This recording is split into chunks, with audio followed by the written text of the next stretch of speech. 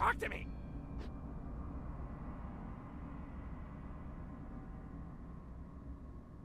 Hey there guys, it's Metro. Got like a deep atmospheric vibe going on in this inn right now. Kind of not sure where that's coming from. Never really heard these sounds being played before in World of Warcraft. Certainly not in an inn in Tenaris. We're waiting for Cop though, so we're gonna just kind of calmly reflect on the noises we're hearing. And then when Cop is ready, we're gonna both play Paladins in Classic together, which should be great. See, a lot of these sounds and stuff, you hear that? What's going on there? Anyway, I feel like a lot of this is like what they banked on for TBC. If you ever go to TBC zones and pay a lot of attention to the sights and sounds, there's like actually no music. Like if you went to, I don't know, obviously the Barrens, like there's songs that like you hear and you recognize immediately, right? And they're not really songs, like they don't have styles and notes and words or anything like that, but they're music for sure. But this is like, I wouldn't call this music. This is like almost atmosphere, right? And that's how it is in TBC. When I did the tailoring only leveling challenge and I spent a lot of time in TBC, I was actually shocked. Shatrith might be the best place for it. It's like this all the time, day in and day out, so pretty cool. Netherstorm's like this too. It's actually pretty good. The sounds there are pretty good. I think Terracar too. Maybe they're all like the same, honestly, but I just remember being like really happy with what I was hearing. But anyway, we also have some big news in the Season of Mastery world, which we'll talk about when we get together, but that won't be for a while still, I suppose. But regardless, pretty interesting. Okay, Elder Whitehoof, I don't want this, buddy. Don't you be putting this on me. Here's Cop. Hey. Hey, what's up, my brother? Not much, man. How's it going today? Not too bad at all. Very good. So I think we immediately want to start with talking about the Season of Mastery news that we discovered this week, right? Oh, absolutely. The buff is going up, my friend. We gotta get 6. Yeah, shockingly posting a patch note about 100% experience increase from quests. It's currently 40% up to 60 more percent, so 100%. So that's going to drastically change the way you level. Honestly, it might be too much. It's probably going to be like really difficult to actually follow these guides now. But yeah, I don't know. I mean, the thing is, if it was in today, we'd be interested. But I think probably by the time it comes in, we'll probably be like level 50 by then. So that might end up not even really helping us, because I definitely want to finish with the Western and Eastern Plagueland full completion. Like that's been my goal the whole time, is basically get to the point of doing Western Plagueland and then start recording again. But yeah, it'll be interesting. Maybe I'll play some more, see how it's like after that. Might be interesting to level a fresh character with that. How do you feel about it? Yeah, it definitely kind of inspires me to want to level other characters again. I'd kind of been letting that go, been getting slacked. Haven't done my Tauren Shaman in a while, and haven't done much with my Rogue. And I'm like, yeah, now I really kind of want to do it. Nice. Well, it'll be interesting to see that, but I don't exactly know when it's coming in. Oh yeah, I'm out. I think it's like 2 weeks from now. I think it's like not this. Well, it's obviously not tomorrow. There's no actual calendar in Classic. I think it's like next Thursday or something like that. So, yeah, it'll probably be at least 2 more episodes before we can do it. I don't know. Not sure, but they're just testing it apparently. I don't know if it's for sure happening either. It might not. Maybe there's still a chance that they change it. There's a couple people who are like, don't do this. This is gonna kill hardcore leveling. It's gonna take like all the challenge out of hardcore leveling, and I'm like, well, that's already been killed, buddy, because you can literally grind 1 to 60 for no difficulty whatsoever. It's so weird. Like, people really don't know that, I think, honestly. Yeah. I'm shocked that people don't know that. Yeah, I'm shocked at a lot of the things that people don't know in this game, but... Yeah, it's a whole different problem there. Even us, we still discover things, you know? Ah, yeah. Okay, so this is another thing I wanted to bring up to you. I just discovered another new quest. Now, do you remember when we were in Swamp of Sorrows and we found this cave and there was a high elf in that cave? Yeah. Okay, do you have any idea why that guy was in that cave? No. We had So no what clue. it is it's like a hidden follow-up to the Ironicus kill quest line. You Oh know, when you yeah. kill Ironicus, you get the green thing and then you put it in the fire and then you get a trinket, right? Yeah. Well, if you bring that trinket to that guy, he will basically deputize you to work for the Green Dragonflight. Wow. Yes, and the problem is there's nothing after that. So a lot of people say it was unfinished and, you know, blah, blah, blah. And I think obviously they're probably right. But I was really shocked to see that. I never knew that quest was in the game. Never knew that guy was in that cave, and never even known that you could literally just take that to him and he will give you experience. Like it. Yeah, it's crazy stuff, right? Yeah. And so that's kind of the beauty of Classic, and that's why I'm a little bit wary about the whole 100% experience thing. Because, well, so I'll tell you, like when I played on private servers, it was very, very common for there to be high rate realms. Now, I don't think they'll ever go this far, but the first one I ever played on was 7x. Okay, so that would be 700% experience. But it was not just from quest, it was from everything. So, frankly, 100% experience to quest only might honestly just make actual leveling weird, because it's gonna feel like you're not really gaining any experience while you're killing the mobs for the quests, and then all of a sudden you're gonna get like a massive chunk. So I don't know, we'll see how it plays out. But on those high rate realms, the problem always was you would end up just leveling so fast that everything felt disjointed. Like you'd be you'd go to like Redridge and do 2 or 3 quest lines, and then that would be it. You couldn't stay in the zone because everything would be gray and you would have completely out leveled it.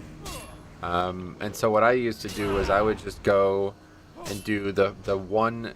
I'd basically do like the easiest quest line that was available to me when I joined the zone, and then leave the zone and just keep like doing that over and over again. Now that was on like I said, I think it was 7 or 8x. So that won't happen here, but I think it's gonna be somewhat similar. Like doing a long quest chain like we have done is going to be certainly very poorly optimized compared to what will now be there, you know. Yeah, I got you. I think, yeah, I mean, obviously it's still nice regardless, but I think the right choice here is one they're really reluctant to make, and it's really sad. I think it should have just been 50% more experience from all sources. Yeah. Because the whole, like, what they're trying to do here is they're trying to avoid adding experience from killing mobs because of all the dungeon boosting and all this nonsense. And it's like, yeah, you know, the players are basically ruining their own game at that point. Like, this is how many times we're going to talk about this here. It's like, you know, it's not good content. Don't do it. Like, it's just, you know what I mean? Like, I don't know why you have to tell people that. Like, it's really hard for me to understand. If you don't want to sit, you know, for 3 days played in a dungeon while somebody boosts you, then don't do that. Just play the game and have fun. Yeah, exactly. And so that should be Blizzard's response to solving problems too, but they're trying to solve a problem that the community forced on us. Yeah, I think they're trying to do that thing that, okay, what will help everybody, you know? Yeah. Like what will appease everybody instead of just sticking to their guns. It's something they've had a problem with this entire expansion, this Shadowlands, right? Because they keep giving in on stuff. Yeah, well, that's a whole different issue. Yeah. But I think it works well though. I mean, like Classic's experience situation is unique in the fact that you can legitimately get to max level without doing a single quest, and not only you can do that, but you can do that easily. So it's like kind of shocking that they didn't lean into that to me, but I get it. Maybe they never wanted it that way in the first place, you know? Like it's understandable because it's very different from even TBC, you know? So yeah, I guess it's not a bad idea to do what they're doing. I mean, it speeds people along to the content that they're more concerned about in Season of Mastery, right? Because the whole point of Season of Mastery was to make the raids more difficult. So, yeah, I suppose so. I'm not sure I would say that, but yeah, I mean, I would definitely agree that they're looking to elevate the pace of the expansion one way or the other. yeah. If that was the case, you would just start at 60, right? Like, I don't think that was their goal, but... Yeah. I just don't think they would ever start at 60, and this is kind of their, well, we're more worried about the raids than anything else. Yeah. Because people were clearing them the first day they were out. Sure. Yeah, that's 5 seconds. Certainly a concern one way or the other. Okay, this quest always sucks because there's such a limited amount of these thieves. A couple here.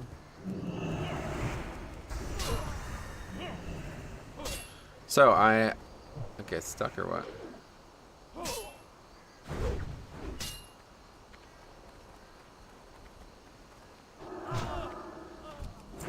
So I wanted to talk to you about that game you were playing yesterday.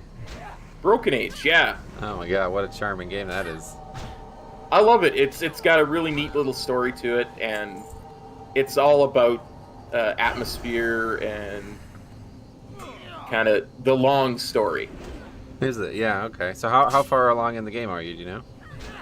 I think, my understanding is I'm halfway through the first half of the game, because the game is entirely Kickstarted, and it's one of the first things that it was ever done on Kickstarter that was successful.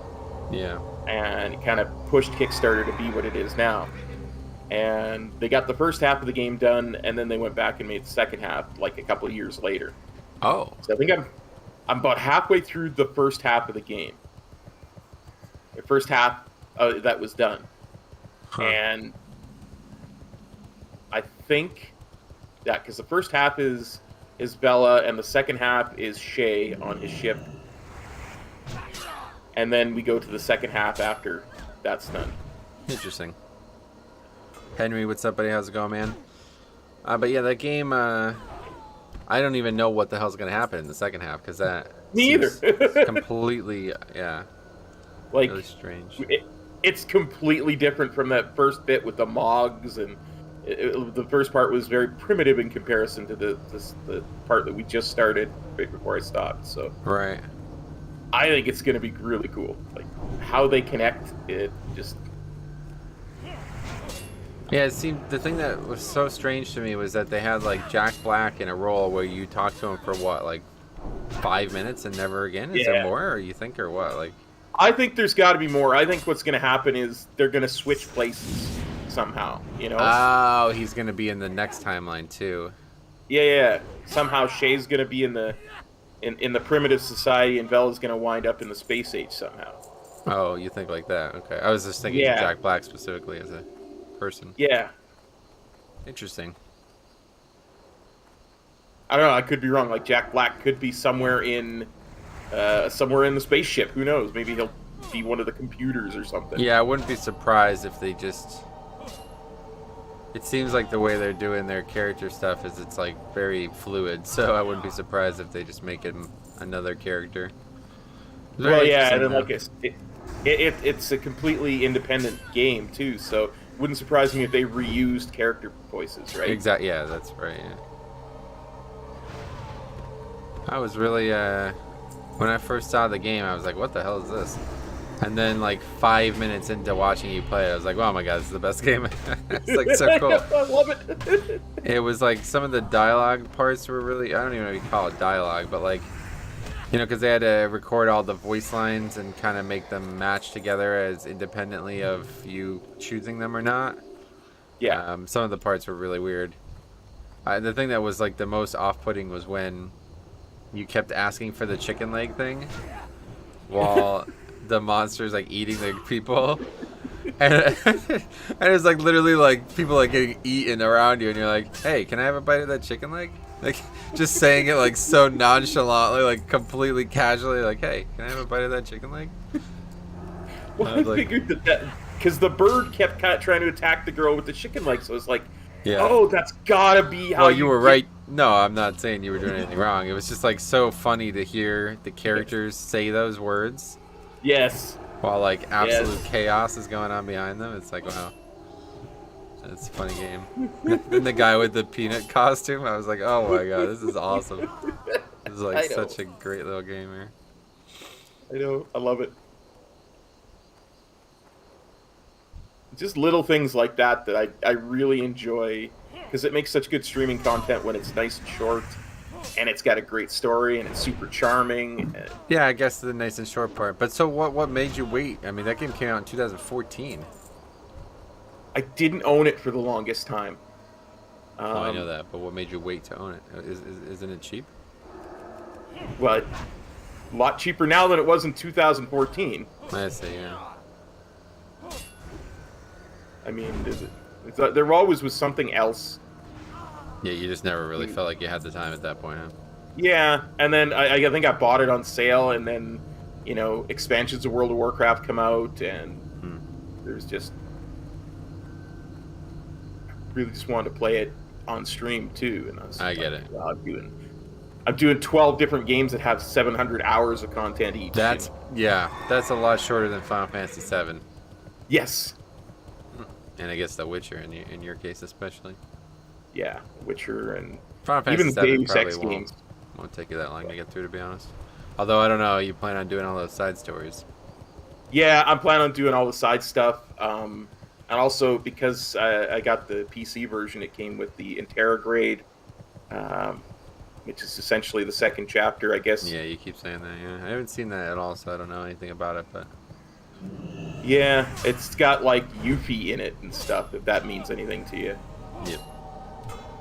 Well, we'll find out, because that's, that game was, like I said, it took me 11 hours to watch every single cutscene in that game, so I can't imagine what it's going to take for you to play them.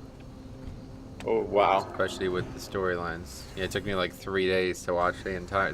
Somebody basically just took every single scene that has, like, you're not actually moving your character in, and put them all into they call it Final Fantasy VII, the movie, and it was a good watch. I basically got to watch the entire game without having to play it. It was pretty, honestly, unfortunate for Square's part.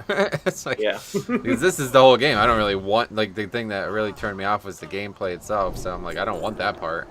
I just want to see the awesome story, and that's what I got.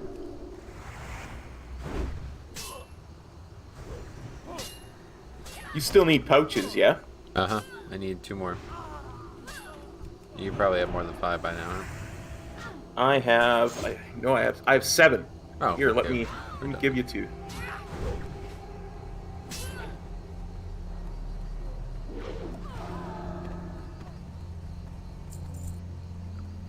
I only need 1 anyway, but...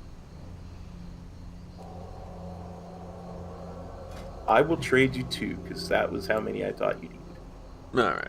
Yo, Ed, what's up, buddy?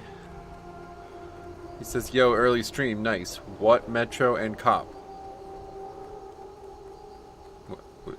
I don't understand. Paladin Pals, what? Oh, maybe he means what's up.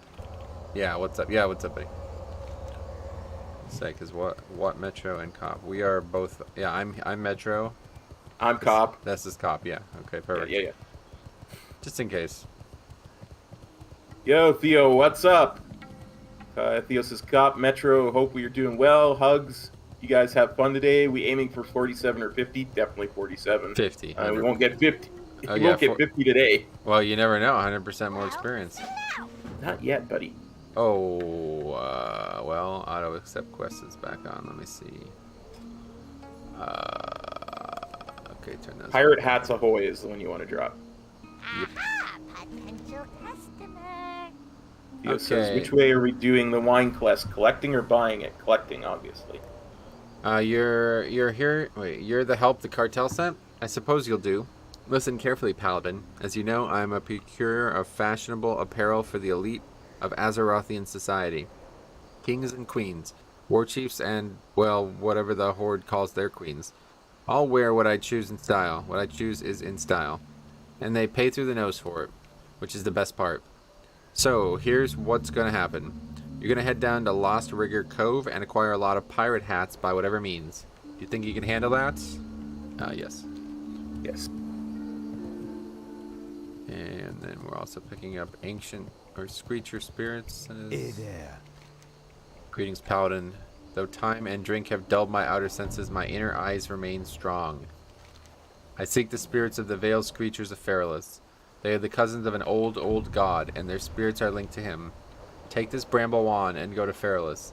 Find and defeat Veiled Screechers in southern and central Feralus. Then wave my bramble over their fallen bodies. This will coax their spirits to reveal itself. Touch the spirit and collect its essence. Return to me with the bramble and with the collected essence, and I will tell you more of the old god of which I spoke. Be seeing ya. Alright. Okie dokie. And yes, Theo Broken Age has a stellar cast. Absolutely. What can I do for you? Ah, so you've been speaking with McKinney, have you? It's not what he thinks. I'm not afraid to give him some Steam Weedle bilge rum. I just don't have any rum to give him. See you later. I owe Seawolf, McKinney, and Booty Bay some rum to settle a bet, but I'm all out of rum. Captain Sweargo stole my last shipment, and he has it stowed in that walled pirate town to the south. If you can find my shipment of rum and return it to me, then I can prove to McKinney that Kalimdor booze beats the dirt out of the Booty Bay. Safe travels. And South Sea Shakedown right here. Time is money, friend. They're impossible. Wait, they want the impossible from me. The Steamwheel Cartel wants me to teach the South Sea pirates a lesson. The problem is that I can't be in two places at once. I need to stay here and keep the peace. Of late, the pirates have been disregarding the protection money that the cartel regularly forks over, so I'd like to temporarily deputize you to go down there and show them what for. You'll find them at Lost Rigger Cove, which is not too far to the south. Thanks, Gidwin. I'll owe you one. Keep it real. Wait, no. Alright. Okay, miss a lot of comments. For some reason, my phone deletes parts of my sentence. Happens during texting, too. I need a new phone. Yeah, that's not good. That's why some of my messages seem like they were typed by a drug-crazed Zoomer. Oh, I see that. Okay. And then Henry asked, do you use UI? Yes, we use the UI, yeah. Sometimes we have to look at it to know when our spells are on cooldown. Sure. Okay, so now we're going to go to... Oh, wait, no, it wants us to go back and turn these in. Yeah, because there's more quests in this area, that's right. Back to Gadgetan. Are you okay with that? I'm fine with that. I will follow your lead, my friend. Okay, it sounded like you had a disagreement. No, not at all. We're also the whole time keeping an eye out for the rocks. Not like, okay, that sounds weird, doesn't it? The flying animals. Wayne Johnson? Yeah. That's not what we're looking for. But no, we're looking for any flying animals. So if you see one, just let me know, because there's a quest that we're going to need to complete by the end of the zone, basically. Gotcha. And there's a limited amount of them in the zone, apparently. Yeah, there's a set of bones to the south that Yeah. has a bunch of them flying around that we could go to, but There's one there. there's one right there. I think what the add-on probably wants us to do is try to avoid going out of our way to finish the quest and just finish it on the way.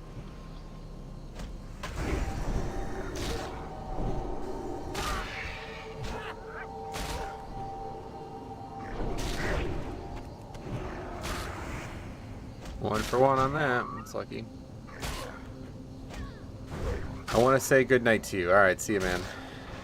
Good night to you. And to you. All right, let's go. Yeah, just turn these in.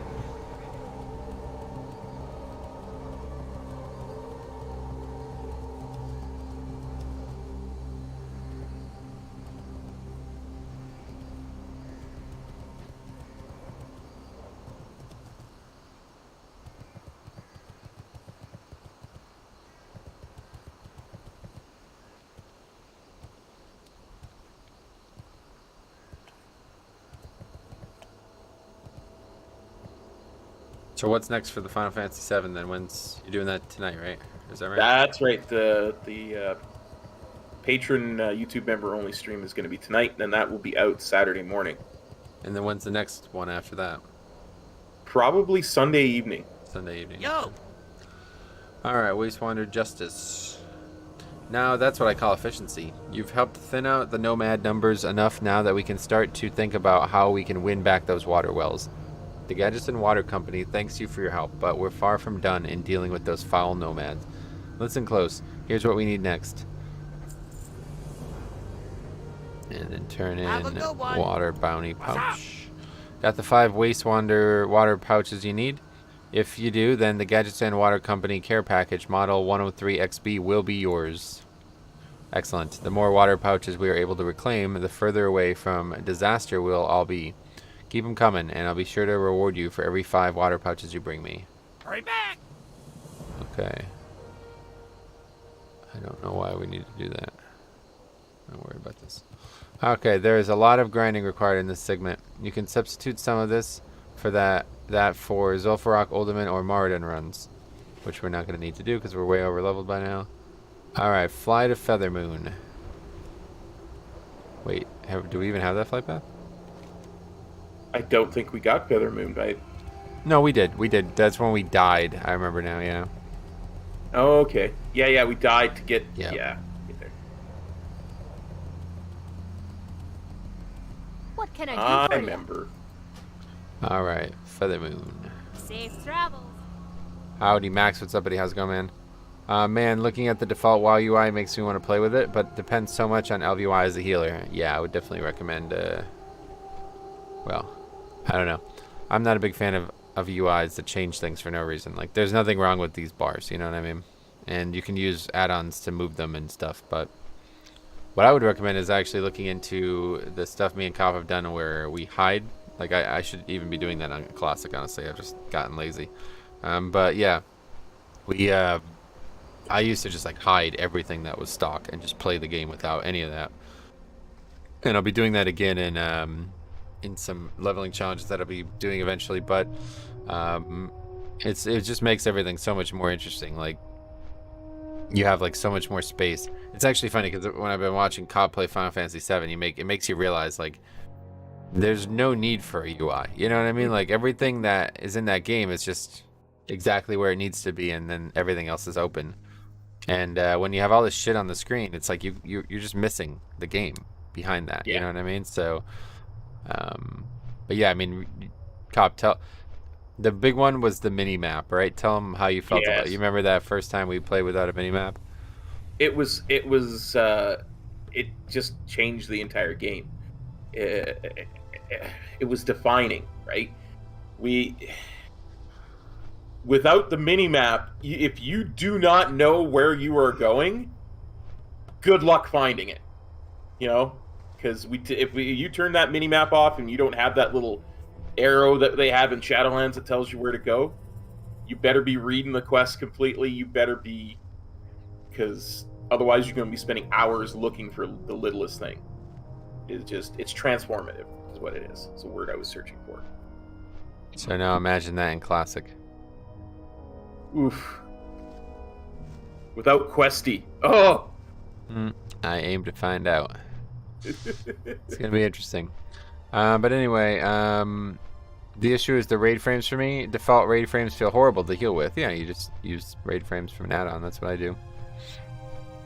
Anyway, Max says, dealing with a rather strong winter storm here in Houston. Don't think I'm going to lose power, but who knows. Hopefully you won't lose power, but maybe you'll lose MLB Championship from 2019. That seems like a pretty fair compromise if I say so myself. Yeah, just offer that to the storm and see what happens. Yeah, I mean, it's not really yours anyway, so might as well. I mean, the storms that we've dealt with in WoW are pretty non-helpful, but you know, maybe they can be reasoned with. You never know. Reasoned with, yeah, that's a good way to put it.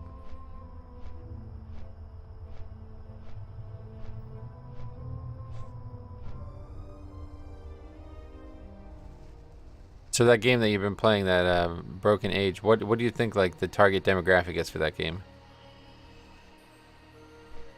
Don't know, because there's stuff in that there's jokes in there that feel fairly adult, but it has kind of a young feel to the graphics and kind of style. So The way the I don't know, characters maybe- talk to each other makes me think it's for a very young child, yeah.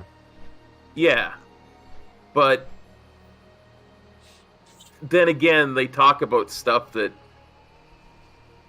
some of the stuff they talk about seems fairly adult too. Like killing a beast, yeah. Yeah, killing a beast. Will you help me kill Mog Chothra? That's the way she says it. It's funny. Yeah.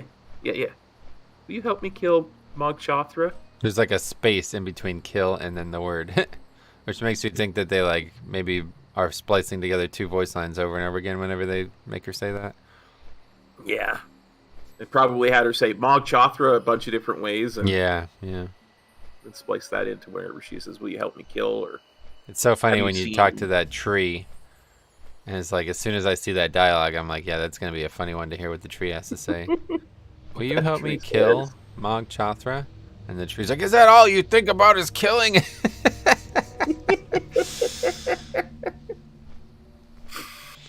You humans, how dare you? And he couldn't even talk until we took an axe to him and gave him a mouth. I know. That was funny too, actually. I forgot about that. God, that's actually not a bad game. Yeah, well, you know, it's just a funny game. It's not really... Yes. Honestly, I don't know if I could play it myself. I'd probably get bored, but it's just like a funny thing just to hear all the conversations. It's a point and click game, right? And they're all about, they're not about the in-game mechanics and the difficulty that way. Yeah, but it's not so about is Hunter, right? Hunter's kind of point and click. I don't know Hunter. No, the WoW class. Oh, yeah. No, you're right. Point and click. And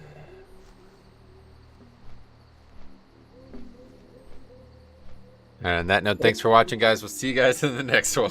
Just like a, Destroyed me. it's like Destroyed a me. good place to stop there. Yeah. Yeah, sounds like a really good place to stop. I'm just kidding. All right, but yeah, anyway, we're on our way to Feralus here. We're flying over the Sardor Isle right now. This is where Feathermoon Stronghold is created. This is going to be, I don't know what this guide is following at this point because it does have some weird things being said. Okay, accept Mark of Quality, which is in here. Oh, he also wants us to set our hearth. Let's go and do that. Elune be with you. Elune be with Elune you. light your path. Elune light your path. Alright, where's Mark of Quality? Up here? Wait, no, it's out here, isn't it? Yes, right here. Jay says, lol, I just got here. Lol. Lol. You need something? Okay, greetings, Paladin. If you're looking for leather goods and leatherworking supplies, you've come to the right semi-retired Paladin. Oh, he's a Paladin. Interesting. The Mark of Quality. My philosophy on leatherworking is that the work must be the best quality possible. No compromises. Anyone who says that quality doesn't matter is trying to sell you oceanfront property in Dunmoreau. In my latest pursuit of high-quality materials, I've ran across thick Yeti hides. The Yeti are native to Feralus, with many found in the Feral Scar Vale. I want some, and I'll give you a choice of one of my leather goods for a stack of 10. If that sounds fair to you, then we're in business. Have a good one. Okay, set your Hearthstone, we did that. Accept the missing courier and runes of Solitar. It's over here. Another thing about add-ons is that they tank your performance. I disabled all add-ons as a test run. Oh yeah, it's huge. Especially add-ons like details and shit. They like half your, they double the CPU requirement. Another reason why I don't run meters. Can Yeah. I Unfortunately, that assist one you? is kind of, you run a lot of add-ons that are probably just as bad. An associate of mine, Ginro Hearthkindle, is looking for assistance concerning the location of a courier and the parcels he was carrying. It has been a week or so since the courier went missing. Our own searches have proved fruitless, and we're at an impasse. Unfortunately, I have to declare the courier as missing in action. If you have the time and resources to spare, please speak with Ginro. He should be here in the stronghold, perhaps in his quarters. Asha fella. In Dufala. Oh. Okay, to our south, and the ruins of Solitar. This is an area that far predates modern times. We explored the ruins initially and found nothing of note. As such, we left it in peace. Very recently, the Hatecrest Naga have occupied these ruins in alarming number. At first, We considered it as a precursor for an attack. Though that threat is still possible, we believe there might be something else going on. Go there, explore the ruins, and look for anything that stands out to you. Good luck, Edwin. Be careful. Okay. Over here now. It's a rather important lore character, Chandris, there. Yes, I was just talking about her the other day because Chandra seems to me like another one of these characters like Sarafang who were just added in, and so she was added in Warcraft 3 as a reason to just kind of care about the units you had as in the Night Elf campaign, and then she becomes like a main character in WoW. It's not unique, right? Yeah, that's cool. Peace be with you. Although it is dangerous, Troyas and I have been investigating the ruins that cover the forests of Feralus. Lately, though, Troyas has been going on his own to the High Wilderness, and I really worry about him. The Gordani Ogre have taken over that area, and they don't take kindly to anyone that enters the territory. I was hoping you might be willing to travel to the ruins to the southeast and clear out some of the ogres. Make it a little safer for my Troyas, and I will be extremely grateful. Asha Fela. Indufala. Greetings. Okay, while the ruins of Feralus can be quite dangerous, they have much to tell of what has happened here. Searching through the rubble to the south a few days ago, I discovered what appears to be a normal stave. However, I just can't shake the feeling that there is something more to it. Angelus and I have been poring over our books here, and I can't find a thing about it. I have a colleague in Darnassus that may be able to tell us what this is, Gidwin. Why don't you go talk to her and see if she can help us? Goodbye. In Darnassus, got it. Okay, go upstairs. The missing courier. We're headed to Darnassus at 45. Latra sent you to me, I presume. While I think it is a lost cause at this point, I'll take whatever assistance you can offer. I must admit, I'll be glad once I can put my mind to rest on this matter. Every day I set out into the wilds of Feralus looking for signs of Rashgal, and every night I have come back with nothing to show for my work, save gnoll teeth and disappointment. It's been about a week since Rashal, the courier, set out for Thalinar. He knows Feralus well. He's been with us since General Feathermoon led the expeditionary force here. I know his plan was to take a rowboat down the coast and try to traverse across southern Feralus to avoid the Horde camp. I couldn't find his boat, but maybe you can. Maybe it is hidden, or maybe it was sunk. Regardless, it might hold a clue as to where he is. If you uncover something, please let me know. Del Nadris. Del Nadris. Alright. Voila. Oh, great. Click on the gazebo. Where's that? Oh, yeah, down here, obviously. Okay, cool. Mount up, and there we go.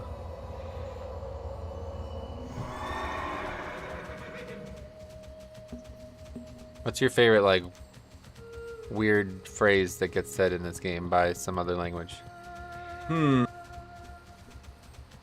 Probably om nom nom nom nom. Ha ha ha ha. Forgot about that. That was actually hilarious. That was so funny. I couldn't believe it. I legit thought you were trolling. I know, I remember how shocked you were.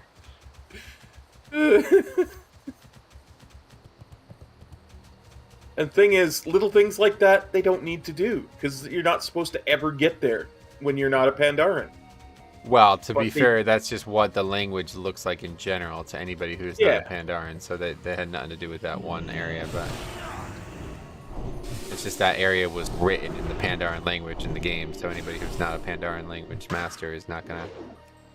Yeah. Because language skills do exist in the game, it's interesting. Yeah. There's just no way to interact with them. Yeah, I didn't even know you could, like, switch what language you're talking in and stuff in the game. Yeah, So you- and originally that was a big thing because, you want to talk to people, you had to be able to speak. Examining the gazebo reveals some interesting and unusual things in contrast to the surrounding ruins. First, the gazebo is clearly a more recent construction than the other objects in the ruins. Second, the gazebo has a small series of glyphs engraved into the sides of it. The glyphs repeat in their pattern, but otherwise is unknown origin or meaning. Third, the stone of the gazebo itself is warm to the touch. It certainly quantifies as standing out in the search of the ruins. With the discovery of the strange gazebo in the heart of the ruins of Solitar, the time has come to return to Feathermoon Stronghold and report to General Chandris Feathermoon of what has been discovered here. Hey, yo, Chandris, we found a gazebo that was a little warm to the touch. It was warm to the touch. Yeah, that's a really weird way to describe a gazebo. Dude, next time I go to a store that has like furniture for the patio and stuff like that, I'm gonna be like, hey, you know, this is a little warm to the touch, and just see what the representative of the store says. If they start saying, Go ahead. sorry, go ahead. No, you go first. I was gonna say if they start talking about om-noms and nom-noms, you'll know they're a fan of the street. Well, that's true too. I would think it would be even funnier if they were like, good, now return to Feathermoon Stronghold. Yes. And I would be like, we are one. We're on the same page. I'm gonna buy this just for that. Yep. Solidarity.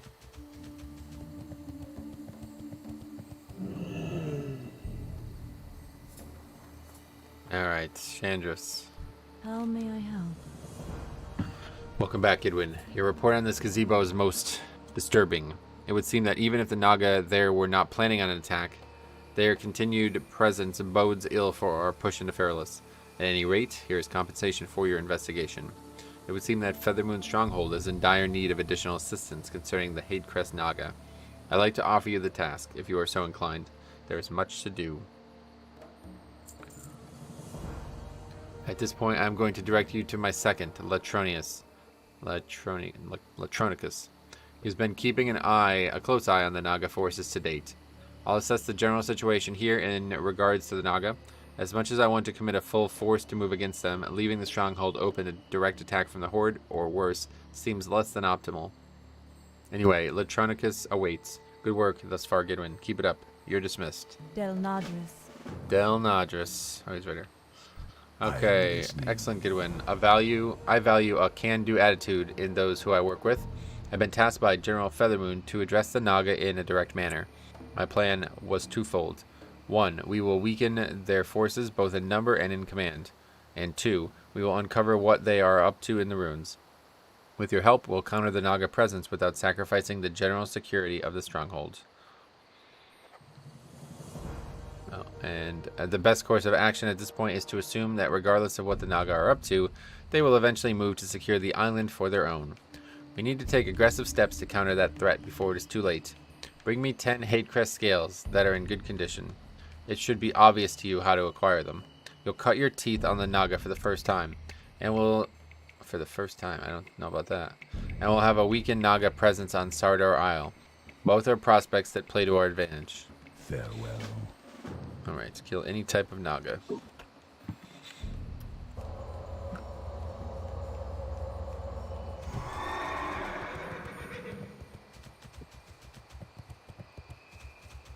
This is a cool little area too, because this is a really good grinding spot for Alliance, especially if you're on a PvP server, because this is basically like there's tons Alliance of only. Yeah, there's like tons of beast here, and it's attached to the main Alliance city in the zone, so it's like nobody's ever gonna come here as Horde.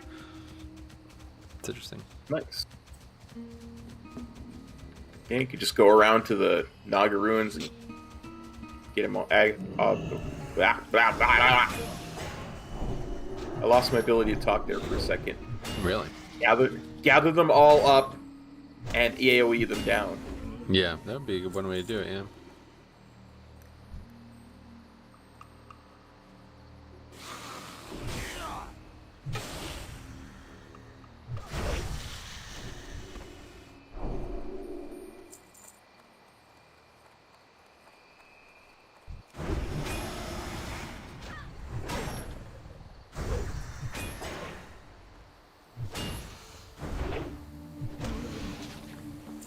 One of 10.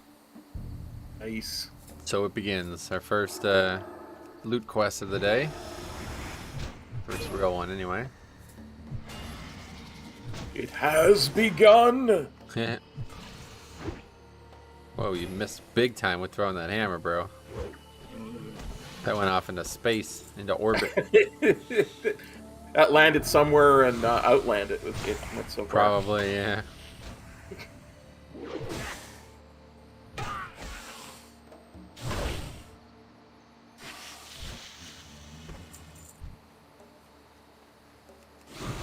And that's why Hammer of Wrath is not worth it. Because it could miss. Yes. And it uses 300 mana. Yes.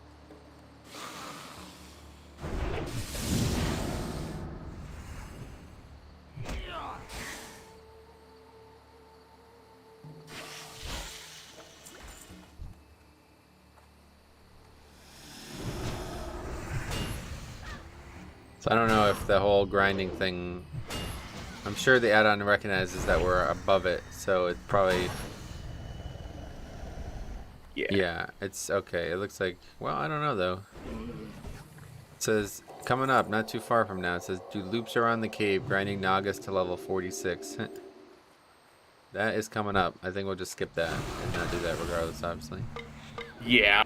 I'm fairly certain that at least I will be level 46 by then. Oh, Mr. Big Tough fucking I level without you guy. Yeah, okay. That's fine. You don't have to worry about it.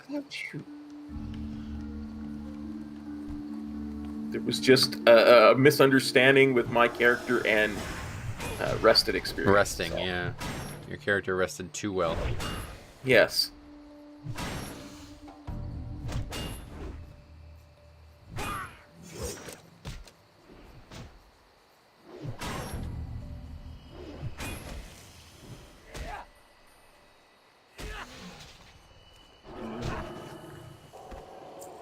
A 10.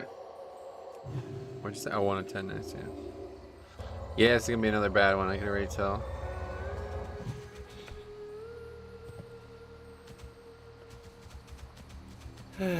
We'll have depopulated the Naga entirely by the time we're done. I can feel it. Oh, great. So they know they're night elves, right? Yes. Like the current story knows that, right? Yeah, yeah. Okay. Yeah, because the ones that met Illidan in Warcraft 3 knew that. Oh, I forgot about all that, yeah. Forgot that there were even Naga in Warcraft 3, honestly. I never really played the Frozen Throne campaign. I had like gotten completely like engulfed in the game because of the original campaign. And then by the time the Frozen Throne came out, I was like my old self where I'd be like, I don't care about story or fun. I just want to play the game and get better at it. So I don't even think I even did the Frozen Throne campaign until like years later. Yeah, I think I got it as the battle chest version, is I believe how they called it with both. Both games in it together, yeah. Yeah, so I just did the Frozen Throne after the main campaign. It's probably the better way to experience the game. You know what they say, sometimes the hand of fate must be forced. Really? Who the fuck says that? Illidan. Oh, does he really? Yeah, in the cutscene before the Frozen Throne expansion of Warcraft 3.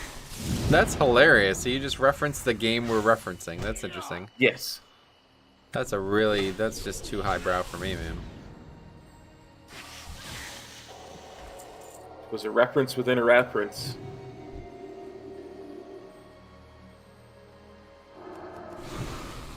Yeah, I got a really good one of those last night where I can't even remember how this got brought up, but a night elf character said something about a cloak. I'm gonna give them a cloak. I go, who are you gonna give a cloak? A hobbit? And then somebody else was like something about giving cloaks to hobbits, and I was like, yeah, but she's an elf, so it makes sense.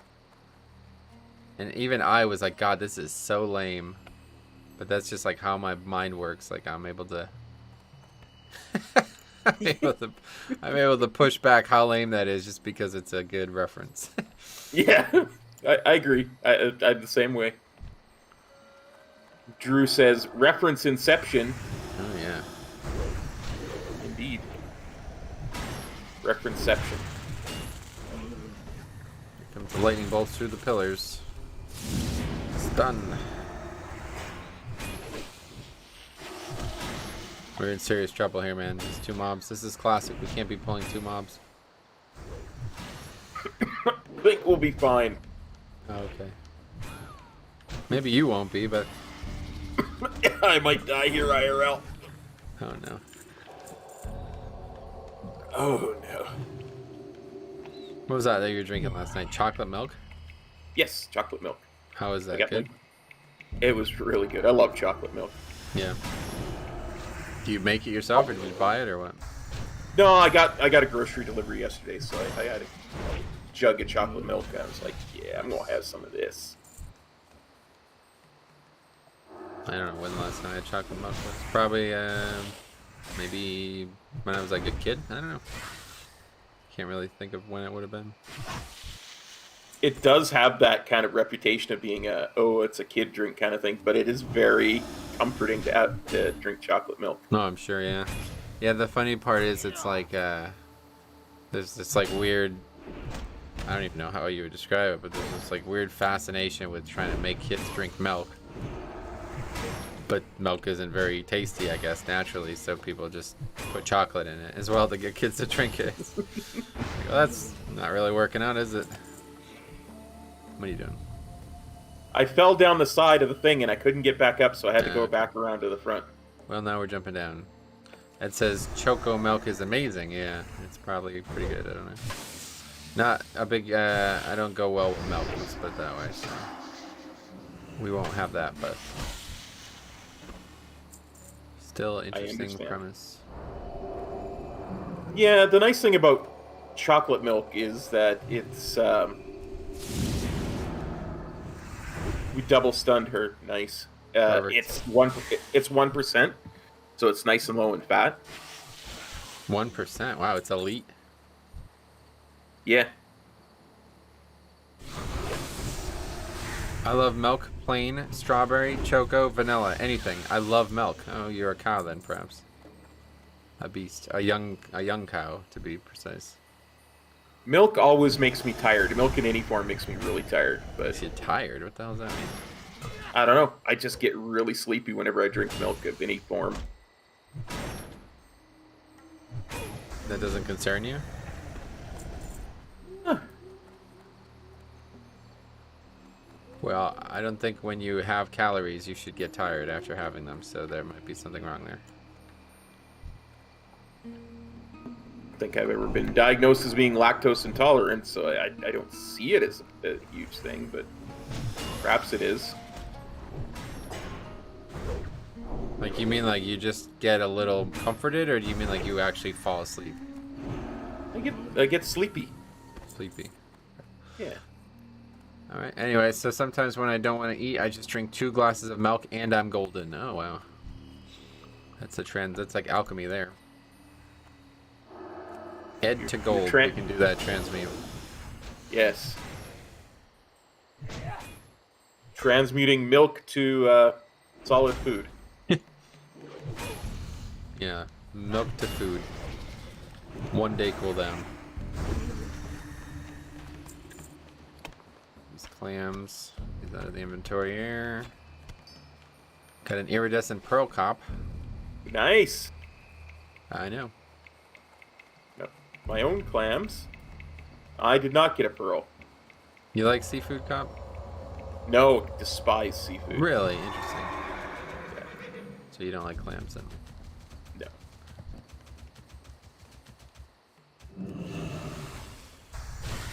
I'm not Like, sure if I've ever had clams. Every like 2 decades or so, I'll get this real hankering for seafood, and then I'll have like fish sticks or something. But other than that, I just can't stand the fishy taste of seafood. That's a big problem, yeah. If you don't like fishy taste, you're probably not going to eat fish. Agreed. What happens if they had chocolate fish? Would you eat that? No, because the taste of the chocolate would not go well with the fish. You think?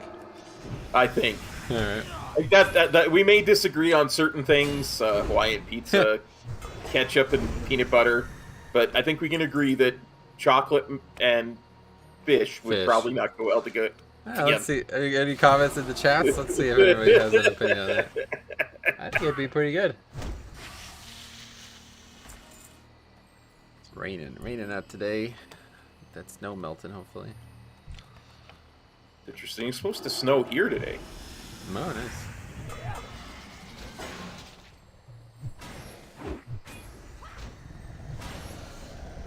I mean, I'm Wait, just who gonna doesn't relax. like Hawaiian pizza? Exactly. That's my thoughts exactly. Who doesn't like Hawaiian pizza? Come on now.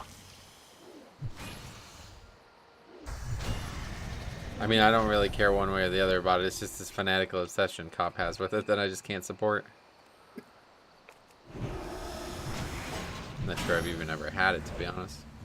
The problem is I don't really want anything on pizza. Like, to me, the people who put like 10 toppings on pizza are idiots. Like, not only is it bad, like, tasting, but it's also a waste of money.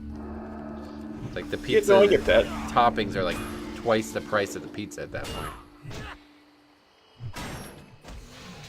Thing is, Hawaiian pizza doesn't have a lot of toppings. It's just ham and pineapple.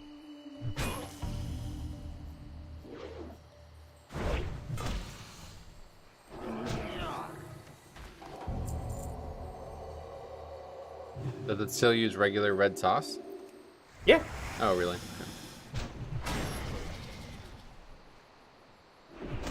It uses cheese. It's just ham and pineapple are the 2 extra toppings on it. Yeah, true. Ham, pineapple, and onion, Ed says. Yeah, onion is not a bad addition there either. It onion on pizza really kind of adds to it because it adds to the red sauce, right? I fucking hate onion. Onion actually is probably my least favorite thing anywhere. I will never eat an onion under any circumstances. Yeah, I'm like that with mushrooms. Oh, I yeah, that's can't. interesting. That's how my dad is. He hates mushrooms too. It's very interesting. I used to be, not one way or the other with mushrooms until I worked at a pizza place, and I was doing. My entire job was prep cooking, right? So I spent hours just putting mushrooms through a thing to chop them up for it. And after a while, the smell just got to the point where I was like, nope, I'm never eating another mushroom. Oh, the smell. Yeah, it's very unique, isn't it? Yeah, especially when it's like they're wet and you're like trying to chop They're them up. wet. What are you doing with them? Why are they wet? Well, you have to clean them because they come all covered in dirt and shit, right? They come to the pizza store like that? Yeah, when they're fresh, they do. Because Oh, that's how wow. they're grown. Fresh? Well, I thought you said you worked at a pizza store. I did. We use fresh ingredients. Yeah, okay. Good one. I don't know what jank butt pizza places you guys got down there. Ours are high class up here. Well, you see, here in America, it's more important to make money than it is to make good food. Oh. Yeah. That's why you have so many McDonald's. That's definitely why, yep.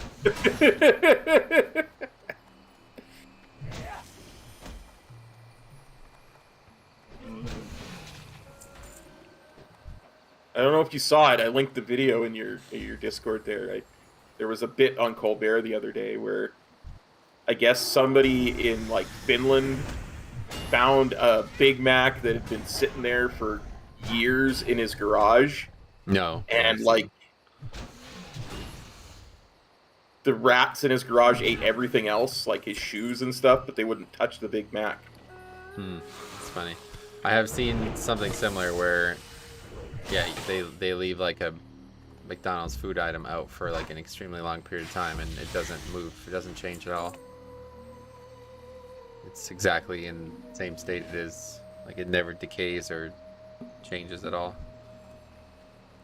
That's kind of disturbing to me. Yeah.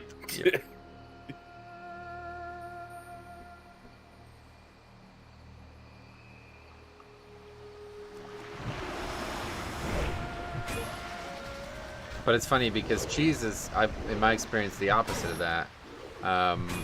When I started buying organic cheese, it would last like 4 or 5 times longer than the fucking regular packaged cheese. And I was like, man, this is strange. I wonder what they're doing to these processed cheeses. It's actually making it less, stable. Yeah.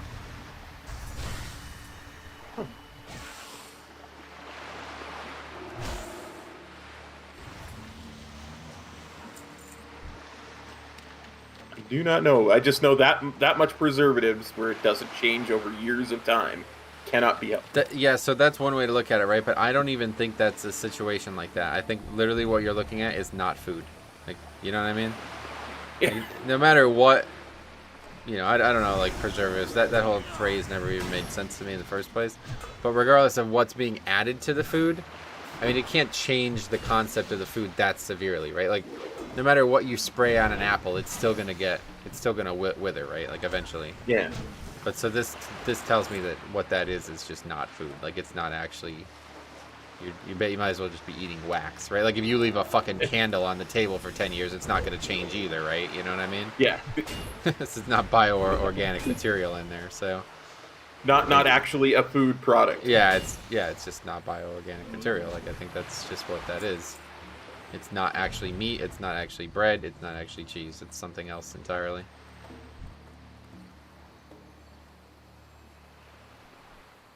All the scales are yours, my friend. I am done. Wow. Okay.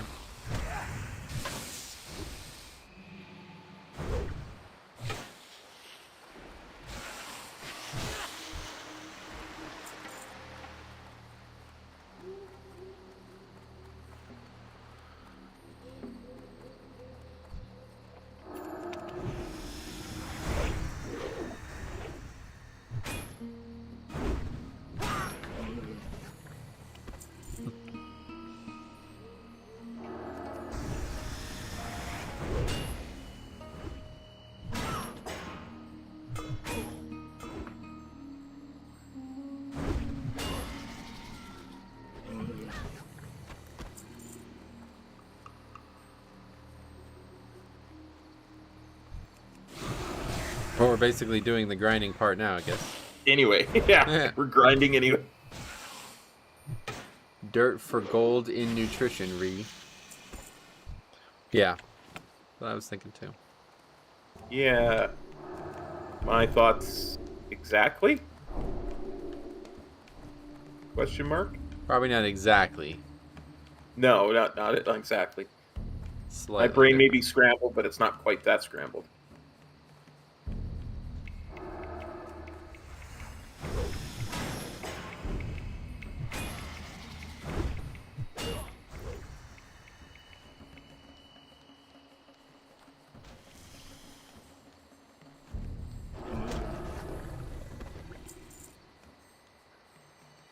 What was the last meltdown that you witnessed? What do you think? Chernobyl. That was on TV. Oh, though you didn't witness it in real life, yeah. Yeah. I think Was that's it more, action? probably more like a social meltdown. I would assume is the question. Oh. Huh. I don't know. I know what mine is. Pretty easy one. You have an answer, or you want me to just answer? Nah, you do yours, because I can't think of any. Well, I actual know. meltdowns Well, I don't know. You call it a meltdown, but anyway, we went to go to play golf, and my uncle was having a very bad first few holes, and things weren't going very well for him. So he just basically quit after 9. And not only did he quit, but like I was riding in the cart with him, so I had to take him back to his car. And so the guys I was playing with were his friends, right? Like I had never met the one guy especially, and I only ever met the other guy like twice. And I'm not like, you know, not that great socially as it is. But anyway, I had to take him back, and then I come like roaring back to the tee box. Now they're on 10, and they were like actually like so happy to see that I returned. They thought I was leaving too, because typically a lot of times we would just drive together. And that one time we didn't, which is very lucky on my part. But yeah. So that was the last time I remember feeling like that. That's probably the answer to that question. Gotcha. I'm not sure I would call it a meltdown, but quitting out on a $50 round of golf halfway through is kind of it's up there with that, I think. Alex Yeah. is here as well. How's it going, Metro? What's up, buddy? How's it going, man? Go ahead, Cop. Sorry. Well, no, go ahead. I was just gonna say I don't know that I've seen many meltdowns IRL. Yeah. I mean, Okay. Well, that's because when I think of When I think of meltdowns, I think of like those desperate housewife things where they're like yelling at the cat in the meme. You know? What the fuck are you talking about? Oh my god. You know that meme where the desperate housewife is yelling at the little white cat? I don't look at memes. This is a waste of my time.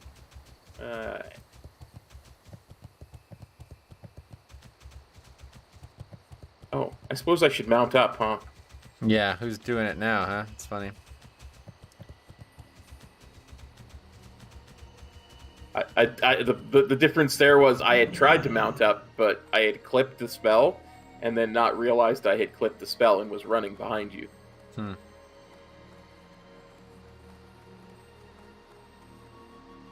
Ishno del Diab. Goodwin, if you are here to verify the test given to you, then excellent. It is 10 hate crest scales I seek. If you are here for chit-chat, then I am currently unavailable for such trivialities. Know this, we Night Elves are not warmongers. Our race is dedicated to this preservation of peace and harmony. This does not mean, however, that we will not proactively protect our own interests. This is my duty to General Feathermoon and to the Stronghold. Yes, these scales are more than satisfactory. Actually, I think I will send these down to Pratt for him to take a look at. Maybe he can craft something... You alright? Sorry. Yeah, I'm fine. Go ahead. Maybe he can craft something useful out of them. As for you, I have another mission I want to send you on. But first, here is your bounty for the scales. Your continued service to the General and the Feathermoon Stronghold at large is a blessing in the face of adversity. Lord Shalzaru. Gidwin, new scouting reports have given us a good idea on the Naga chain of command. Royalty is present amongst their rank and file, and they're the ones calling all the shots. Specifically, we've identified one of the crueler royals as Lord Shalzaru. Scouts report that he himself has uncovered an odd relic during a recent Naga excavation in the cave south of the main ruins, across the waters of the Isle of Dread. Put a stop to it by putting a stop to him, and bring me his relic so we can study it. And Bynum, what's up, buddy? Greetings, Metro and Cop. How you doing, buddy? Greetings, Bynum. Don't you think it's so strange, though, that he's talking about that Naga like he doesn't realize it was also a Night Elf? I don't think he realizes it. I think just, like, the Night Elves don't get it, right? Oh, so that's what I was asking then. Yeah, okay. Oh, yeah. Because I don't think Illidan ever told them. Okay, that makes a lot more sense then. Yeah, I was gonna say, because you interact with Naga and Night Elf a lot, and they never seem to have any opinion of the other in a way that's not negative. Yeah. But you would think, like, the way he's saying it, like, some royalty, Lord Shalzaru. It's like, don't you know that that's actually a Night Elf, dude? Like, it used to be somebody that you probably know, right? Yeah. I mean, I don't know, like, what the time difference is between these two characters, like, because they're all immortal, right? They don't age? I don't really understand that. I would think, and that's the point I was about to make, I think the Night Elves don't age, but I don't think the Naga have the same protection. Oh, really? Because, yeah, the Naga are Night Elves who were highborn and sank beneath the sea with Azshara. Right, and were converted by, what's-his-pickle there, dude that we fought at the end of BFA, N'Zoth? Thank you. Yes, N'Zoth. They were converted by N'Zoth into what is essentially a different life form. So I don't know that the Naga are immortal. I know Azshara is immortal because she was always way more powerful than any other Night Elf. And she was immortal before the Night Elves were, right? Mm. But I don't know that any of the other Naga are immortal like the Night Elves are, so... I see. If dude who gave us the quest is like 10,000 years old from the time of the Sundering, maybe the Naga Lord that we're about to go kill isn't. Yeah. I don't know. Yeah, and I guess that's true. It's not like new Night Elves aren't born, right? So there could be one that was born just a couple years ago. And yeah, exactly. I've never seen a Night Elf child, though. That's what always confused me. Huh. Yeah, nor have I, but we don't see dwarven children either. or gnome children. Right. Oh yeah, I guess that's true. That's kind of more like just a problem with the game probably than with the reality. Yeah. Whoa, big crit there. Huh? Jesus, the mob died fast. Yep. We're just that good. Oh, whoa, whoa, whoa, whoa. That's gonna be a problem. No, I thought there was a pad of 2 there, but it's just one standing on top of another one.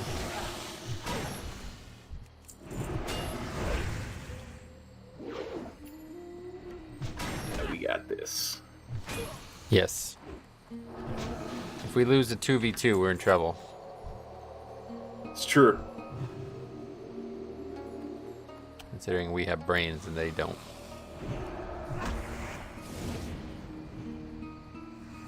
We have brains and they have programming.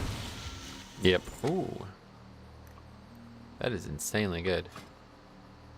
It's a 7% upgrade, but I will greed on it. and I you don't may want it have because I don't even think I trained swords. So just, you can take it and do it if you want. I might give it a shot. I mean, I'm a human, so I don't know how that's only a 7% upgrade. This weapon has... Actually, I forgot it has 34 attack power on it. Yeah, that's probably better than I give it credit for. Yeah, this is 38%. 38 attack power. This 2. Each strength is 2 attack power. Yeah. Is it? I don't know. Yeah, I believe that's the conversion. I'm gonna put it on. Haven't used the sword in a long time. Yeah, it's gonna be rough. Hopefully we'll kill enough mobs before it gets into the heavy shit in here that you're not gonna be doing no damage to. Besides, every swing should give me a point for a while. Yep. This gets pretty hectic though, if I remember down here.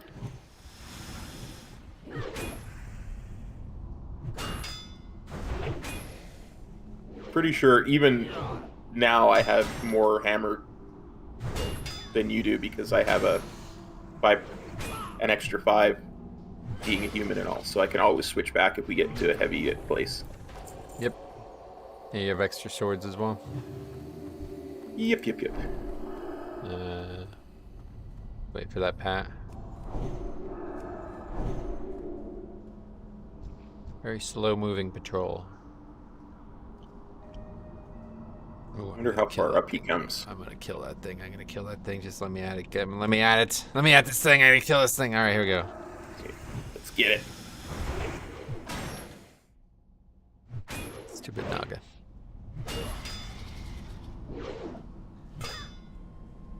Did some thinking, and I don't need to do keys higher than 15. Those disbands and constant frustrations were only thing making me want to quit the game. Yeah, I agree. Try to take that type of thing out of your play regimen, and you'll be happier. I always try to explore that. It's not always an easy decision, but... And so now I'll have more time to collect things, which I enjoy a lot. That's great, man. Yeah. That's what we always say, is find your joy in the game. Yep, and explore that and do that instead. The game has got so much to it, it's crazy. Sure.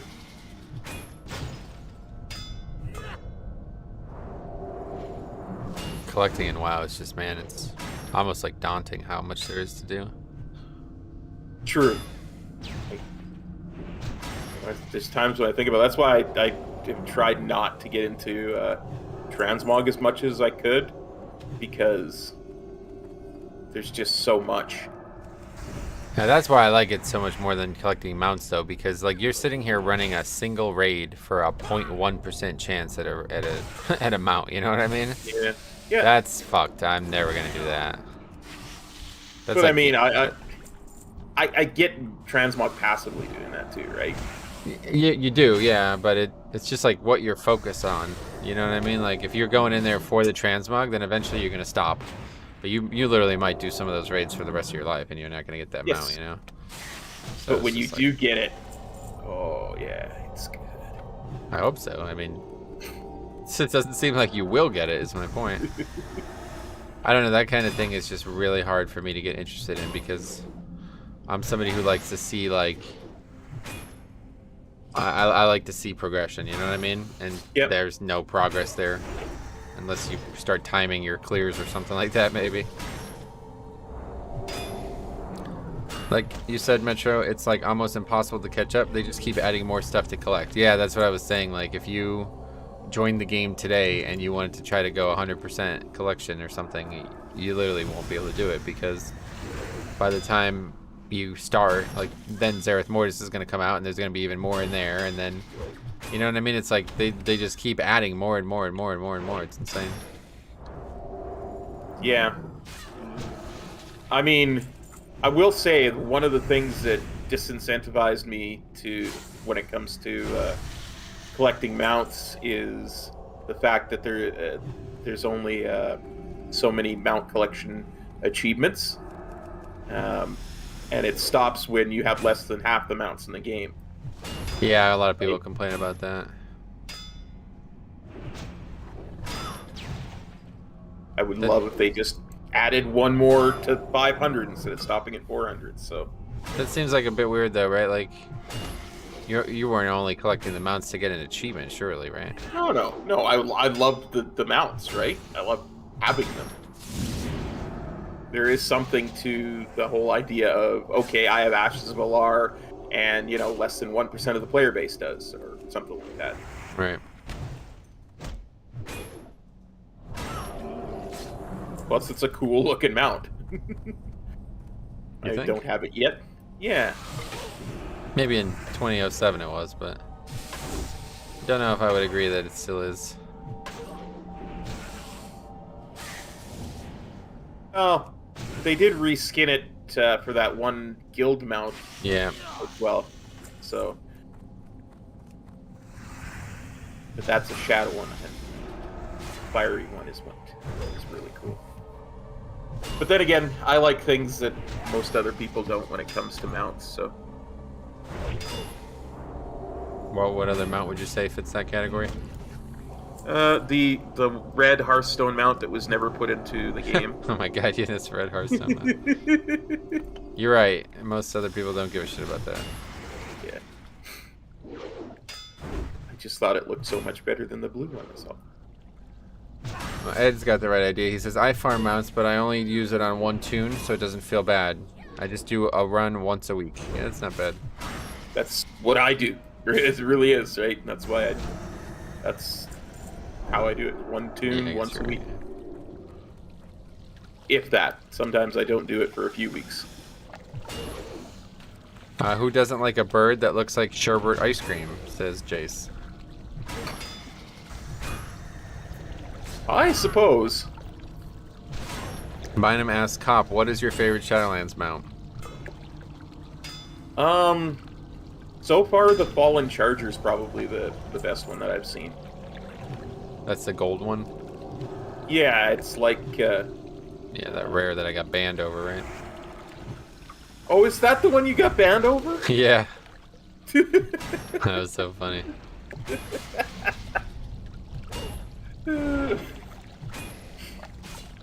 Trolling poor Sarah and you get you banned. That was hilarious. Okay, can we go back to judging these so we don't keep aggroing all this extra shit? Okay. Sorry, I'm completely out of mana, otherwise I'd be doing it myself, but now we're in serious trouble here. Yeah, we're really fucked. Run, just run. Try not to aggro anything on the way back while running. Bubble.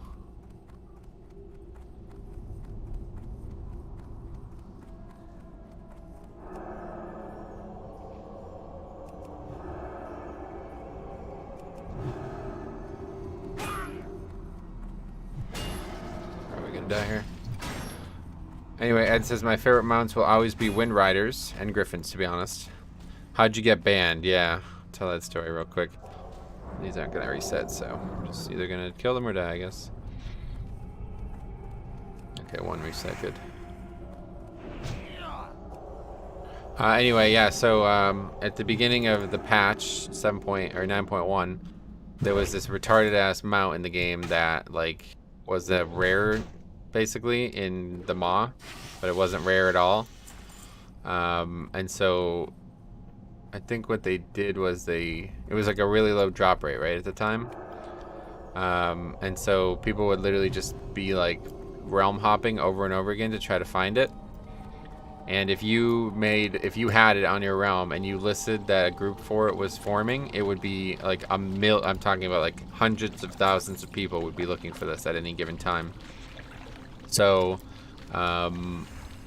what I did was I saw one of my friends was basically constantly looking for groups. Like she was sitting there for hours. So what I would do was I would just post that there was one listed and not invite anybody, just to fuck with her, because she would see it and sign up to it and then realize that she couldn't join it.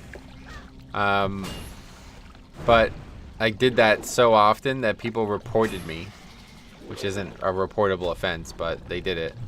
And I actually got I got banned, but they overturned it within like, wasn't even 12 hours, but yeah, basically got banned for no fucking reason because Blizzard has a terrible system. I would just list it, and I'm talking about like hundreds of people would be signing up in an instant, and I wouldn't invite any of them,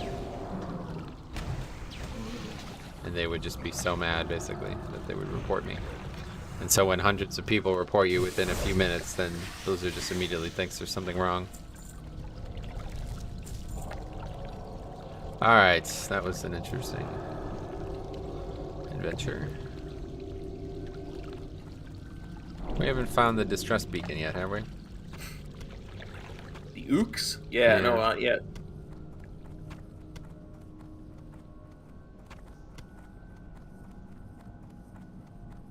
Got an iridescent pearl. Grats.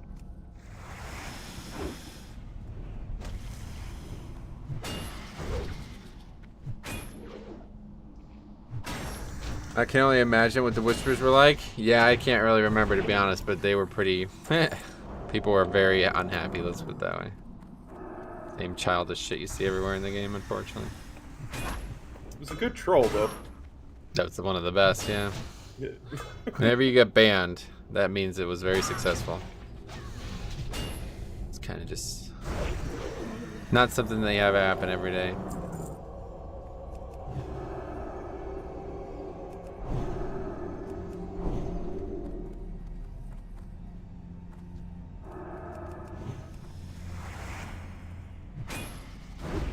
Oh my god, what is this? This fucking cave is a pain. They want you to grind here. I guess so, yeah. How the hell you grind mobs that are running away from you constantly?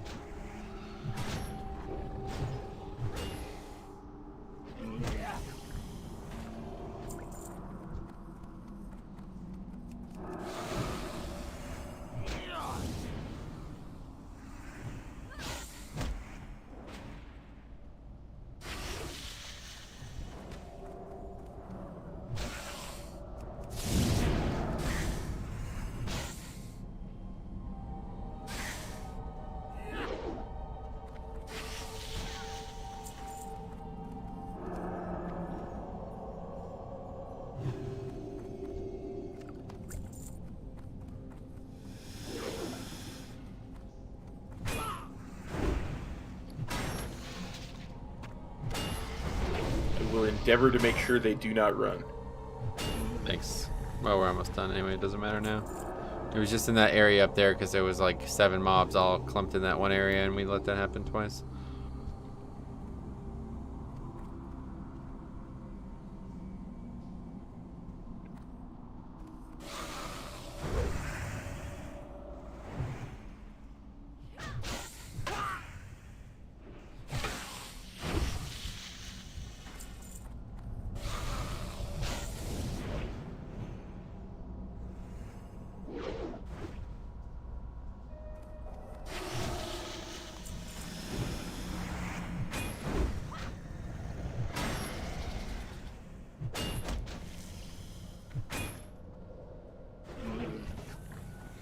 Alright, I don't know. This is... So now it says grind mobs until you find a distress beacon. I guess we're obviously not going to do that. I don't know why we... I don't know where you grind them. Maybe there's a place that wants us to go. Yeah, I don't know, because we'd have to find 2 distress beacons, right? No, it tries. No, it's a quest item. But yeah, I don't know. We've killed a lot of mobs, so I'm surprised we haven't seen one yet. So we'll just go ahead and pass on that for now.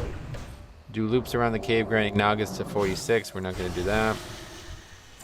Exit the cave and head northeast towards the ocean. Swim to the mainland. That's next.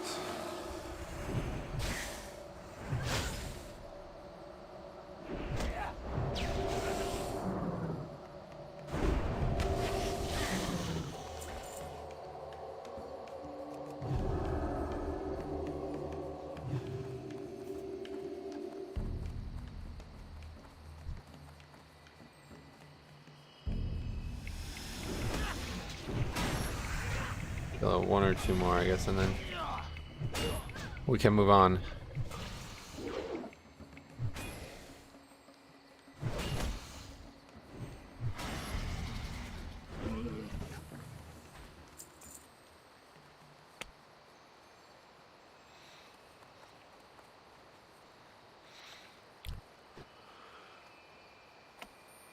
Let's just mount up and let's move over this way. It's a long stretch of land here to travel. Dang it. You got me just before my charger spell finished. I didn't even see it. Where was it? I didn't see it until he got me either. It was patrolling up behind us. Ah, okay.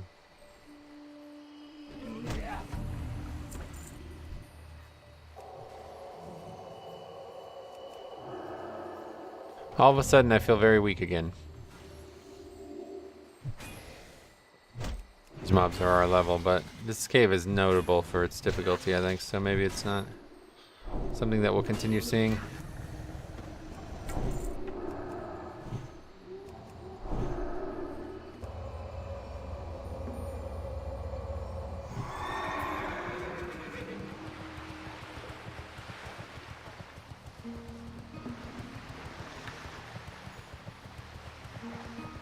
Well, hopefully it's not something we continue to see. Yeah, we'll see. That was pretty challenging. Didn't feel like we could fight two mobs there and be comfortable. Yeah.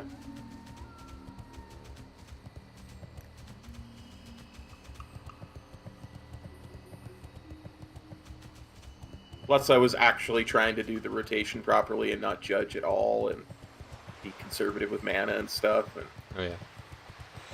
Yeah, that was the big issue, was just constantly having to heal. That was what made me concerned in the first place. yeah.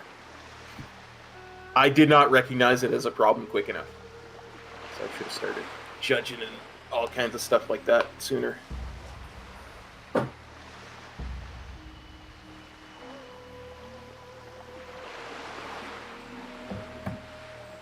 Ooh, Scroll of Intellect, you say? Oh, yeah. Yeah, I got one of those too. What's the best compliment you ever received? That's a good one.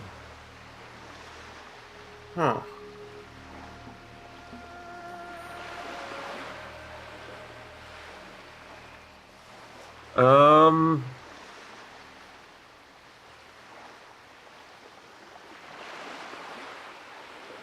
I'm not entirely certain.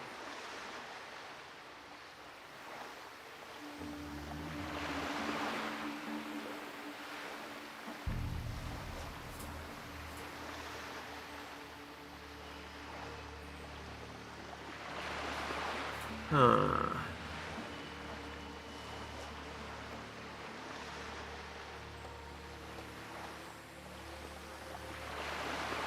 Yeah, it's probably when, I mean, I've had it a few times where people have told me that I'm better than I think I am, and I should be doing better than I am when it comes to YouTube.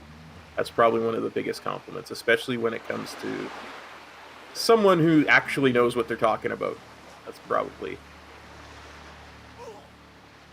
Whoa, fatigue. What's going on here? How the fuck are we in fatigue? We're swimming from the island. I'm gonna die.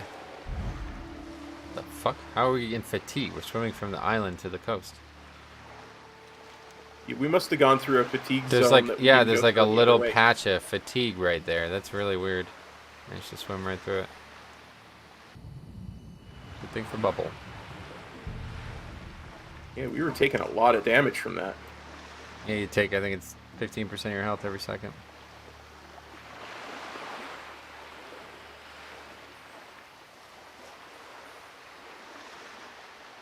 But yes, anything like that is just a huge compliment.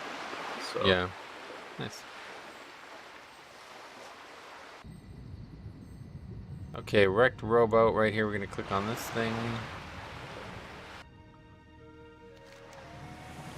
You have found what appears to be a wrecked rowboat. Though the slightly muddy water, you see gaping holes riding the port side through the water. Yeah, okay. The boat is shredded nearly down to its simple wooden frame. Whatever broke this boat most likely tried to snap it in two. A small crest of the Feathermoon stronghold is painted on the starboard side. It is in the mud at the base of the boat. A glint of something metallic catches your eye. Running your hand along the mud, your fingers graze the handle of a knife. It looks well cared for, and it might be safe to assume that whoever was on the boat might have lost it. Perhaps the large chunk of the missing boat might have something to do with the loss. You grab the knife, remembering that Ginro Hearthkindle in the Feathermoon stronghold instructed you to return to him with any found clues. You get the feeling, however, that you are not quite alone in the water.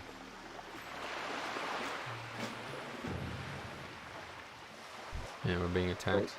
Interesting. don't drown. Plan on it.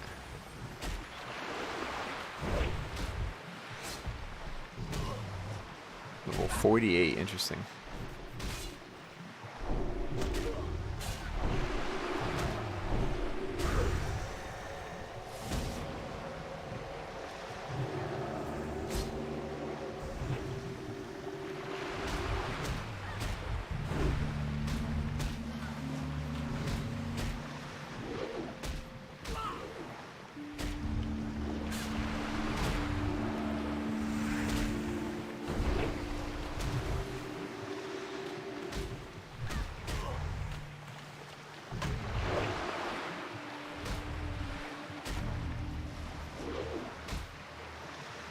Well, these are all level 48. Yep.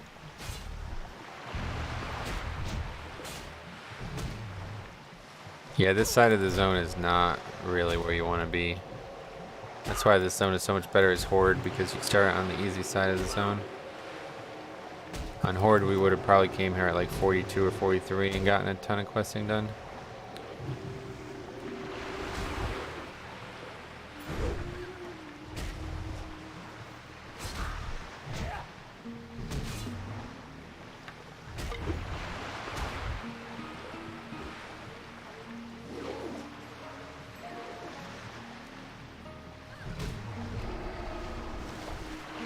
Okay, that was more difficult than I expected. We're gonna Hearth next. Okay.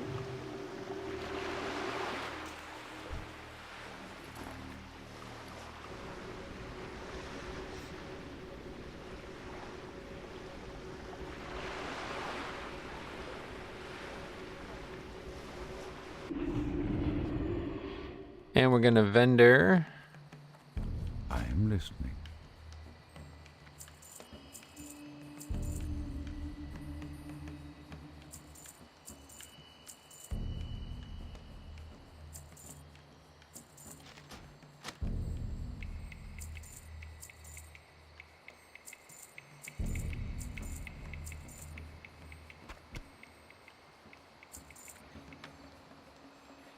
Oh yeah, the care package. I never opened that. What's in there?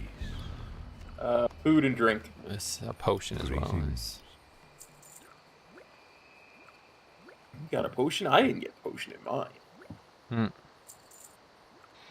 Lucky. All right. Good luck, friend. Now turn in the boat wreckage.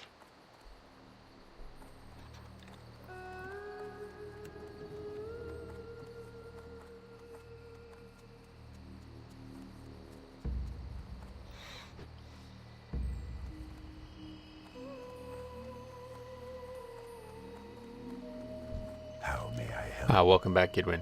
I hope that you were able to uncover some clue as to Rashal's ultimate fate, as tragic as that may be. Interesting. I believe that this is Rashal's knife. You say you found it at the bottom of the water along with his boat? Well, just the knife's discovery might not be enough to connect this to Rashal's disappearance. We do, however, have an unconventional option available to us to try and learn more. Have you ever heard of psychometry?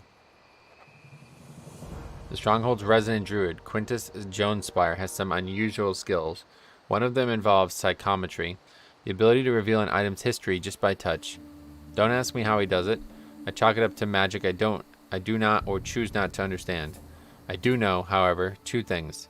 1, I've seen it work, and 2, the bum owes me. Take the knife up to Quint in his little treehouse here, and tell him for me that his Kalimdor Hold'em debt will be paid if he works his mojo on that knife. Goodbye.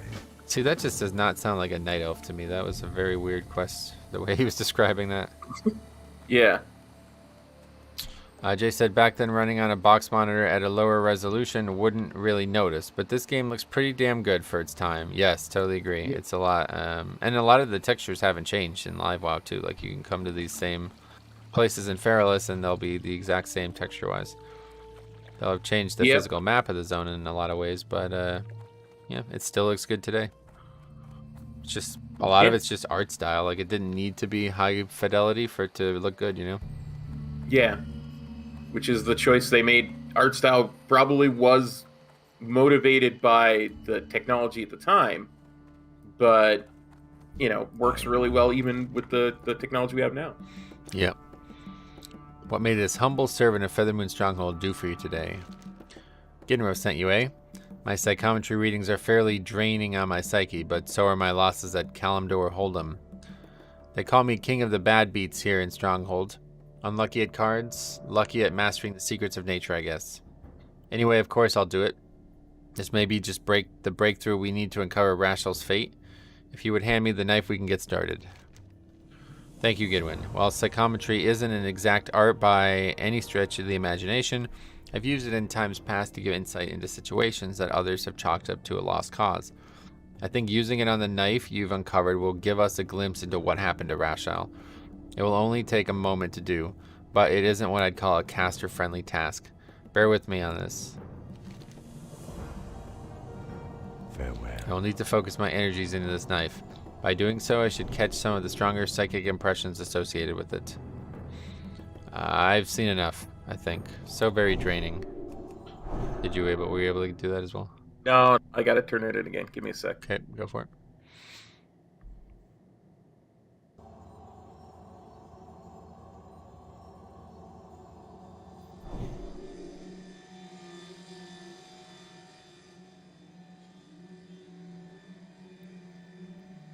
Okay, caught up. Ishnuala. I am a little wobbly still, sorry. Anyway, I received some useful visions. Rashal takes 2 large leather backpacks from his boat and goes inland. He returned to the boat, however. I see gnoll scalps. He ran into some gnolls. Woodpaw, I think they're called. He's very worried, almost terrified about something. So much so that he is not paying attention to water elementals forming behind him. The images stop there. I need to rest. Sorry, Gidwin. Tell Gin what I've seen. He needs to know. May the stars guide you. That's sad. Yep.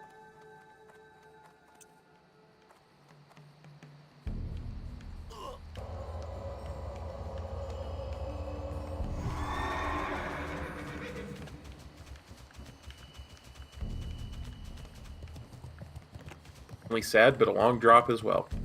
Yeah, that was... Sounds pretty big, too, that I feel like mounting is needed.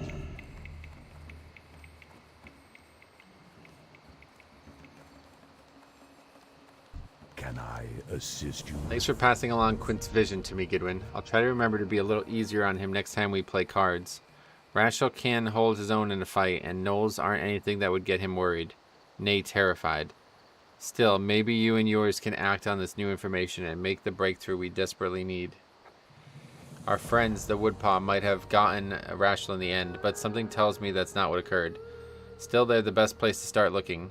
I wish I had clearer insight as to what to do, but all I have right now is search the Woodpaw camps. Go. I do know that the gnolls will keep items they scavenge and fight over them. Maybe they ran across the backpacks Quint mentioned. I hadn't risked a head-on fight in past searches, but with Quint's vision on this, I say rip into them. Farewell.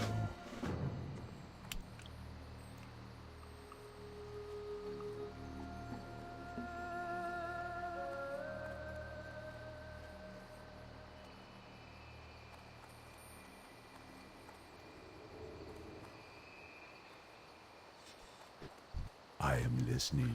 Bringing down Lord Shalzaru would certainly set their plans back weeks, if not months. On top of that, the relic he uncovered is of definite interest to us. Have you performed the mission given to you, Gidwin? Well played, Gidwin. Lord Shalzaru's demise will throw the Naga into disarray for some time, if not permanently. It is now under more of our control than it has ever been, and we have you to thank for it. Here is more bounty money from the Stronghold treasury. You've earned every copper. You and yours are welcome in Feathermoon Stronghold anytime, my friend. One more thing before you depart, Gidwin, if you could. If you would be so kind to deliver the relic to my wife, Vestia, I would appreciate it.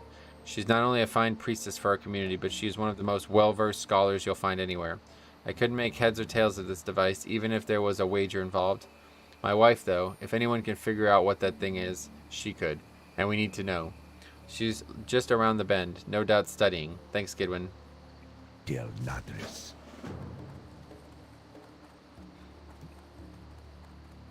Gambling here at the Feathermoon Stronghold. Yeah. What brings you here? Yeah, it's strange. Yes, may I assist you? Hold on, you're the paladin that has been helping General Feathermoon and Latro out with a Naga threat, yes? I'm Vestia, Latro's, Latronicus's wife. It is a pleasure to meet you. I'm sorry, you're here on business, of course. Do you have something for me? From him, perchance? Interesting. This came from the ruins of Solarsol, you say? Well, Latro's right that I need to look at this. At first glance, it seems not indigenous to the ruins. Then again, this isn't of Naga design, not something as alien as this. It's going to take some time to research this item.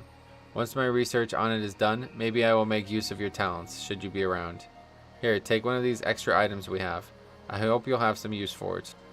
Oh, plate, holy shit, that helmet is insane. Yeah. Wow. 9 agility, 12 stamp, 6 spirit. Holy fuck, that is my god, that is good. Wow, okay. Twice as much armor is what I'm Yeah, currently wearing. that's insane. That's definitely going to help us feel a little bit less weak. Alright, that's that.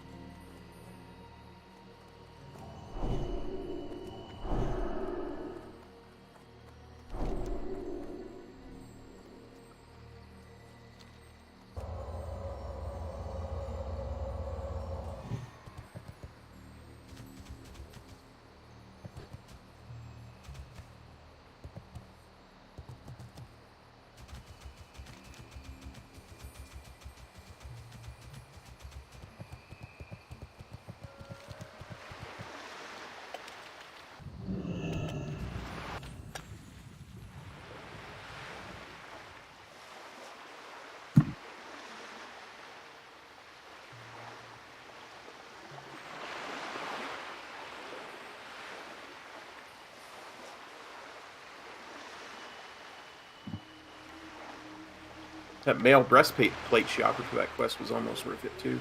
Yeah, not bad. Somehow you can get both. I would have been happy, but... Oh god, I just realized what I upgraded. The Spark Metal Coif. Oh my god. That's the fucking item that I was talking about at the end of the Stalvin quest line. No, it was the end of the Morbin Fell quest line that I needed to have on LiveWow so I could have a transmog of that type of thing. Nice. That is hilarious. Yeah, if only I had that item, man, that would be... There'd be a lot of good transmogs. But I've been using that white hoodie. Or whatever that little... Can't remember the name of it. Karma's Shroud or something, but... Pretty good. And I feel like I need a second monitor to have both stream POVs up instead of having Cop on my phone. Yeah. That Cop, he's a on the phone kind of guy, I think, right? You're not... How do you feel about that? I'm fine with that. You know, whatever is best for you. Have me on your phone, have me on your tablet, have me on your computer, have me on your TV. I'm happy just to be in your life. There you go.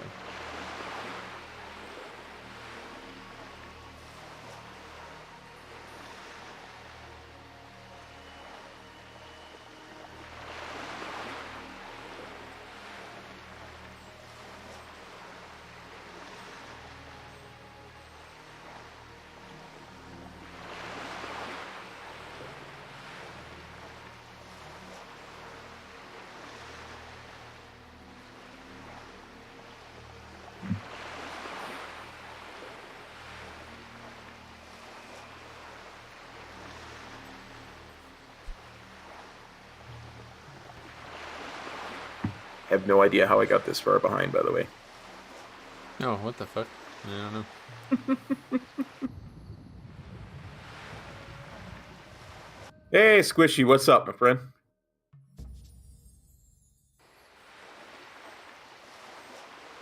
Theo says, lies. I have cop on my 65-inch 4K Dolby Vision HDR TV, and he's wonderful. Well, thanks, buddy. Thanks for having me there.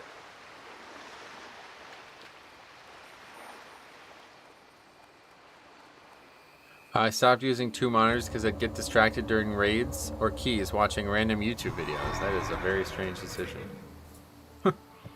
I will never stop using 2 monitors for any reason.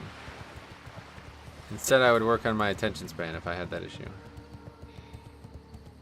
Yeah, I need 3 monitors. I really do. Yeah, I really could use a 3rd to be honest, but there's just no space for it. Okay, so now we're looking for the spirit, the serpents, and we're going to use the device on them. I think there's some around here, but we're not in a huge rush to do this quest. Just looking for them if we find them. Yeah, okay, let's not even bother with that. There'll be plenty up here. That says kill bears and apes. Iron fur liver out of 3. Gordock liver out of 3. Do we have a quest like that? Must have not realized it. Oh yes, the fucking Kalimdor cocktail. Oh my god, I forgot about that. That is hilarious. This is such a funny game.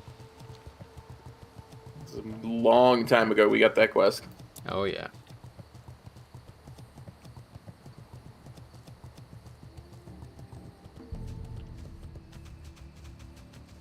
This quest for the Screecher spirits, though, have you ever done it? I think I have. Well, it would have But been I'm not. recently on TBC, Yeah. so you probably don't. You don't remember doing it, I guess. Huh? Yeah. It's a pretty good quest. Here, careful. Move.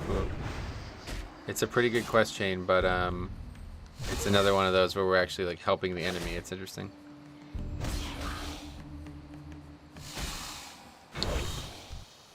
And then we use the item.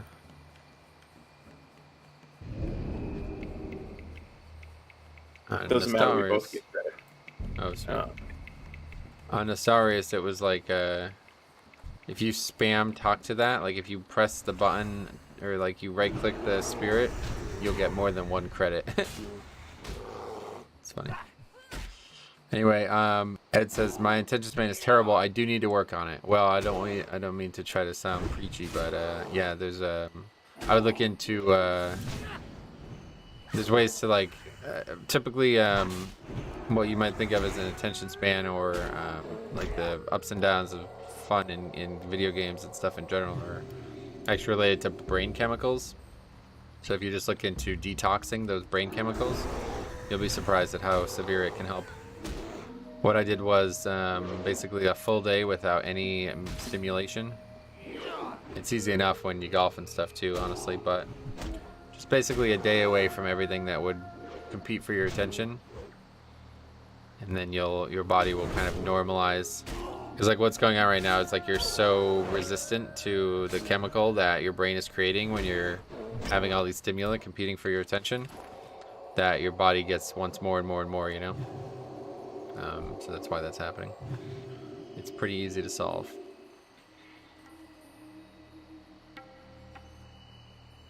But of course, detoxing alone, it'll solve it temporarily probably, but if you have a bad issue, it's probably just going to relapse. And you'll have to consider doing it frequently.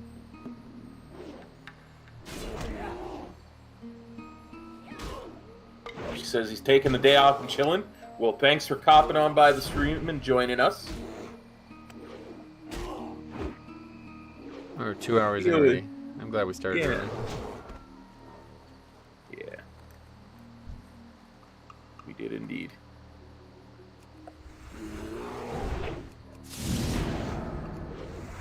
Theo wonders, how big is your house that you don't have room for a third monitor? What?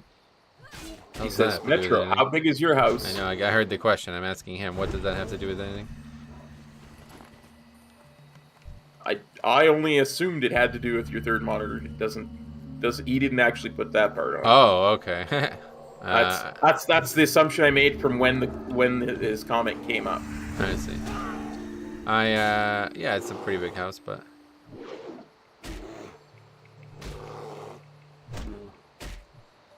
it's tall.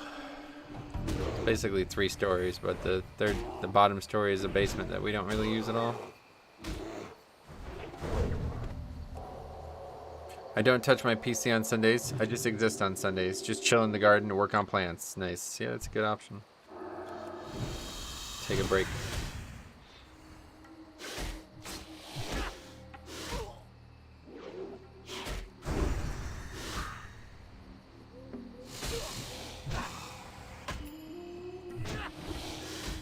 These are a really detailed model for Classic, aren't they? Yeah. Look at really the well. wings, all individual colors, scales, and everything. It's pretty cool.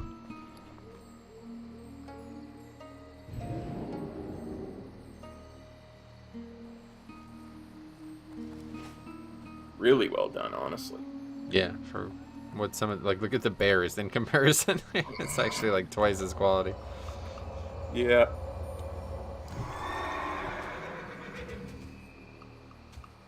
It says, what your room size and the monitor space and stuff. Nothing intrusive, LOL. Yeah, no. Particularly inclined to talk about this publicly, but I don't have the Yeah, space of on my course. desk is what I'm saying, Theo. Yeah. Nothing you'll be able to solve.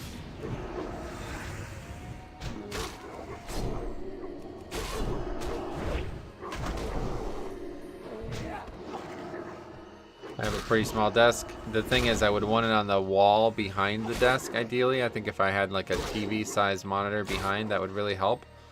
But there's just no, like, there's too many things blocking it, so I don't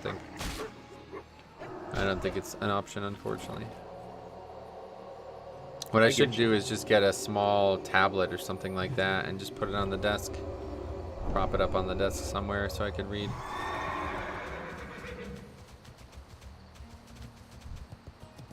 Yeah, I mean, like, 'cause that's what I use my third monitor for, right? Is to read the chat.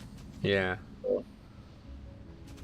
Yeah, I mean, the chat is so small, you know, like, it doesn't need a lot of space either. That's the... Just need kind of a rectangle shaped, upside down rectangle.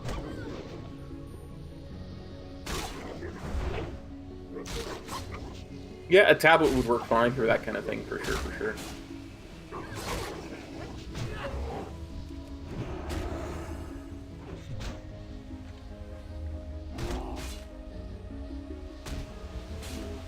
Theo says, no worries, he's way too open himself. Yeah, I wasn't trying to put you on the spot, buddy. Sorry if I was asking too much. I'm just not really sure what the point of asking that question is. It's not like I'm completely inept at figuring out how to make space or something. There's just no room on the desk.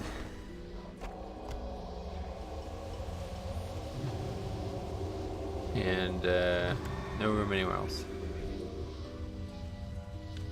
I don't really. Third monitor sounds like it'd be nice, but I don't really. It's more of a luxury. Not really needed. Plus, Yep. it's hard enough to. I do a lot of screen mirroring or whatever you'd call it on my laptop, and it's a pain when there's 2 monitors. You can't have both of them on the laptop at once. So you have to keep flipping between them. So if there was even a third monitor, it'd be even more frustrating. Gotcha.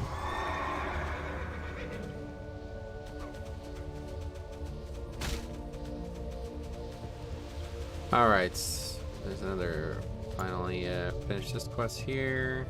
Tons of beasts everywhere, though. Just go down here and get this one.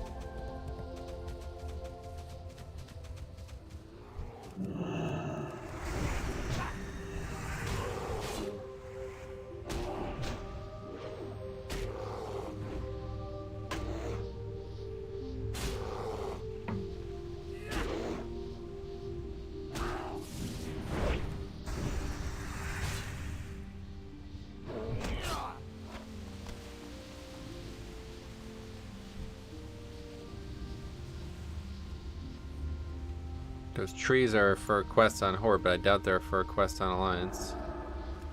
Seems like it wouldn't be that way.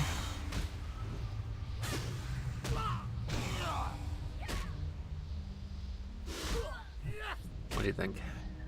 It's not sure which trees you're talking about. I don't see any.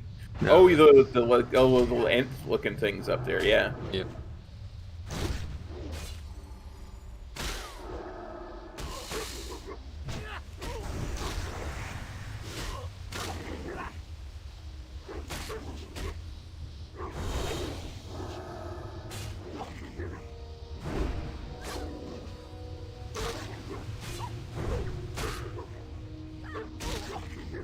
You know what, Theo? I agree. I agree with Gandalf. Okay, 3-3 on this. Spirit hovers over its fallen body. Its ghostly eyes pierce through you as it gazes beyond. Alright. Now we need to find more iron fur livers and then the apes. I don't even know where there are apes, actually. Oh, on the other side, yeah. It's over there.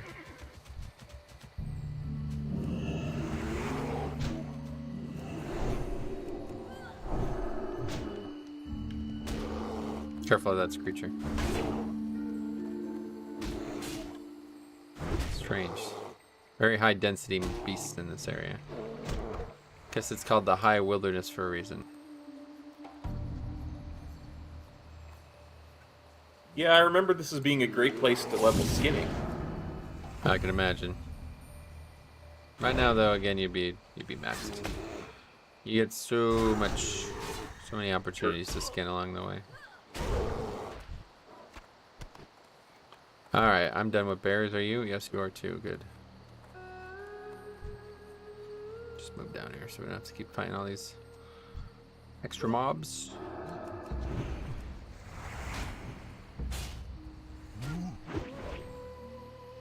Grodok Ape. That's the name of the mob. It's a red ape. We originally talked about apes last episode, I think, right? And we said they were only in Stranglethorn, and I think we listed one other place. Was this the other one? Yes, I think I said, oh, but they're in Perilous too. Yeah. Okay. I think that's what I said. Yeah, I was feeling like it wasn't because I forgot that these were even here until right now. But I guess I probably had the same reaction that day as well.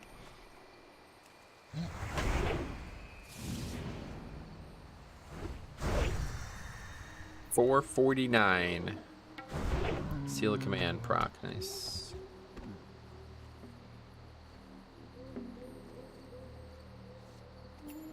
Those Seal of Command procs when they crit. Yeah. Not quite Wind Fury, but it's not as bad. It's not definitely a lot more interesting than people think it is.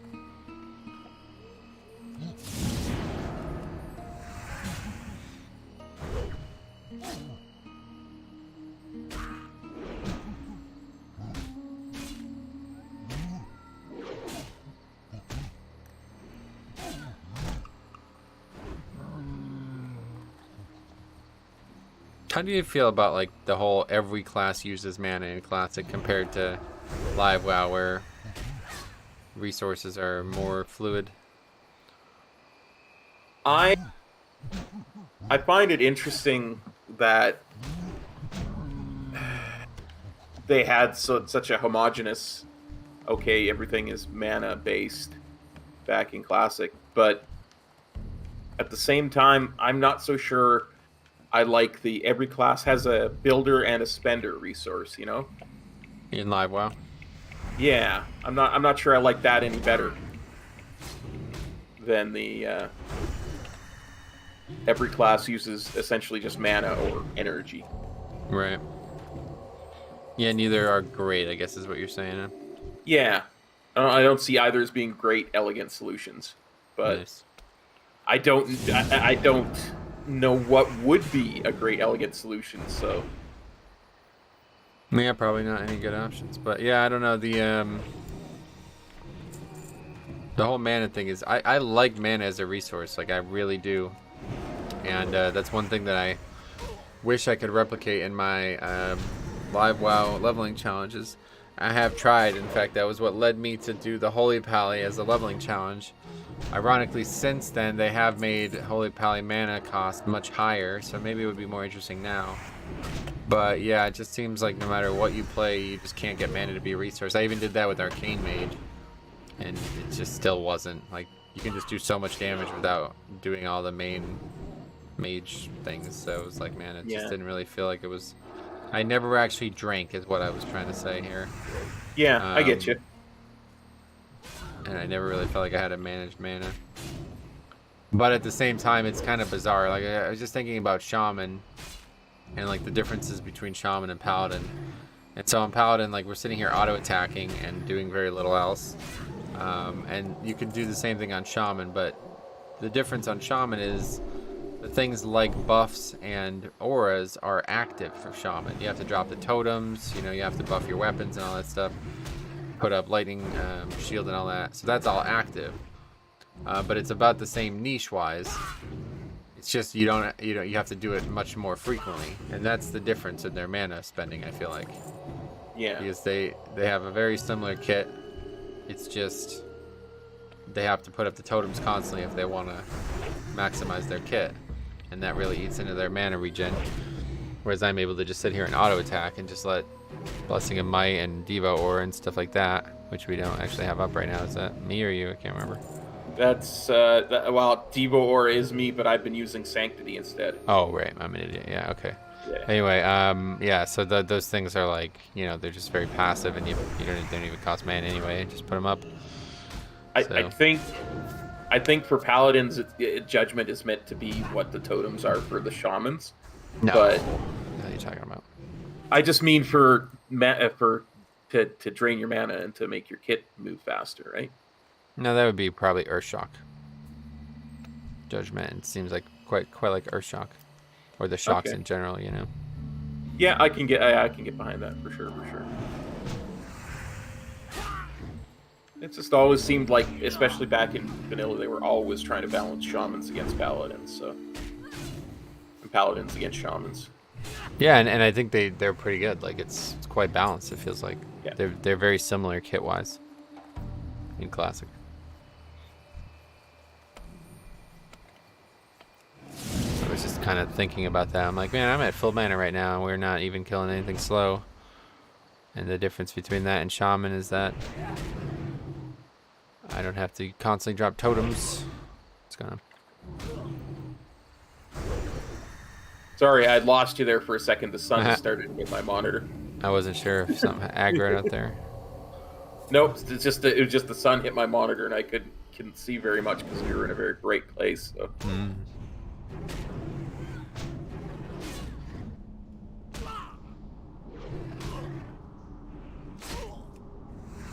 Theo says, "Cop, how are you always half a level over Metro? Cheating. You're cheating." Yeah. I don't know how it's still that way, but yeah. It's funny how consistent that's been, actually. Yeah. Ever since that one stupid human paladin quest in Northshire. Yeah. Don't think that was what it was, but it certainly didn't help, I guess. One of a few problems. That was the first. From there, it just went on to rested experience. Yeah, that quest gave like 700 experience, dude. That didn't. That didn't put us like 50,000 or more apart. Yeah.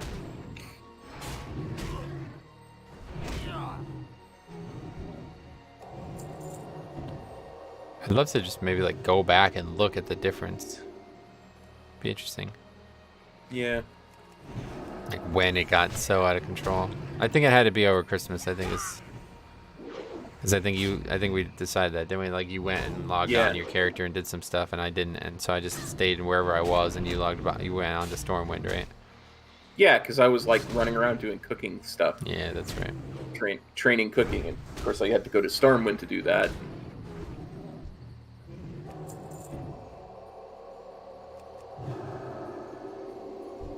You ever actually use the food, or you haven't really done it, or what? Yeah, I've used the food every so often, but we stopped so rarely that it's Yeah, that's what I'm thinking. It was when we're solo, it's probably a lot more useful, but yeah, as of now, it's kind of pointless.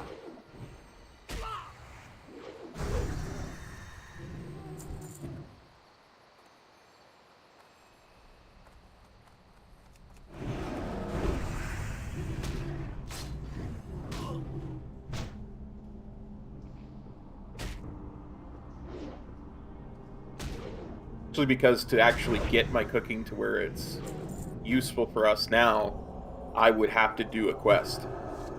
Oh, really? Yeah. There's a quest. What quest? There's a quest to bring a certain amount of stuff to Gadget's End. It's what it's called, but it gets you the Clamet's Surprise or something like that. Oh, that's cool. Yeah, I've never actually leveled the cooking in Classic.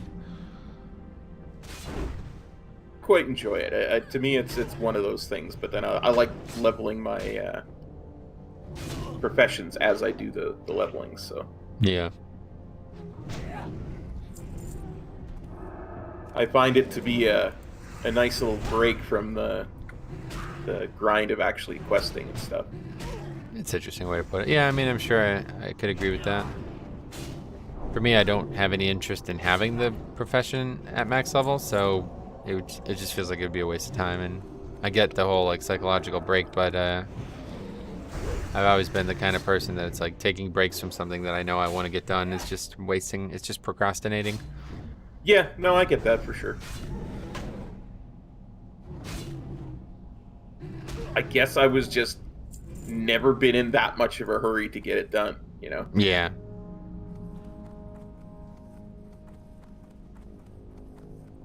Now, Alchemy, on the other hand, that is a really useful thing to have while leveling.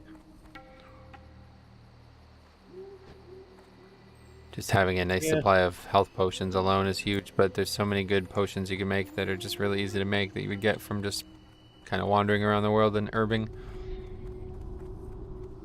I'm shocked at how easy it was to make the water-breathing potions. Oh, yeah. What was the actual requirements for that?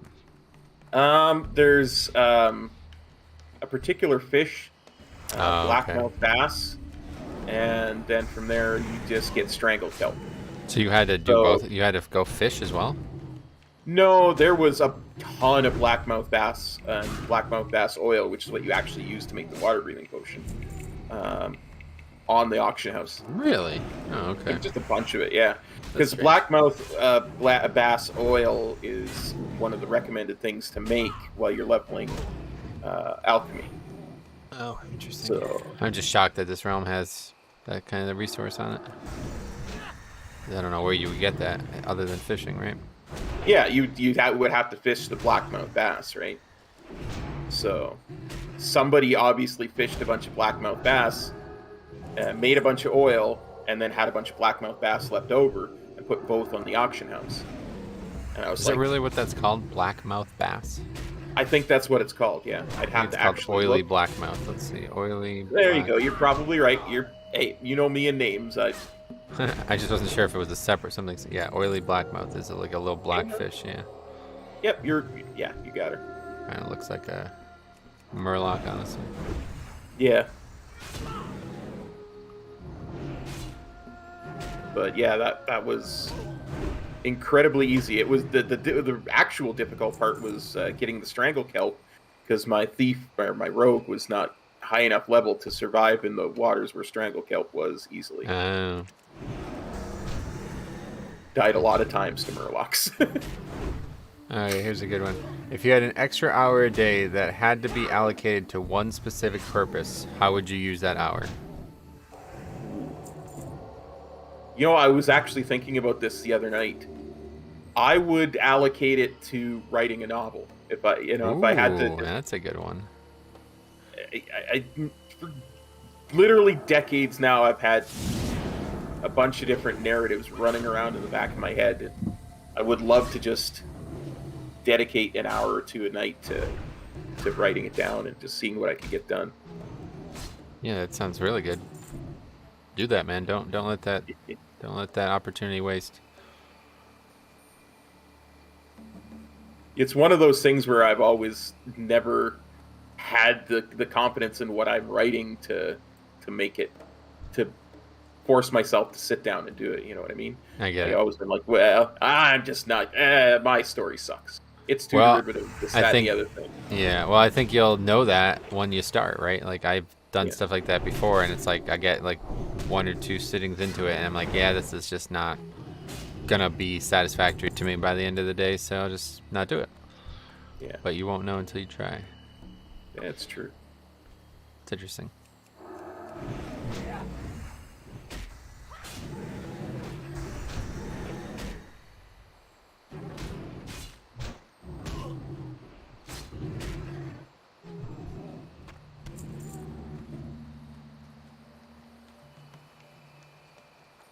Still haven't gotten that beacon, huh? It's very strange. I guess we're not getting it.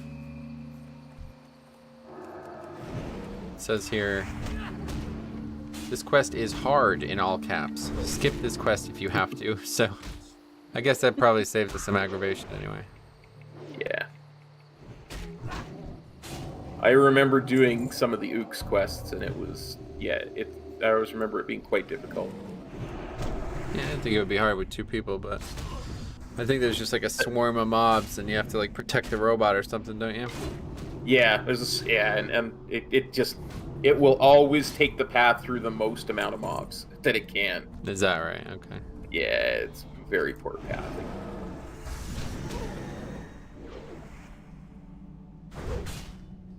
Cliff says, "Cop, you going to write a novel? That is something I would be down to read that." You never know. Maybe. Yeah, maybe.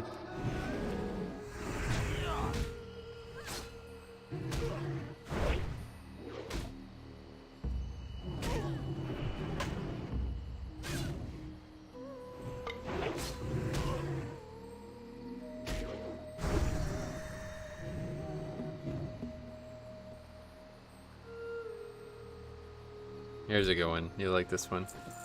Is it better to read books in electronic form or actually hold the book?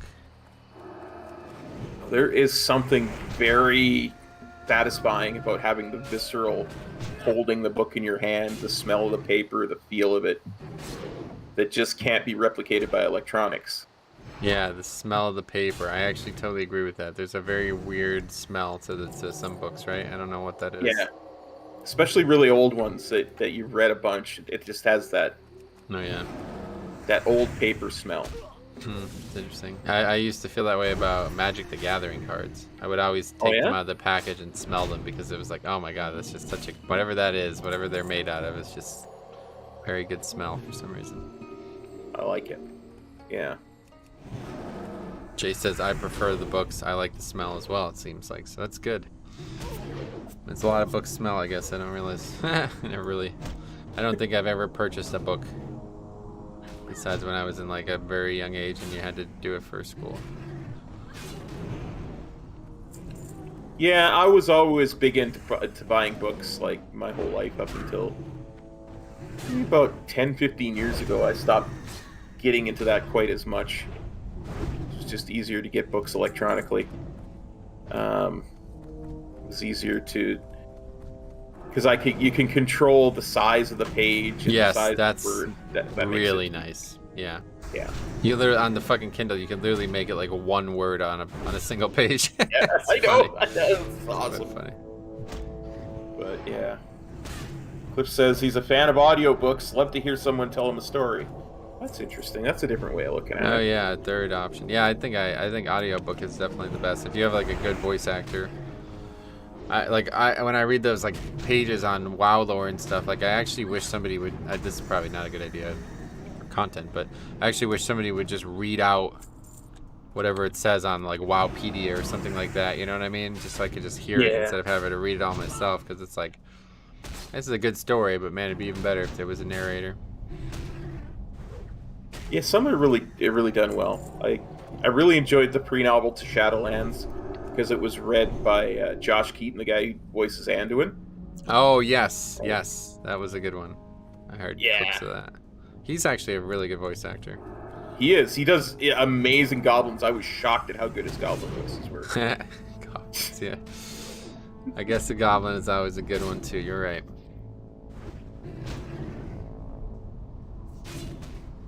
But his Sylvanas was funny because you can tell he can't do female voices at all. Oh, that's interesting. So- Yeah, he tried to do the voice acting for all the characters. Yeah. He tried to voice act all the characters. The female ones were hilarious. There is such a great the Game of Thrones books. Well, it's not even the books. That's right. It's the they released like a bunch of small, slightly animated info on big portions of the story as the seasons were coming. Oh yeah. And they are fucking spectacular. Like, they are better than the show, honestly. And it's the actual voice actors who played the characters do the voices for them. It's insanely good. Like, it's actually kind of shocking how good some of those actors are in that show just as voice actors. Like, I guess maybe that's just normal, but I was really shocked. Mark Addy might actually be the best. Like, he should just be a voice actor. He should just stop being an actor and just be a voice actor. Because he's actually Dalen Proudmoore in WoW. Did you know that? Oh, cool. In that scene where I guess I've never actually done it, but apparently there's an Alliance quest chain that Jaina relives her father, some memory of her father or something like that, and he's in that scene. Yeah. And he's voice acted by Mark Addy. There is a really good quest line on the Alliance side in BFA where Jaina, like, she's lost because Ashbane has essentially sent her to this realm of hell, and the adventurer has to go save her. And she's like reliving all the moments of her life that have tormented her, including Arthas and stuff with her father. And Yeah, that's probably it. What is that? Is that part of the war campaign or something? How do you even get that? Yeah, that's part of the war campaign. Okay. So it's one of the chapters there on the human side.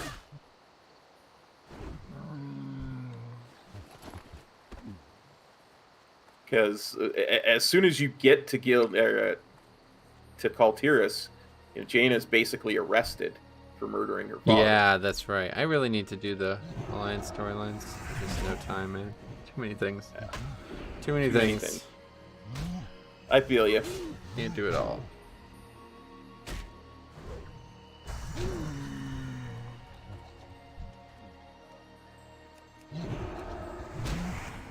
And the majority of the war thing is you're trying to unite Kaltiris under the Proudmoore name so that you can rescue Jaina eventually, right?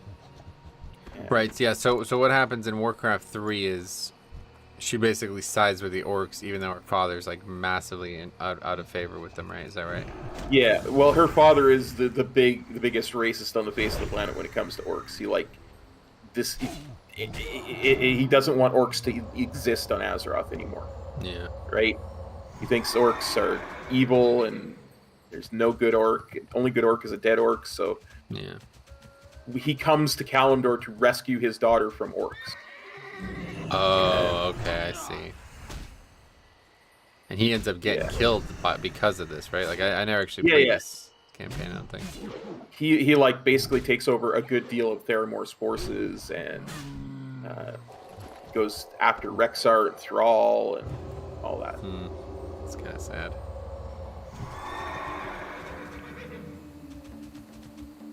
That's why you have those Theramore deserters, because they're the ones that survived but support her father. Oh, wow. Interesting stuff. Yeah, that makes sense.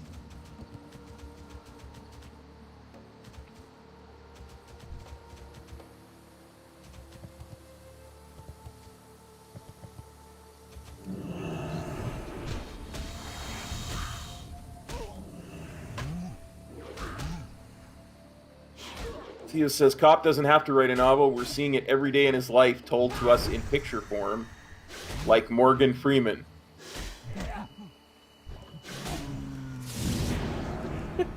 Alright. Morgan Freeman has the best voice, and James Earl Jones, those two. Oh, there it is. Huh. Want to try to do it, or what do you think? Yeah, sure, we can do it. I don't mind.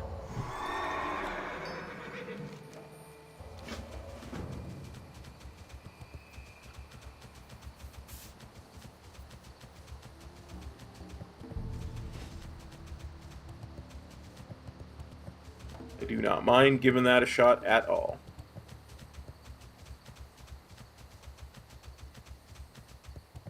These are still dead. That's interesting.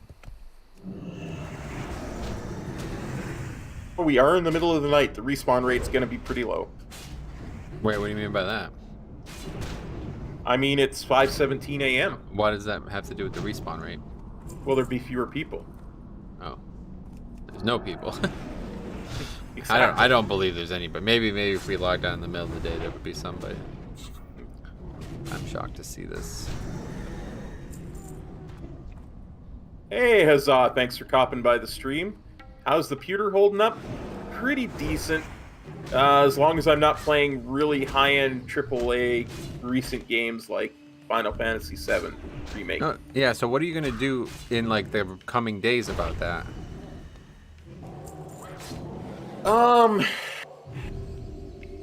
I think I can, because that in that second episode, it worked pretty decently at 30 frames per second. So I think I can.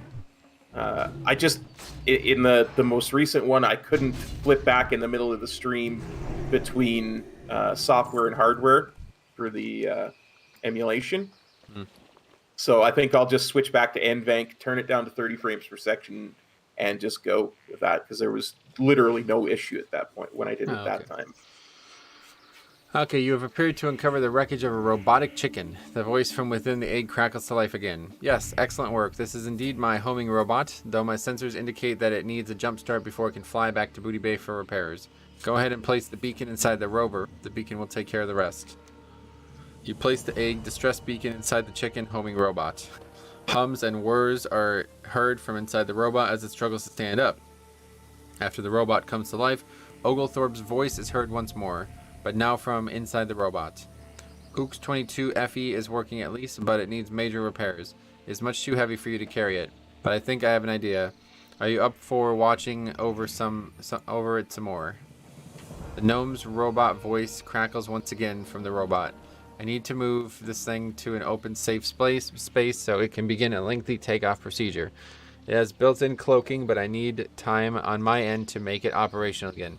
Escort the robot from its current location to, let's say, the dock along the Forgotten Coast. That should be a perfect place, and long enough to get things online.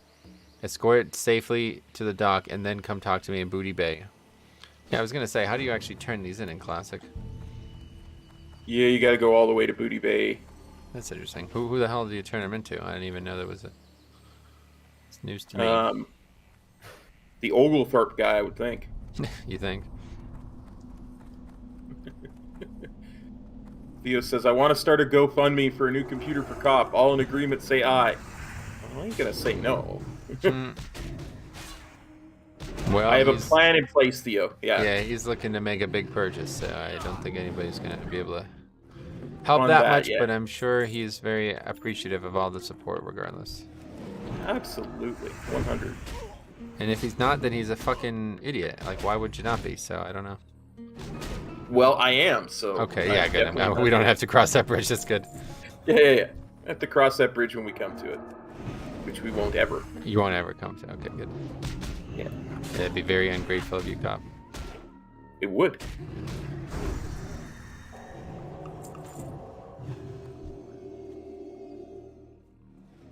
I have been very blessed with all the support that I have gotten from my peeps over the years, so I am always grateful.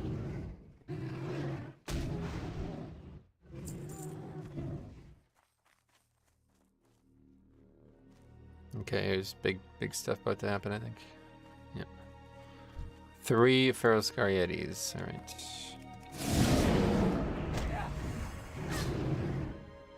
Quick, drop your consecrate. Yeah, this would be a good time for her.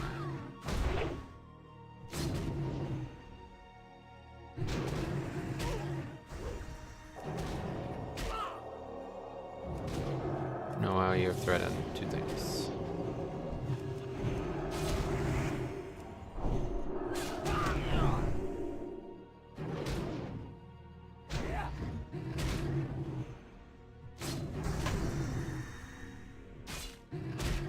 They don't do much damage, but they have a lot of health.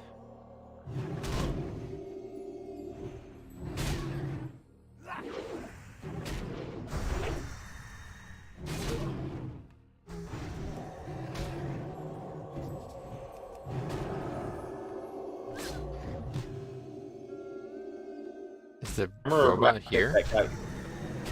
What?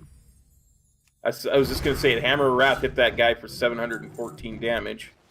Oh, careful about blowing through mana like that. Yeah, I don't even think. I think it's dead. Oh, it's still up here. I can see it fighting something. Come on, Oh, let's go. god damn it. Okay, I'll enhance it. I guess we're good. I can just heal it. Oh, no, you're not allowed to heal it. Good thing I didn't land enhance it. But it's pretty dead already, so I don't know. Oh, it's healing. Okay, thank God. Yeah, when we're fighting stuff like this, try not to overuse mana because we need to keep pace, so I won't have time to drink. No, I wanted I figured the quicker they died, the better. We'd have lots of time for mana regen while we were in between the big pulls that it did. Yeah, maybe. I don't know anything about it, honestly, so you're probably right. I mean, maybe How much health do you have? I have 2,076.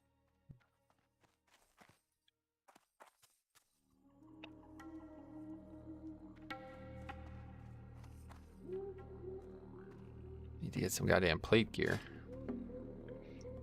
Still have every single piece with mail, I think, right? And I have plate wrists and now that helmet we just got. That's it. I have mail wrists. I think the helmet we just got is the only plate part I've got. Yeah, these wrists dropped and you were like, it's a 2% DPS loss. So I was like, alright, thanks anyway.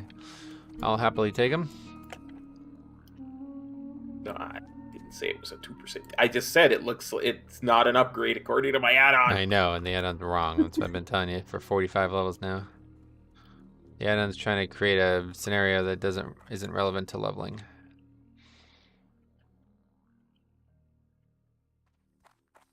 Okay, here we go again. Oh, good. We can get. That's good. We need to kill these.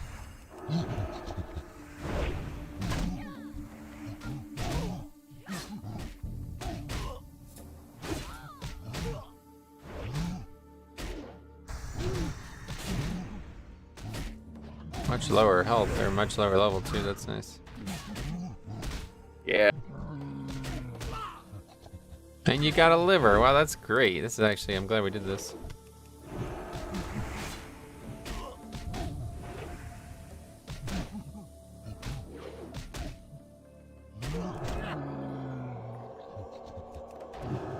I know. Oh wow, Need that's awesome. That is awesome. Yeah, honestly.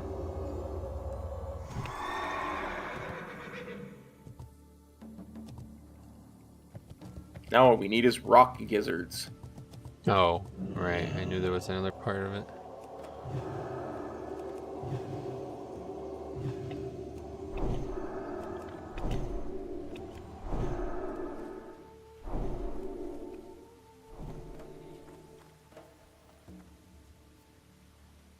The thing that sucks about this quest is it's taken us really far away from where we wanted to be. Yeah. But that's fine.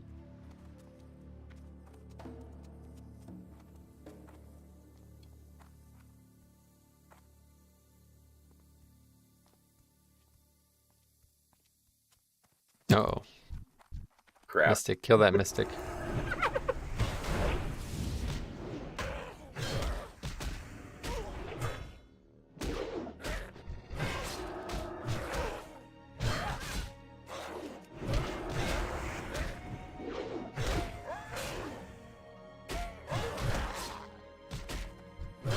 Just like the robot, he'll kill it.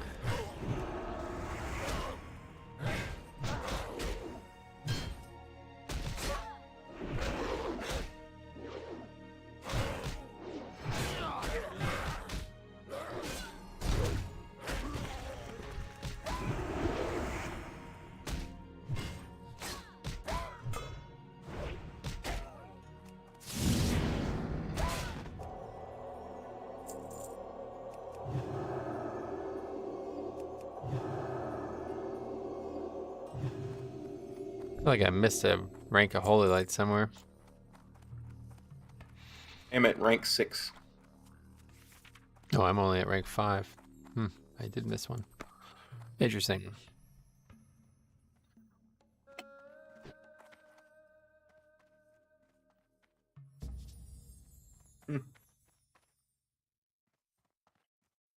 Well, if he takes off once we reach the shore here, this will still be a heck of a lot shorter than the one in Tenaris.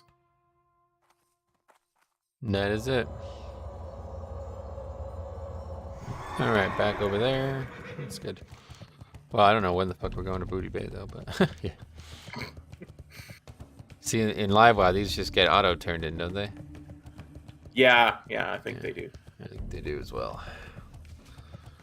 Oglethorpe Obnauticus in Booty Bay is the guy's name. That is certainly a name. I think you're right.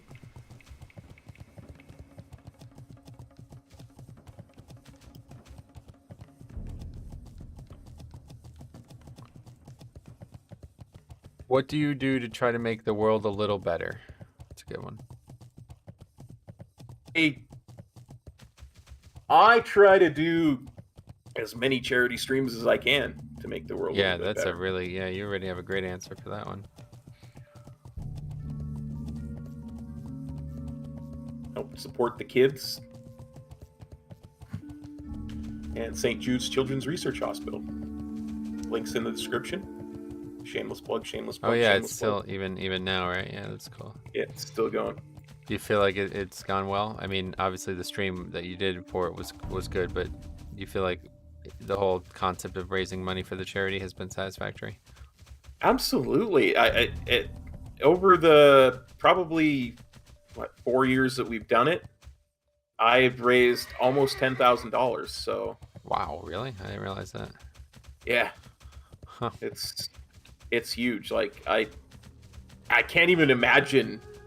You know, it even just, you know, if I look at it from a selfish point of view, the amount of people that have felt enough about what I was doing to support that much is just mind blowing to me. Like, Yeah. you know, it feels amazing that enough people have cared enough about what I was doing, or that I even existed to support that much. It's just, wow, that's makes you feel real good in the heart. Let's put it that way. Yeah, that's good. I'm glad that you feel that way. Do you feel like that's the great, like the perfect charity for you, or like everything's still fine with that? And Yeah, absolutely. Like I say, I started it because, you know, I was looking at different charities, and honestly, I chose it because one of the people I enjoyed watching, Panzer there, that was the charity she was supporting. And then I thought about it. I was like, yeah, you know what, that would work really well, because my brother, who was the whole impetus for the whole thing, had kids. And I was like, how would I feel if my niece and nephew were in that position? what is going on back here? Jesus Christ. I got dismounted, and I started killing it, and now two more Pats found me.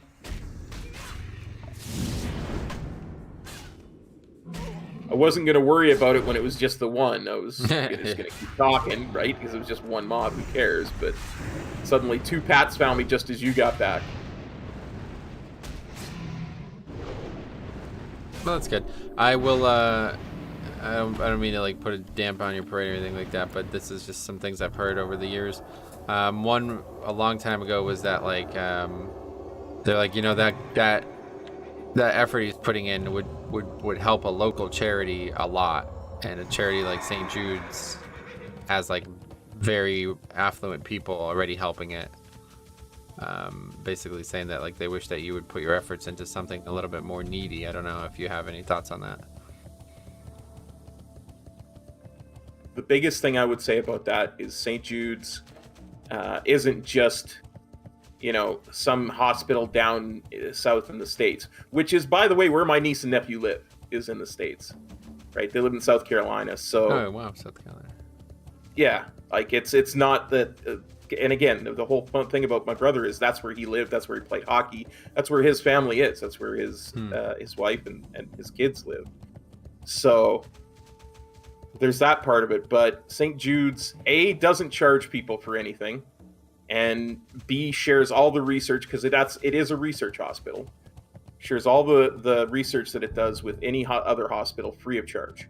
Like it doesn't charge anybody for any of the stuff that it does, and it shares its research. So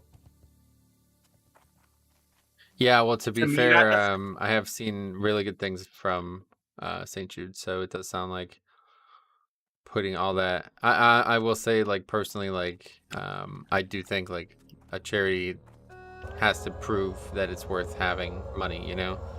And it does seem like they are doing something with that money for sure. Like, there's no question about that. Yeah, and I mean, I could do it to a local. I could support a local charity here in Edmonton, but I wanted something that was a little bit more universal, and that people, because a lot of my audience is, you know, in the States, and again, that's where my niece and nephew live. So to me, that was the way to go. But I don't know. Okay. Yeah, this, I mean, it sounds like you got your head together on that for sure. It wasn't a random thing choosing it. Yeah, that's good. At least you have a good reason for it. Then the next, the more recent one I heard, which I was shocked by, was that the person who is in charge, like the owner, I don't know what you would say, but is like actually like a pretty like morally corrupt person. There's a lot of allegations about him, I guess, or something. But I don't know anything about that, nor do I really care, because it's not like he's the one. I mean, I don't really know how charities work, to be honest, because it's hard to believe that, you know, people are giving these places like millions of dollars a year potentially, so they better make sure they're making good use out of it. You know what I'm saying? Yeah, like, I don't know. I have not heard that myself, but either way, it's I don't know, the charities. If you have a hospital that has several hospitals, and none of them have ever charged any of their patients for anything, they have places that they pay for so the families can come and live there next to their kids while they're getting treatment. They're giving away all the research to everybody across the world. They take in the hardest cases on the planet. More than that, I don't care, right? They're like 90% funded by charities. So that says to me all I need to know about that, you know? Yeah, they're successful past, regardless of whatever else happens. It's just too important. Yeah, exactly. The work they've done is just too important to worry about that kind of thing.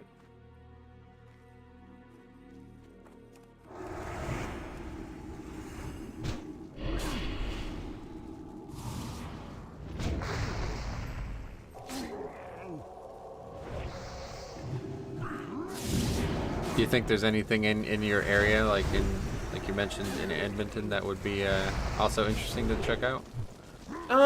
Yeah, there might be. There probably is a couple of things that I wouldn't mind doing, and I might look into something like that in the next one, because the St. Jude's cycle,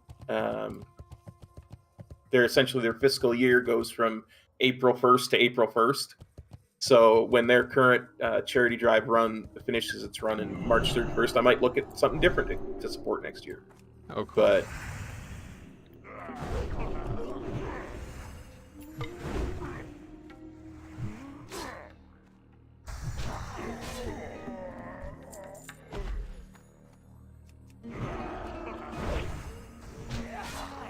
now I'll answer that question, because I have another. Okay. Go ahead, please. An answer to it. Yeah. So I obviously don't raise money for charity, and I don't help children not die and all this stuff. So that's much more interesting than what I'm about to answer. But I do think like something that I've done pretty well over the internet and in different, you know, avenues on social media has been just encourage like people to actually just think for themselves and not let somebody else tell them what to do or why, like, you know, to do it without any reasoning, and just be a little bit more open-minded and question things, you know, just like we just did with that St. Jude things. Like, I questioned Cop and he had a very good answer. Like, you know what I mean? That's, now you know that he's making the right decision. And you know, I think a lot of people you know, somebody who's not in that position, if I question them on the whole St. Jude thing, they would have a very, you know, well, no, it's a charity, bro. You know what I mean? Like some kind of really basic answer. It's like, well, you know, just I just want people to always make the right decision and be sure that they're making a decision that fits for them. And it's funny how it's manifested in WoW, because this has always been a philosophy of mine, and you know, I constantly get shit for it in real life and all this, and it's hurt me in places, but it's like I'm not gonna do something that doesn't feel right to me, regardless of if it's factually backed up or anything. Like, it's just too important. And I assume there's brain chemistry involved there too, so I think that's good health for everybody, because obviously a lot of mental health issues in the world nowadays, and I wouldn't be surprised if many of them are derivative of bad habits that people are learning on the internet. So yeah, I've always kind of admired the way you look at helping people as a way of life, because that's kind of how I've always seen the way you look at the world. Is you're always like, well, I want to help, you know? Yeah. And that to me is very admirable. So yeah, because it's like more important to teach, you know, what's that phrase, like teach a man to fish, right? Like, it's more important to do that, and like everybody benefits. If 50% of the population just help the other 50% of the population, all of these problems that we have in this world would go away. Like, that's really all it is. And the problem that makes it so bad is that, like, the people who are in charge of the worlds we live in, they don't care. They don't want people to get educated. They don't want people to get smarter. They don't want people to help each other, because they are benefiting from that lack of education and that lack of, you know, like, if everybody was in charge of everything, then nobody's in charge of anything. So they are benefiting from that power difference, and I don't think people fully realize that. And that same thing can trickle down into WoW, man. Like, the people who are in charge of, like, class discords and shit, like, they're running their own little fiefdom, and you know, you need to be aware of that. Like, they have interests to protect, even if they're not real. You know, there's not a lot of gravity to them. Their egotistical desires are not zero, you know what I mean, one way or the other. Yeah. So and that doesn't mean that you can't get good information from people who are in that position, and that doesn't mean that, like, governments are unacceptable. I'm not fucking like anarchist or something, you know. I'm just saying that it's very likely that trying to listen to a single person and believe everything they say is extremely bad. It's never going to work, and people who do that usually end up becoming, I think, less intelligent, less capable of critical thought. you have to be able to question, for sure. Yeah, and you have to know why you're questioning too. Like, you have to understand the reason, not just know that this happens. And I guess maybe that's like the science background in me, but it always seemed very obvious. Just try to understand it, and like, I always try to, like, understand things from, like, a more, like, causal reason too. Like, if something gets said or done that doesn't sound right, my immediate response is like, why did that happen? And so that is what frustrates a lot of people in real life and stuff. They're like, dude, you don't have to overthink all this shit. I'm like, I'm not trying to overthink anything. I'm trying to understand how what you just said that makes no sense happened, because I don't I'm not believing you. I just want to learn how that happened, because then I could understand more things that come up in the future. Yeah, absolutely. Having a good basis for the past is how you get a good future, right? You understand the past, you don't repeat its mistakes. Exactly. That's exactly what I'm getting at with that concept there. Like, just, yeah, if this thing that happens to you and you seem to be completely blasé with, like, it's just very obvious to you, is not obvious to me, then I obviously have a gap in my knowledge, and I need to figure that out so I don't potentially fall into some trap in the future. And I think a lot of people don't live a life like that. They just think like, oh, I'll just let, you know, somebody else handle all these problems. But it's like, I don't know, man. I've always been the kind of person who I wish, like, I could play a solo, like a single player WoW IRL kind of thing. You know what I mean? Like, yeah, just let me solve every problem myself. Give me the means to feed myself and build my own house, and it would be very interesting to just be able to not have to rely on anybody else and just see how knowledgeable I can get by the end of my life. You know what I mean? Yeah. But nobody lives like that. Like, zero people. I don't think anybody lives like that on this planet anymore.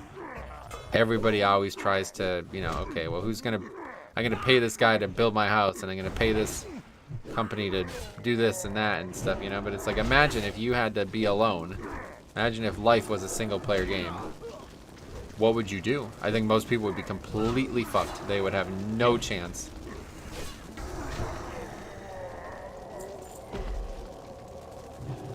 Yeah, because I mean, at that point, you have to have the ability to learn how to do things, right? Yeah, and that's the difference. You have to be able to adapt to difficult problems. And you have to be able to isolate the problems that you don't need, that you can just eliminate. Like, okay, if you're completely alone on the planet, then you probably don't need a fucking cell phone anymore. So you don't need to know how to make a cell phone and have a 4G connection or whatever, 5G connection. That's no longer something you need to worry about, you know? So like reducing all of those difficulties in your life just makes you a more like socially aware and intelligent person, I find. You got to be able to think critically if you're going to solve complex issues, right? Yeah, you got to be able to think in a space that is not just in one direction as well. Like, be able to think in past and present, back and forward kind of thing. Because if you're only thinking about how I can solve this problem right now, but not how this problem arose in the first place, you know? Like, the solution might be a derivative of that line of thinking. It's like, you know, if you can think, like, why did this person do that, instead of how do I solve the problem that person laid in front of me, then you might be able to solve the problem quicker and prevent future problems. It's not just, how do I kill this ant that I see in my kitchen? If I know how it got in, I can prevent future ants from getting in my kitchen. Yeah. That's a that was a mage sword. Pretty good, basic but pretty good example, yeah. Yeah.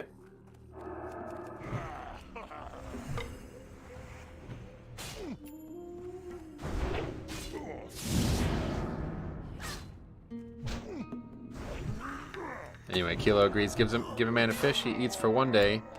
Give a man a fish, or teach a man to fish, he will eat for the rest of his life. Yeah. Yep. I've always felt like that was not only a funny and true proverb, but maybe one of the most like important existential things anybody could learn, because someday you may need that knowledge. You can't always rely on the government or the people who you think are in charge to give it to you. True.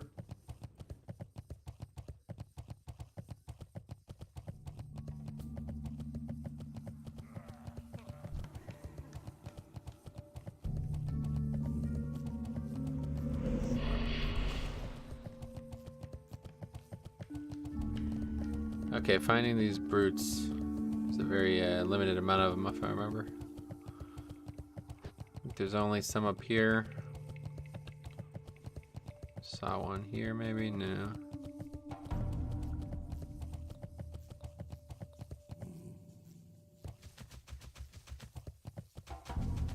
I see this is a lot in the healer discords. I get it's hard to essentially be a repeating answer machine every day, but most of them just say this is best and give no reason because the streamer said so. Yeah, that's exactly what I'm saying. Like, and so they put themselves in this very unenviable position, and they made this. Like, so I can't really feel bad for them.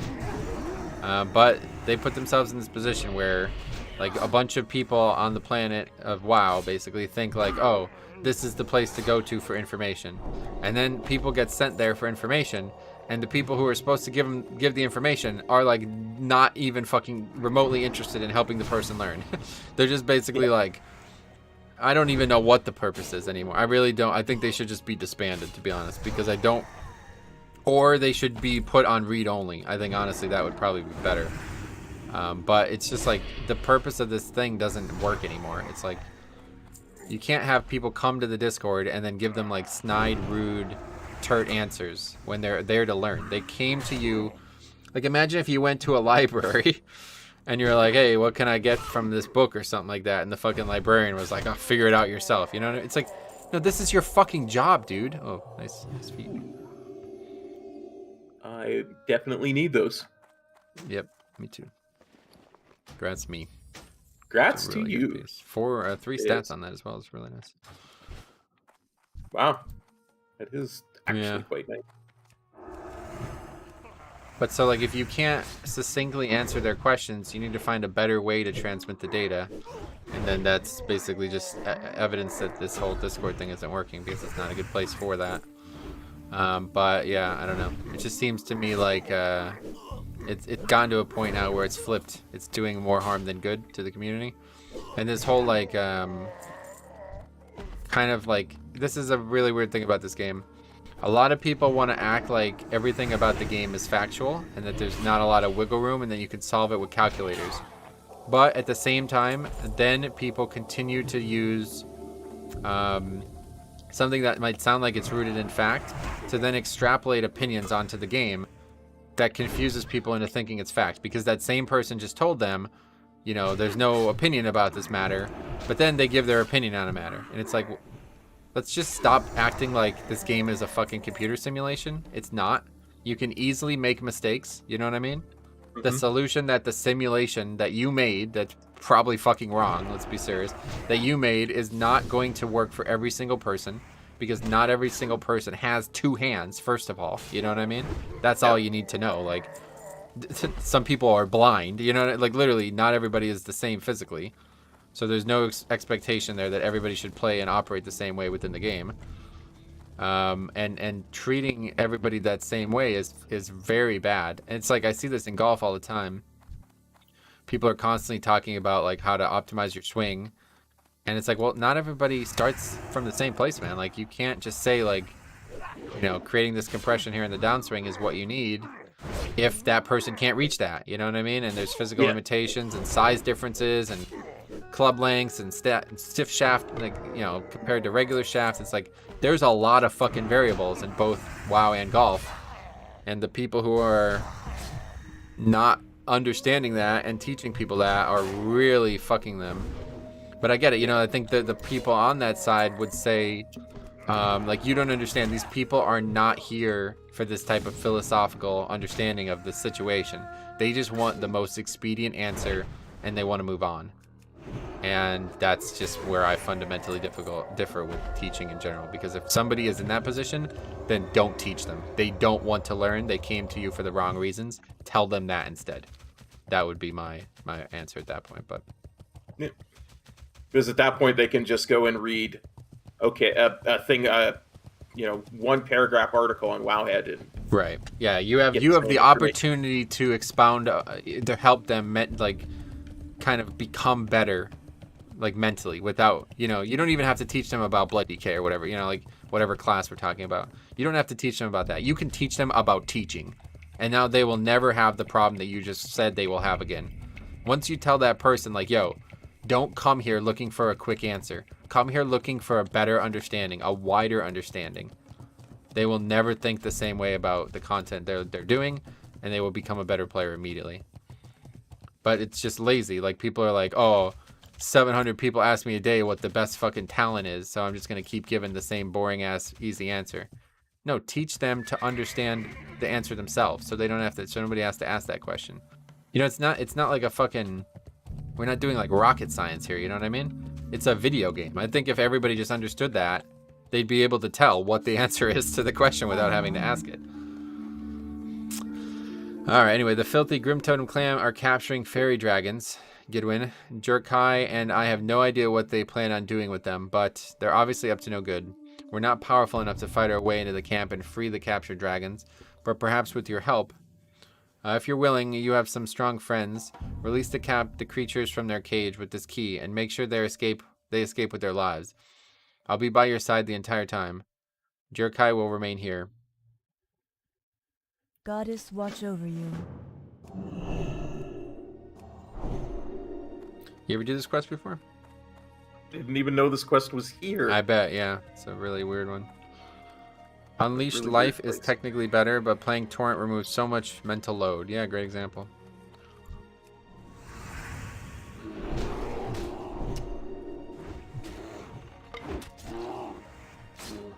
It's a super common with talents too. Wrestler Shaman, for example, in the raid. Best numerical talent is Unleashed Life, but it's also 10x harder to play than Torrent. Yeah, that's a great example. Because I think a lot of... What's going on? Oh, she's attacking someone. Attacking a lot of people.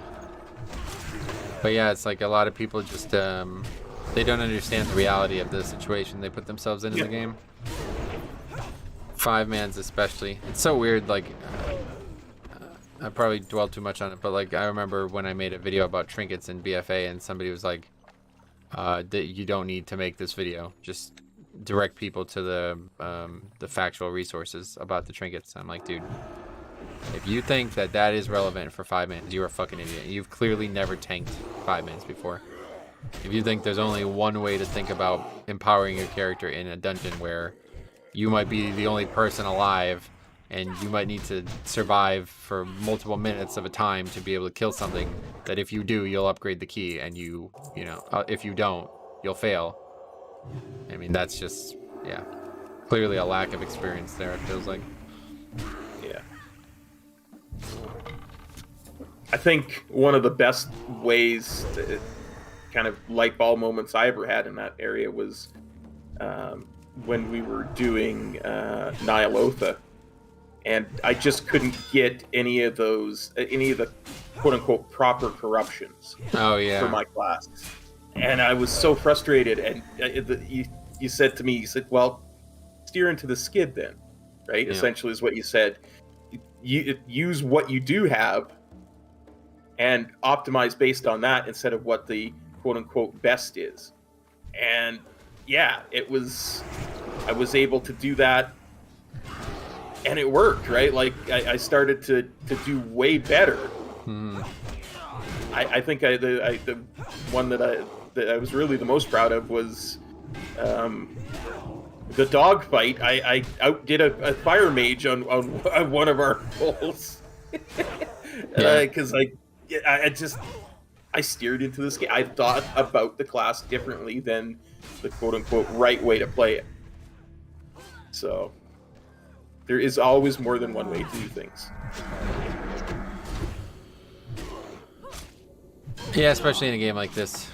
Blizzard's not making a fucking... Let me fail the question.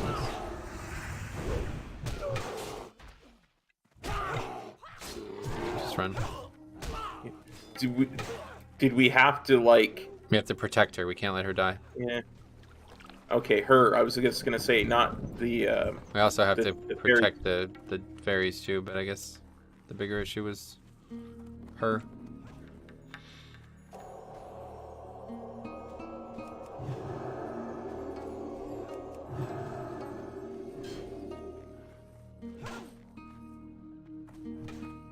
Looks like you're gonna die.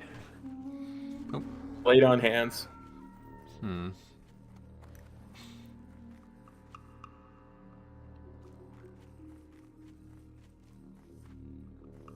Dude, this is so fucking stupid. These mobs are still fighting us. We're like so far away from where we started. It's unbelievable. I'm out of combat now. No, you're not. Mobs are still chasing us. Multiple mobs. Kill them at this point.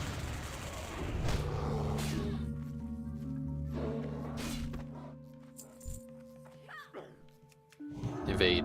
Sweet. Fucking mob ran so far broke. Hilarious. All right, well, let's see. I don't know if this actually... I don't know if it's doable then. I don't know what happened. Well, no, it's definitely doable. I don't know what happened. Did they respawn or what? I'm not actually sure.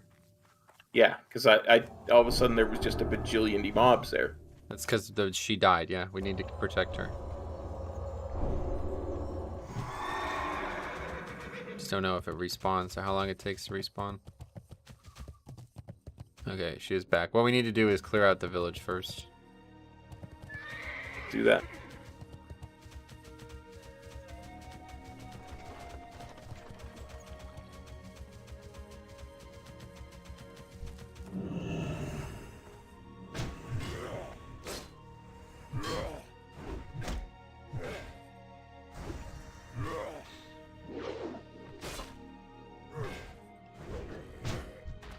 I think we would have succeeded the quest if we just didn't let her die, though, because I don't actually know what's supposed to happen here, but it said just 6, and there was like 5 just sitting next to us, not even attacking anything, so I was like, oh, that's good. Yeah, I was confused because I didn't see her die. I didn't see anything untoward happen until all of a sudden, like, there's 12 mobs attacking us. Yeah, they were fighting the sprites, and as soon as she died, they all just de-aggroed the sprites because they're no longer a quest thing, so they just came and running for us.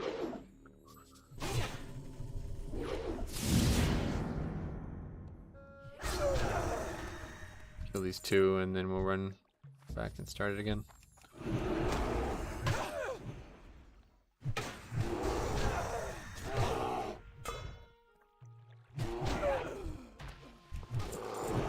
There's also a time limit on the quest. I guess that's to make sure that you pay attention and don't just sit there AFK while they kill each other.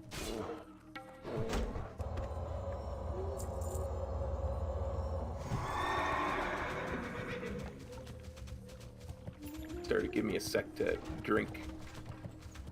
No, we don't really have a sec to drink. We're trying to kill this as fast as possible and get back to the quest, so just to try to regen mana naturally. That's what I'm saying. Like, before you start the quest again, give me a sec to drink. Well, I know, but these are gonna respawn, so just go ahead and drink now or something if you want. I'll meet you down here or something. Make sure you drop the quest too.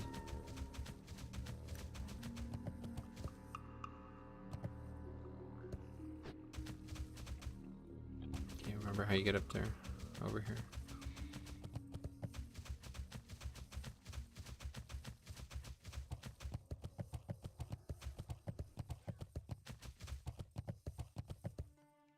One just respawned on top of me, so I'm killing it. That's the problem.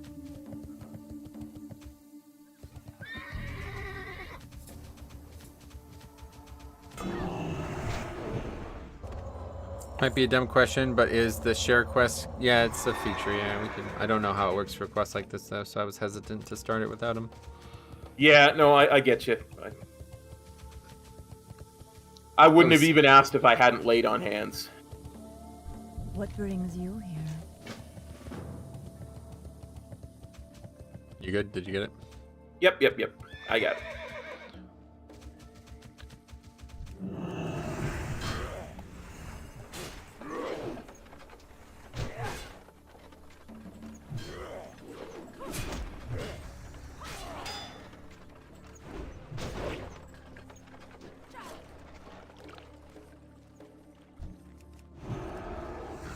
Already back, Jesus. These are the ones we killed prior to starting the quest before.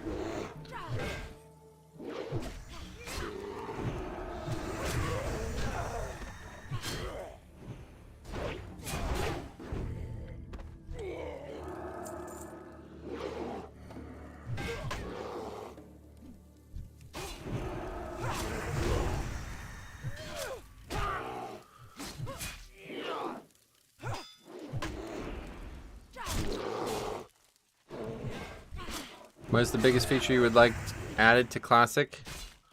Long story. I'm gonna go ahead and not answer that because someday I will have a real answer to that. As of right now, there's a lot.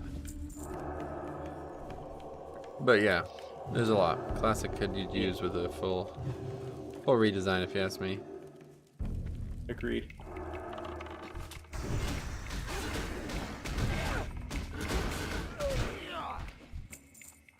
Maybe it will get one in Season of Versatility. Yeah, maybe.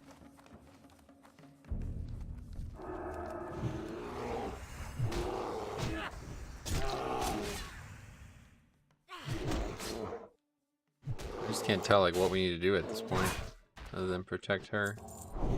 Oh well, that's why I put this. Yeah, no, I know that part. But I just mean like, what should we be doing? Killing mobs still? There's one all the way over there fighting, so I guess we just go and do that. It's evading for some reason. One right here.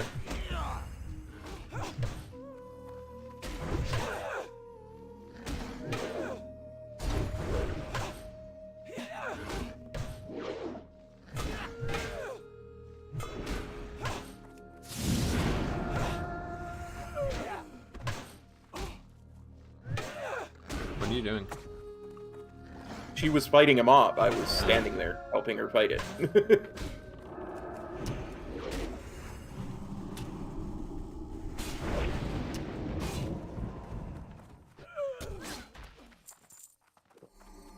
I don't know, do we have to wait until it times out? I really don't know what we have to do. I guess that's right. We just have to wait 3 minutes, yeah. Yeah. There's far more than 6 that seem to be healthy right now, so I don't. So just keep killing mobs just in case.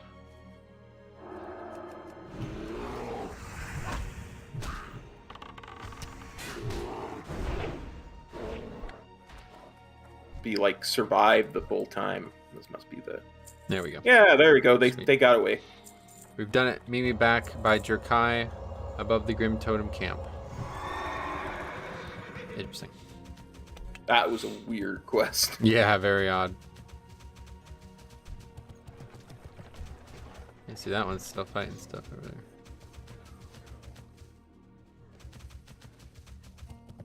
Alright. It's a weird spot too, right? Like coming up this little mountain like this. Yeah.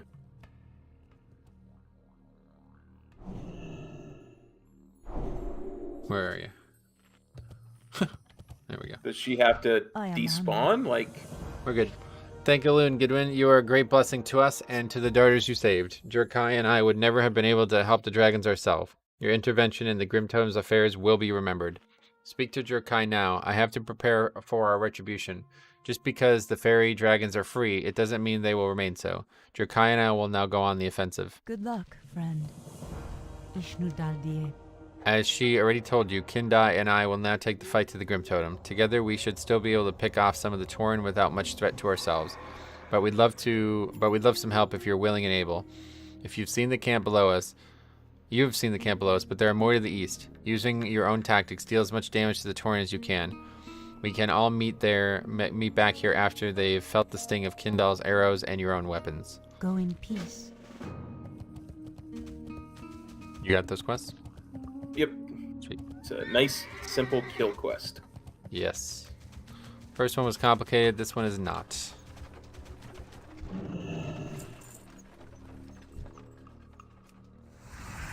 Although I always feel bad about killing a Tauren. As do I, but these are Grim Totems, so they can die. One of my favorite races, but... Yeah, the weird thing is, like, the whole Grim Totem thing, I don't really know, because, like, Magatha Grim Totem is in Thunder Bluff in Classic, and she seems to be... Like, I just don't really get it. What's happened there? What can you tell me about that? She's one of the elders. She always hated Cairn, because that's the whole thing. Like, if you listen to the starting thing in Vanilla, he's like, oh, well, all the disparate tribes of Tauren gathered under Cairn's leadership. Well, she never liked Cairn. She didn't like him being the leader of all the Tauren, and she was jealous. So she was plotting the whole time to take over. And she saw her chance when there was the whole thing with Garrosh. She was like, wow, Garrosh, I could poison his weapon, and that way it won't be me killing Cairn, and I can take over. And when Cairn died, well, Bane is sitting over in Bloodhood Village, right? She moved her Grim Totem into Thunderbluff and took it over and fortified it. Very similar to the story of what happened when Barry Mothras and Putris took over Undercity. So Bane had to retake Thunderbluff on his own because Garrosh wouldn't help him. He said it was an internal Tauren matter.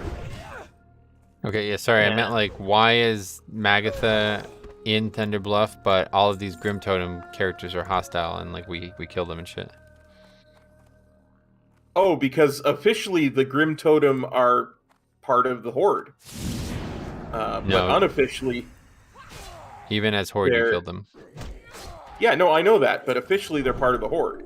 But unofficially, they're doing evil things, so we discover the evil things and we go in to kill them. No. Right? Like, that's the whole thing with the burning of the inn in Deathswallow. Nobody knows who did it, and when we find out it was the Grim Totem, we're like, oh, we gotta go kill them even though they're parts of the Horde. When do we find that out? When you actually do the quests as Horde, you find out that... Oh, no, I think it's actually a later expansion, yeah, because that quest just ends. It's like a famous quest line that just doesn't seem finished. So I think, yeah, they add parts to it to TBC or something, maybe. Yeah, it could be. Because I forgot there's actually Grim Totem mobs in that zone now in live, right? And there's none in Classic. That's interesting. Yeah, there's a whole Grim Totem village. Yeah. Anyway, Kilo said, just don't tell them about that crazy dream of Teldrassil burning down you had. Well, I'll keep that one to myself. Nathan says, I remember doing that quest a few weeks ago, leveling and doing like 12 of the relevant things and then just assuming it was bugged and wandering away. Oh yeah. What, keeping the sprites safe? It just seemed like we were gonna have to sit there until it ended time-wise, but I guess it was, you had like a new internal timer that existed or something. Maybe the actual sprites getting away was what it was. Like they actually. I just don't really know because I watched like 7 or 8 of them just kind of walk around and not aggro anything. So I'm like, well, those count, don't they? Like I didn't really know what we needed to do to save them in the first place. Yeah.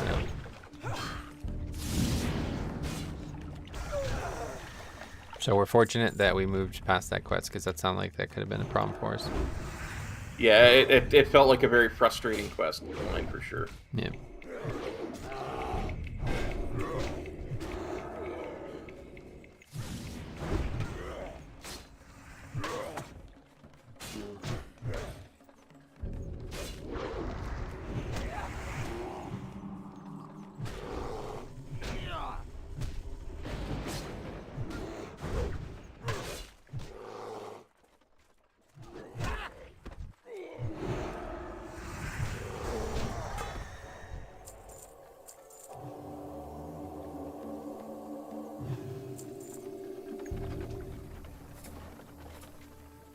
All right.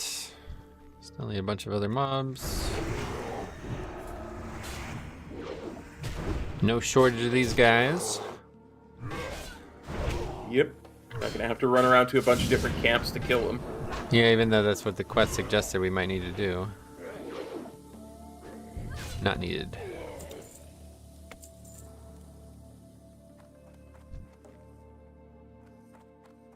Not yet, at least. I guess we do need a lot of the naturalists, which there's not a ton of. More shaman than naturalists, despite the quest indicating otherwise.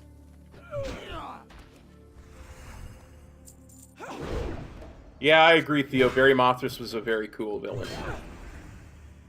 The All the Dreadlords in general. Dreadlords are- Fucking Yeah, not only cool in the way that they are presented in the early expansions in Warcraft 3, but then they become kind of ridiculously interesting characters in Shadowlands as well, right? It's like, wow.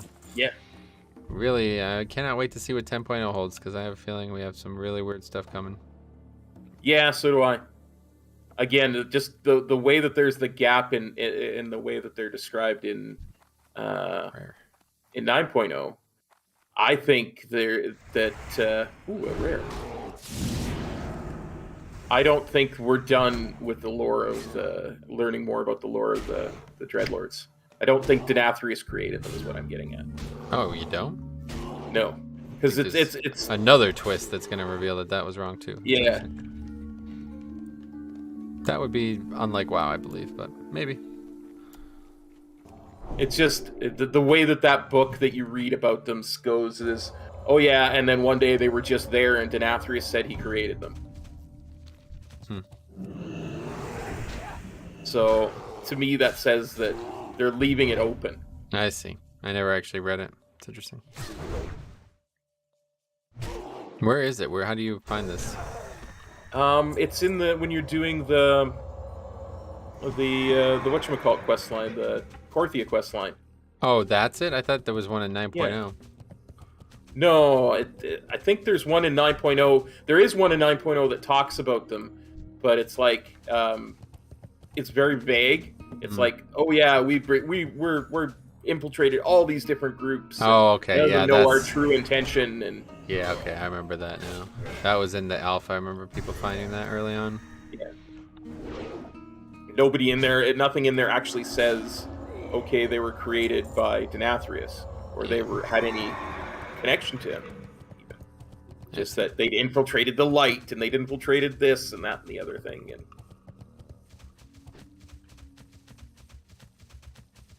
And yeah, that could be crazy then. I could be misremembering too, but I seem to recall something in there being like we even have agents in the realms of death.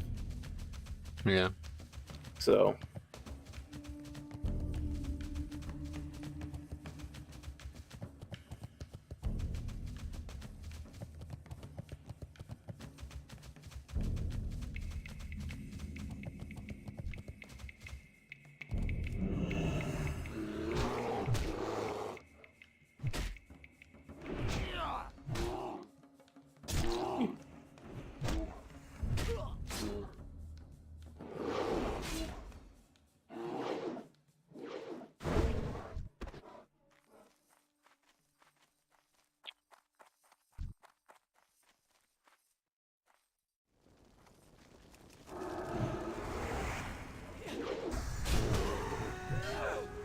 Because even as early as like STV, you know that the Grim Totem are not allies of the Horde. So yeah, it seems very. The whole thing always seemed very strange to me. I just never understood it.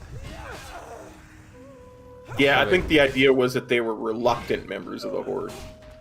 That like she like came to the table to discuss being a member of the Horde, but not Yeah, kind of. fully Yeah, invested in it. Yeah. Yeah, kind of thing. Kind of the idea being, oh, well, I guess I have to do this because all the other tribes are supporting him. Right. So.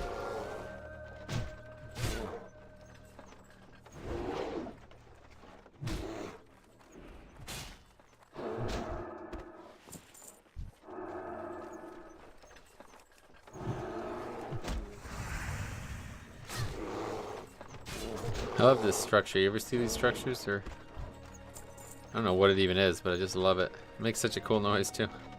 Yeah, I think it's it meant to be like a water wheel well kind of thing. Is that what it is? Yeah. Okay. Yeah, maybe it's or either that or it's like a flour grinding device or something like that. Huh. Flour grinding. Yeah. All right, back to turning all this stuff in. Finally almost 46, but man, yeah, I worry about this whole grind for 2 hours thing that I recommended. Considering we are now like, we're at step 39 and that was like step 7. You wanted me to be 46 for that, so makes me wonder if we're gonna end up having some issues here, but I don't think it really matters. At worst, the 100% experience thing comes and saves us. Yeah, I think we'll be fine.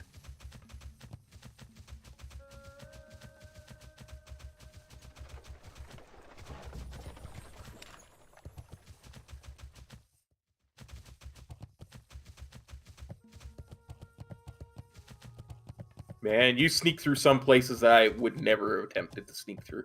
That's good. If I hadn't seen you do it, I'd be like, nah, I'll just go through the mobs. Kindle was right about you, Goodwin. You do have a knack for this. You are more seasoned adventurer than both of us, and for that we thank you. The Grim Totem clan is much more hostile than most Tauren. I wonder if their own kind frowns upon their action. There you go. I wouldn't be surprised. As you are probably aware, many races of Azeroth have ties to less kindly counterparts. But that is a discussion for another day. Out here in the wilderness, Kindle and I have a meager means to reward your help, but we don't want you to feel unappreciated. Take my signet ring. If you ever find yourself in the bows of Teldrassil, go to the Temple of the Moon in the heart of Darnassus. There you will find my High Priestess Taran Whisperwind. The ring will let her know that you are well and give credit that we are well and give credit to your story. We thank you both, Goodwin. Will it? I would think that like it probably signifies that we killed you and took the ring. In this game especially, that seems far more common, right? Yeah. Absolutely. Alright, heading finally over to the Knolls now.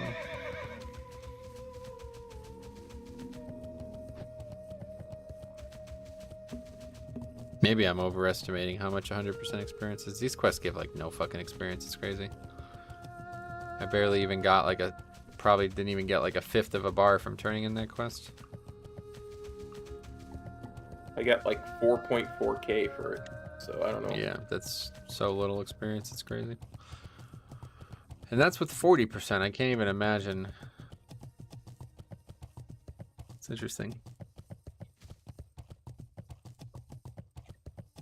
Yeah. So that quest probably gives like 7k, would you say? Yeah, something like that. Because we're essentially at 1.4k. Like if this was a private server, right now it would be a 1.4k server, or 1.4 times server. And right, yeah. What they're talking about is making it a 2 times server. Yeah. Just wonder how much that quest gives typically. Not very good at math, so obviously you can answer it by just doing math, but I'm not good at it. Yeah, 8,800 divided by 1.4. I can't do that in my head right now. By 8,800, what is that? Yeah, well, you cross multiply and divide, right? So if this is a 1.4x server, and we're trying to see what it would be on a 2x server, you just cross multiply and divide. Where's that 8,800 number coming from? Well, you would take the 4,400 we got for it times 2, and then divide by 1.4. Oh, but no, that number 4,400 is already with the 40% multiplicative. That's what I'm saying. That's why I said time divided by 1.4. Oh, I see. Right? That would give you the 2 times, and then if you wanted to know what the 1 times is, you just divide it by half. I see. Rifle, hey Metro, got out of work early today, which gave me some time to fix the fuel leak on my car. That's you need to definitely need to get that fixed. I have to get out of work early for that reason alone. I'll never forget when my buddy had a van, and we were driving. I can't remember where we were going, but we were going somewhere relatively far away, and we got like halfway, and he's like, "I'm out of gas. I need to get gas." And he's like really upset about this. Like he's like really upset about having to get gas. I was like, all right, dude, go get gas. No problem. You need some money. I can give you some money. And so we go and get the gas. He's just kind of like grumbling the whole way. We get the gas. We pull out and we get to where we're going. And we get back in the car. And we start going back home. And he's out of gas again. It's like 30 minutes of driving. And I'm like, okay, wait, hold the fuck on. And he's like, just like, kind of amorphously complaining, like, "Oh my god, this sucks." I'm like, dude, something's wrong. Like, you don't need to fill up your gas tank once an hour, right? That's not how it works. Right? And so we go back to the same gas station on the road that we had passed the first time that we got gas on, and pull up to the pump, and I get out of the car, and you could see this like thick line of gasoline from the gas pump we were at all the way to the road and all the way up the road we were just on. I was like, dude, I think your vehicle is leaking gasoline. Like, pretty obvious. All right, anyway, tacked up on a nearby tree are 2 large leather backpacks. Each bears a small insignia of the Feathermoon stronghold on the front of the pack. Inside the packs are 2 items. The first is a parcel of goods that was bound for Thalinar. The second is a note hastily penned to an unknown reader. The note tells of discovering insidious bug-like creatures south of the Knoll camps in a place called the Writhing Deep. The author felt the need to investigate it personally, as though it was a serious threat to all Feralus. The note is signed Rashel of Feathermoon. It would seem that you have located where Rashel ultimately went. Alright. Wait, accept Dalinar delivery. What is that? Oh, there's another one. Wait, is there? Yeah, just right click on the parcel. Oh, on the parcel itself. Oh. The parcel of goods you found in the Wood Paw Knolls camp was supposed to be delivered to the small way station of Dalinar in the southeastern Feralus. Regardless of the missing courier's fate, the task of delivering the parcel remains unfinished. Examining the parcel in detail reveals a handwritten name of Falfendel Waywarder on the outside of the packaging. Perhaps this is the parcel's ultimate recipient. Wow, that's a unique quest. So that quest basically gave us 2 quests. That's interesting. Yeah. I don't think I've ever seen anything like that before. I would never even have noticed that note. Yeah, you know, yeah, would... exactly. Wait, what do you mean? Which note? What note? What do you mean? The note nailed to the tree. I would never have known that it was there. Oh, yeah. I would have spent hours looking for that. Oh, God. Yeah, you would have had to look that up, wouldn't you? Yeah, that's the difference on Classic and I think even TBC solves that. Do the things glow in TBC? I can't remember. No. It was Wrath. It was Wrath. They put that in. And I'm pretty sure it was, at the very least, it was the Argent tournament when it happened, because I was leveling like my 12th tune to 80 at the time, and I was in Zul'Farrak. Whichever zone that is, that's Zul. You know, the one I hate because of the... You do. I thought I was following you, and then I ran into a bug. Okay, that's fine. Keep going with the story. You know, the one that I hate because of that one leveling challenge I did that broke me? Zuldrak, yeah. Zuldrak, yeah. I was in Zuldrak when the change happened. And I remember logging on one day, and all of a sudden, all the quest items that I had could never spawn in the one quest in Northern Zuldrak just were glowing. Like they had all of a sudden had particles. So like middle of Wrath, they did it, yeah. Yeah, it was. I'm pretty sure it was, like you say, the Argent tournament. That must have been a lot of work. Yeah, because it was again. We talked about the getting rid of the mini map as being transformative, that was transformative too, right? Mm-hmm. Definitely. Yeah, in the other direction, like, yeah. Yeah, like literally that package there is just on the tree and you can't even tell that you can click it until you hover over it.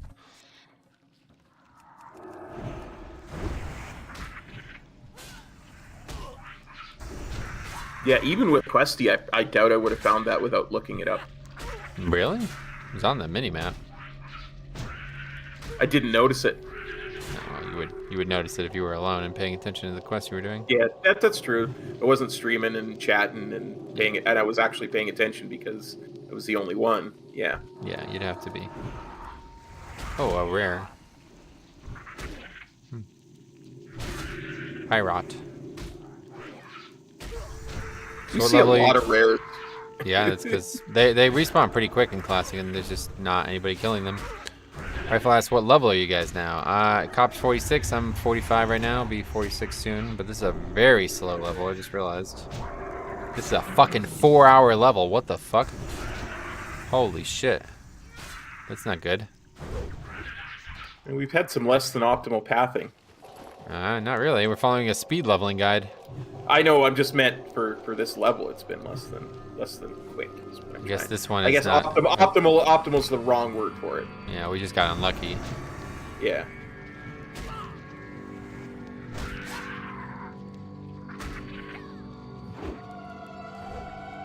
Yeah, here at that would be like 47 for sure. It's like these quests, I always, at least on Horde, like once you come to Feralus, things fly. I remember getting like a sub 1 hour level on the Darius in this zone. You have discovered a large pod of an alien nature. The texture of the pod appears mucus, though hardened protrusions stick out from the random parts of it. The pod itself has the height and width to easily encompass a humanoid inside of it. And from the faint humanoid shape visible through the skin of the pod, you surmise that it is what indeed encapsulates. The pod splits open some when you touch it, revealing a night elfin male who is surprisingly still alive. He seems to be in good health, though deeply stunned. As you help him down from the pod, he stirs to life. Thank Aloon, you saved me, friend. I'm Rashal, and I awoke paralyzed inside the pod after these bugs overwhelmed me. Were you sent by the stronghold? It would seem that you found the missing courier. Okay.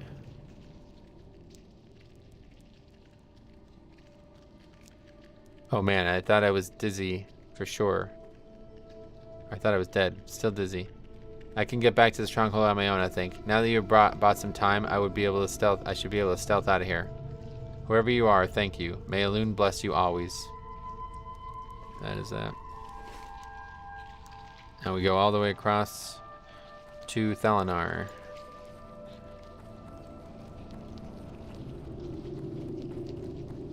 I dinged at least. Yeah. Good. Congrats. Thanks, ma'am. Wow, Jesus Christ, dude. Oh, pardon me. It's fucking loud. Oh, sorry, I didn't. Oh, I couldn't contain. Whew. Oh, sorry about that.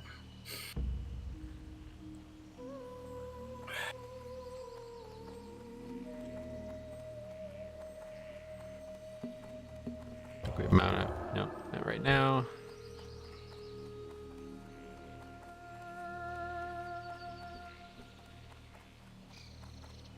Of course not. We're on something that registers as Yeah. not ground. Alright, it's up here.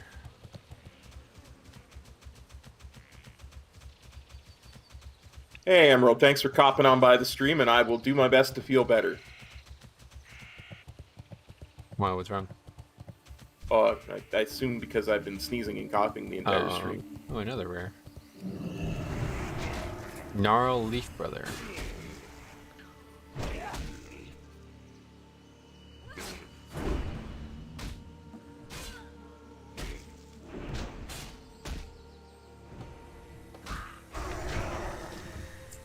Fucking 118 experience, sweet. Thanks a lot, Gnarl Leaf Brother. Thanks for nothing, Gnarl Leaf Brother. I'm gonna grab that though. It's a slight. I think that's a slight upgrade at least. Yep. No worries. It's got a lot more spirit and slightly more stamina and way more armor.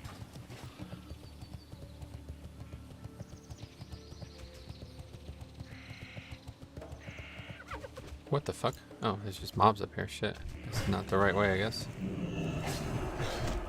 It's actually like scared me. I was like, what the hell is this thing? Oh no!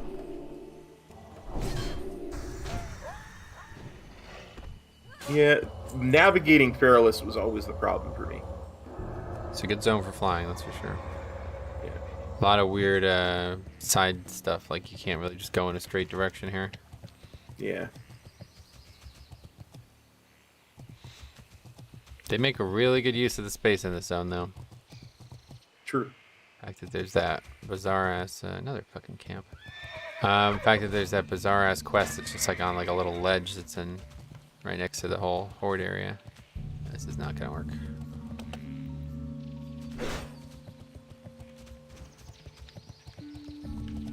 Yeah, we're just completely lost, I guess.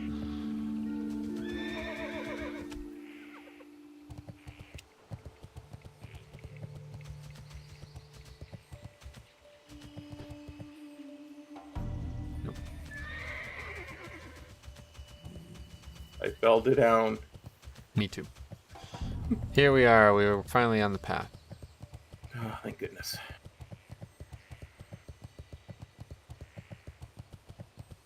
Emerald says, just got out of work. Well, welcome to the Strum.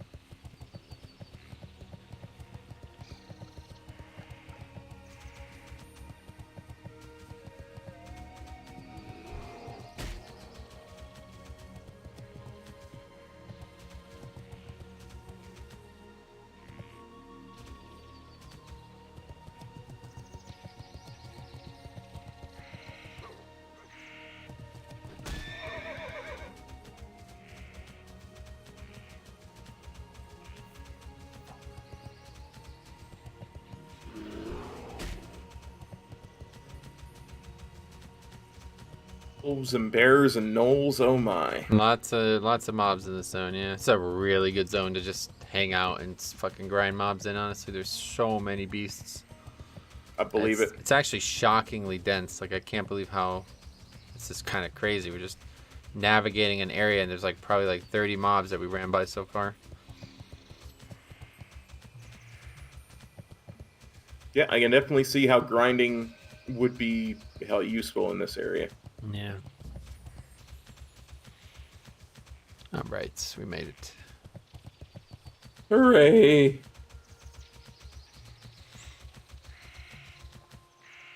The one NPC that's here we'll talk to. Alright, welcome to Solitar, Paladin. Do you need assistance of some sort?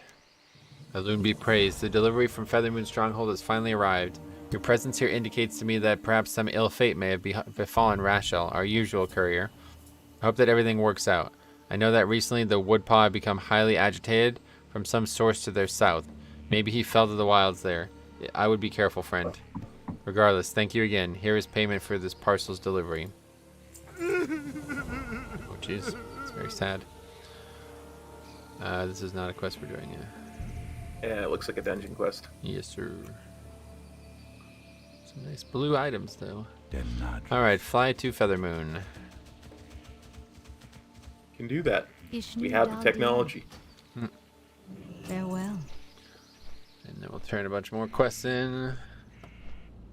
Oh, Emerald says she just got done working out. Okay, I misread. Different. My bad. Yeah, very different. Either way, welcome to the stream.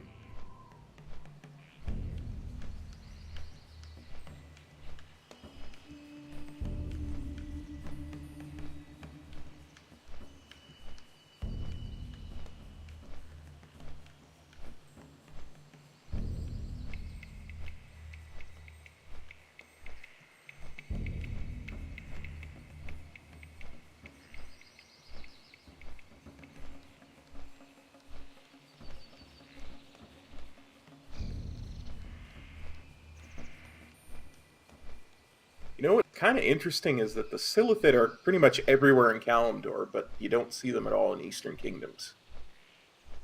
I know, it is strange, yeah. Again, you think you would, considering the lore that it was all one continent at one time, back when the Silithid were the dominant species. Back in the days of the old gods, you would think that there would be Silithid on the eastern side as well. This is a good one. Who is the luckiest person you know? He's right here next to me. Cop's luck and bad luck defies luck logic. Like, it's actually staggering how sometimes unlucky and sometimes lucky he gets. It's shocking. It really is. Like, you have the biggest peaks and valleys of luck I've ever seen. True. Oh. Like, literally, my God, they should just put Titan Forging back in the game just for you. You would be like, you'd have like a full set of best in slot gear one season, and the next season you would be wearing grays. Nothing. Yeah. I couldn't. Nothing dropped for me. Yes. I lost every roll for glute.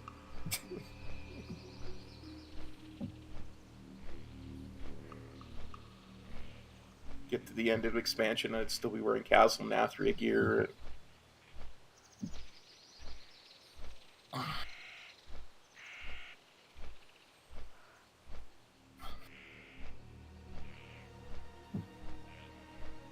Then I would go into Molten Core the next day and get both halves of the thing needed. God, don't say that.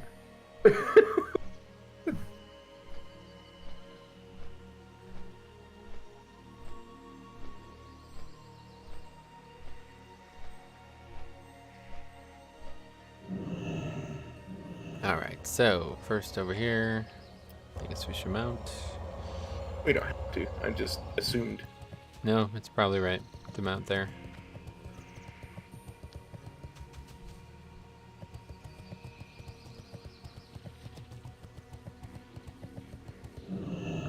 Upstairs.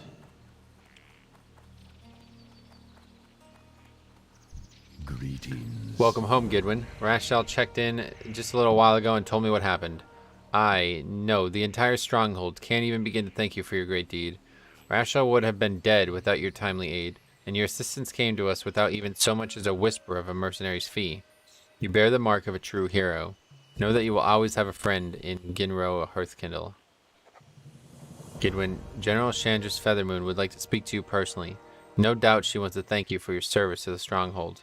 But I do know that she also wants to talk to you about the insect creature that you and Rashal face in southern Fairless. The reports of those Zukosh insects are frightening, to say the least. General Feathermoon is waiting for you in the main compound. Goodbye. Why do we... Guess we'll come back and turn that in later. Rifle says, keys are rare today. I can't wait for the cross faction. Really? The push week, I figured it was not rare yesterday. I was actually really pleased with how many different keys there were yesterday. But to be fair, I think most of the keys I did were just a chain. I think we did like 2 different groups, up to 3 keys at a time. Oh, wow. Gidwin and I give you my warmest thanks for the aid you've given us. Your bravery in the face of overwhelming odds has warranted a reward worth 1,000 times greater. Nevertheless, I hope you accept this on behalf of the entire stronghold. Now, if I may, I'd like to ask for your aid one more time. In light of the discovery of Zukosh Hive here in Fairless, I think you're the best choice for this mission. Nice little staff, 2 gold. I'm entrusting you with a copy of the report Rashal made on the infestation of southeastern Fairless. While the main report is being filed in Darnassus, I want you to give this copy to an associate of the Protectorate. Her name is Gracina Spiritmight. She is a priestess who dwells in the Temple of the Moon in Darnassus. She has broad knowledge on these kinds of creatures, and her receiving this report would benefit us all. You're dismissed. Good luck, Gidwin. May Elune watch over us all. Farewell. Strange. Alright, what is this? Empty our bags at some point, too. I think you should. We're going to do that right now. Ace. It says, Cop, don't jinx it. I can't jinx Cop luck. That's the thing. You literally cannot. So hot and cold. What brings you here? May the stars guide That's not you. somebody you could sell to. Cloth Ishnu armor Allah. merchant.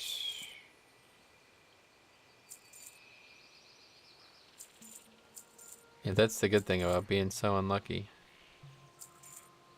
The swings are the luck itself.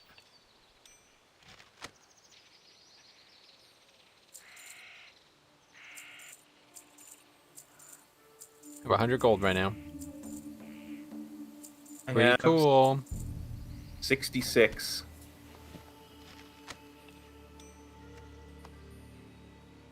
All right, very Good good. luck, friend. 101. All right, let's go. I guess we're just gonna fly to Teldrassil first. I don't know why it's not telling us to turn these other quests in, but we'll just trust the guide. What brings you here? Probably because we're gonna hearth back. Be Well, careful. I know that part, but just don't know what the purpose of not turning the quests in when you're running right by the NPCs is. I don't know.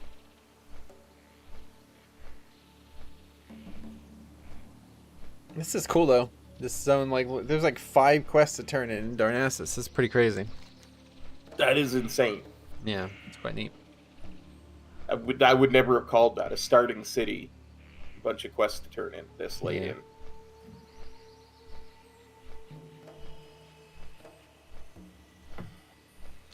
That is, yeah, I mean, it's like that with the other cities too. I mean, that is the best part about Classic, honestly. It's like how they use the world. It makes it feel like all of these places really matter and that all of these are not just segmented storylines that have no relevance on the zones next to them. Much everything better is than, interconnected. yep.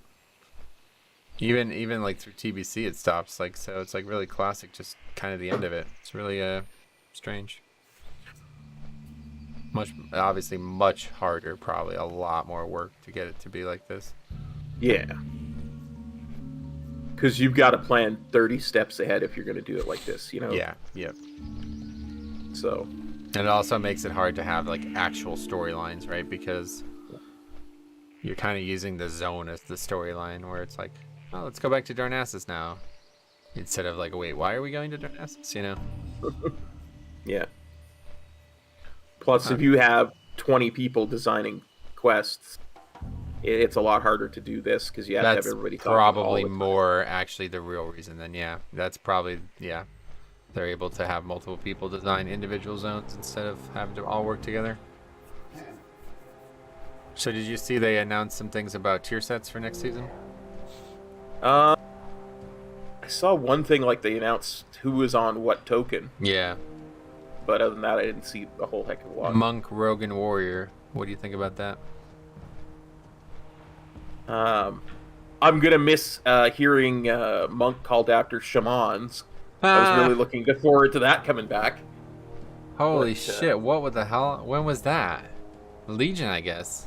Yeah, I would have been back in Legion when Oh I my first god, was you remember that. Wow. Yeah, I was the guy who got brought when there was 19 people because I was completely useless as a DPS. But I just always remembered the way you called Shaman and then Monk. What was the other ones on the token? Do you remember? I don't remember. I want to say, Warrior, Hunter, Shaman, Monk, maybe. yeah, Sounds something like kinda that. right. Yeah, Because they would have just added Monk to that after Mop, Yeah. too. This is fun. yeah. Right when Monk came out, they would just added us onto a tier. John says, hello, what are you looking at? You mean the tier stuff? It's just on Wowhead. I can link it if you need it. Anyway, but yeah, that was surprising. But they also talked about how much you're going to get. They said in order to trade it, you'll have to have a soulbound tier piece of equivalent or higher item level. So not any piece. It has to be a tier piece. So people are already bitching about that, of course. The item is equivalent to what you've earned through heroic. Oh yeah. So they've also talked about how the okay. The eye level? Let me just read it because I'm not apparently able to speak. How is the item level of the tier piece determined for the Great Vault? Completing 115 dungeons gives us a 278 piece of loot in the vault. So does that tier mean tier would also be 278 as well? Yes, the item level is equivalent to what you've earned through your heroic deeds across the various different game systems. Next question. How are the when they're creating tier sets with the creation catalyst, what is the item level of the tier piece after the process is complete? So this was a really big question a lot of people wanted to answer.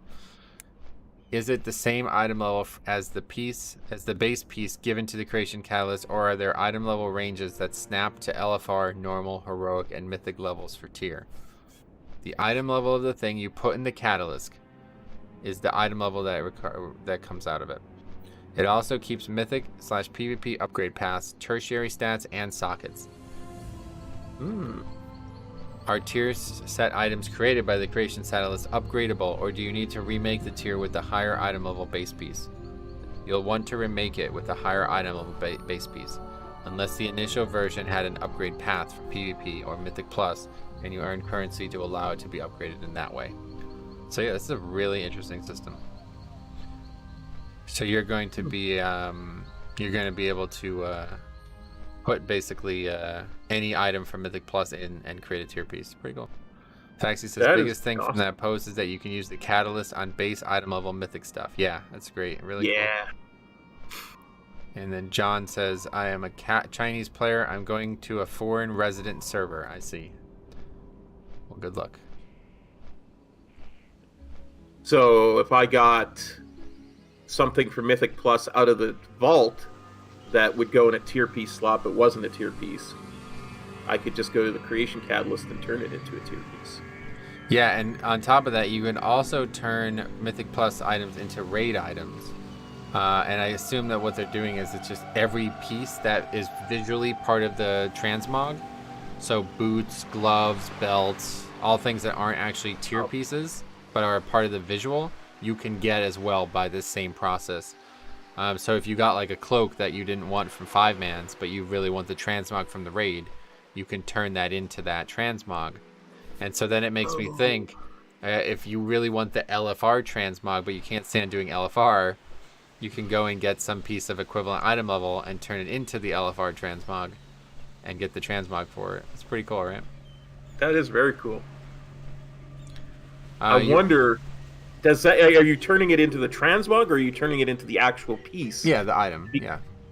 So I'm wondering if there's a particular set of stats that you want that comes from the raid. Yes. That you've got.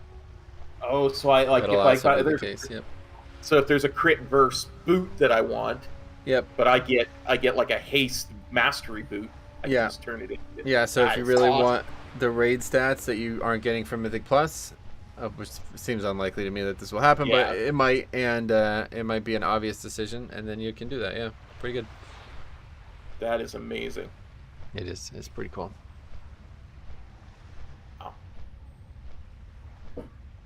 John then says, my English need to rely on translation software.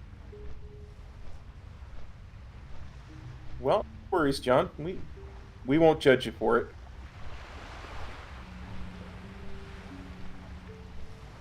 All right. Anyway, we're on our way to Teldrassil right now. We're gonna take a bunch of quests, turn these in. There's gonna be a lot of reading coming up here. I'm excited to see. I don't even remember all these quests, but we have a lot. Yeah, for sure. And I probably expect to go back, and then we will. I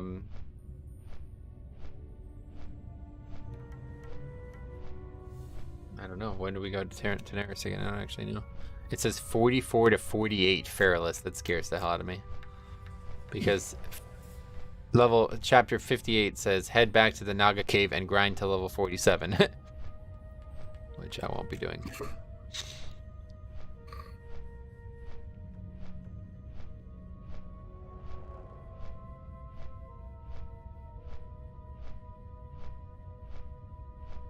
What else? ESPN, let's see any news today. This fucking florist lawsuit. I'm so sick of hearing about this.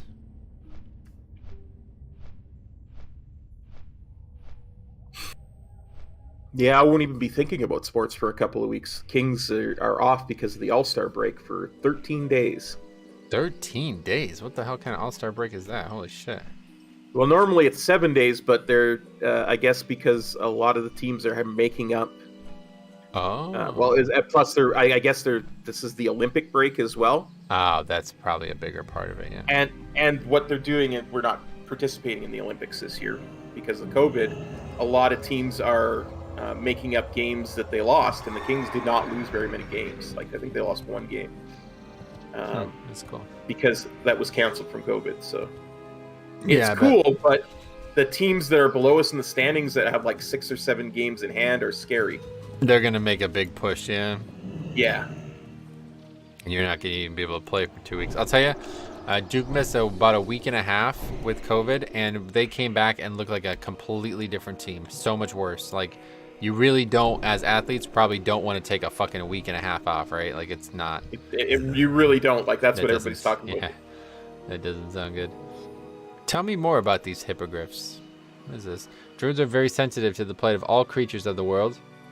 When it was found that these birds were in danger, we set up a system of rescuing them from the corruption of Feralus. A gnome mage named Kurgle Cracklehop leads the affair. She collects the eggs and has them sent here, where I care for them. We could always use more help for our cause, Gidwin. Maybe you should head over to Gadgetan and look for Kurgle. Del Ladres. Okay. Handle with care.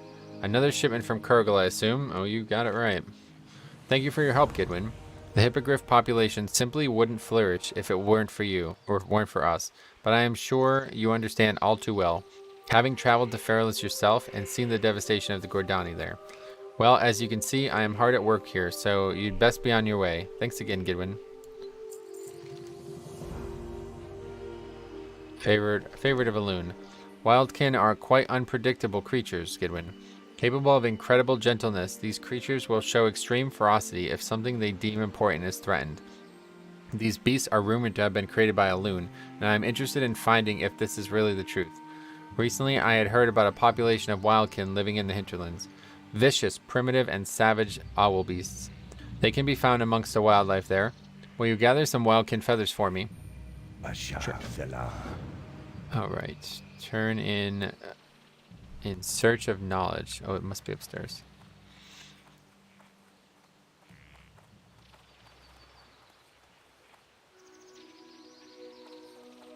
Goddess bless you. Oh, so Troyas Moonbreeze sent you? Mutters, always bothering me with his wild notions that he found something important. Look, Gidwin, I'll be blunt. Troyas always thinks he has found something important in those ruins. The truth is, anything that was truly valuable was probably hoarded away long ago by the ogres or the harpies that now reside there. You're welcome to take a look around, but I don't know if you'll find any books here that'll help you. Asha Fela. Take a look around, Gidwin. Perhaps you will find something that I've missed. There's something somewhere. I think there's like a book on the ground or something, isn't there? Yeah, over here. Feralus, a history. Pretty obvious. Don't know how you missed it. This book looks as if no one has opened it for quite a long time. Its covers are quite worn and its pages yellowed, but after examining it, you notice that it might be just what Troyas is looking for. You pick it up, but realize you should probably ask before borrowing it.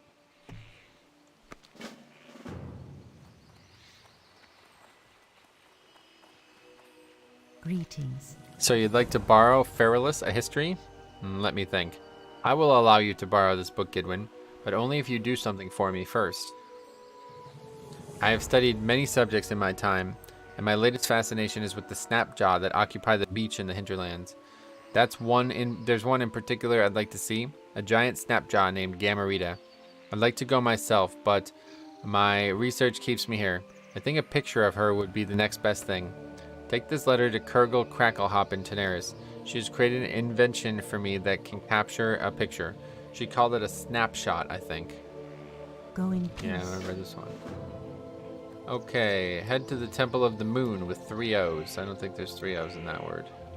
Moon. Turn in Rise of the Silithid. Nice. Nice.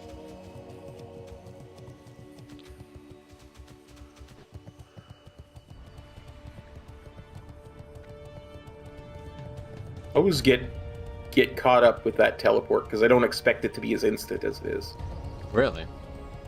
Yeah. Wait, it's this way. I'm sorry to hear that, Cop. What's on your mind? Just stops me from moving for a second. That's a shame. Yeah.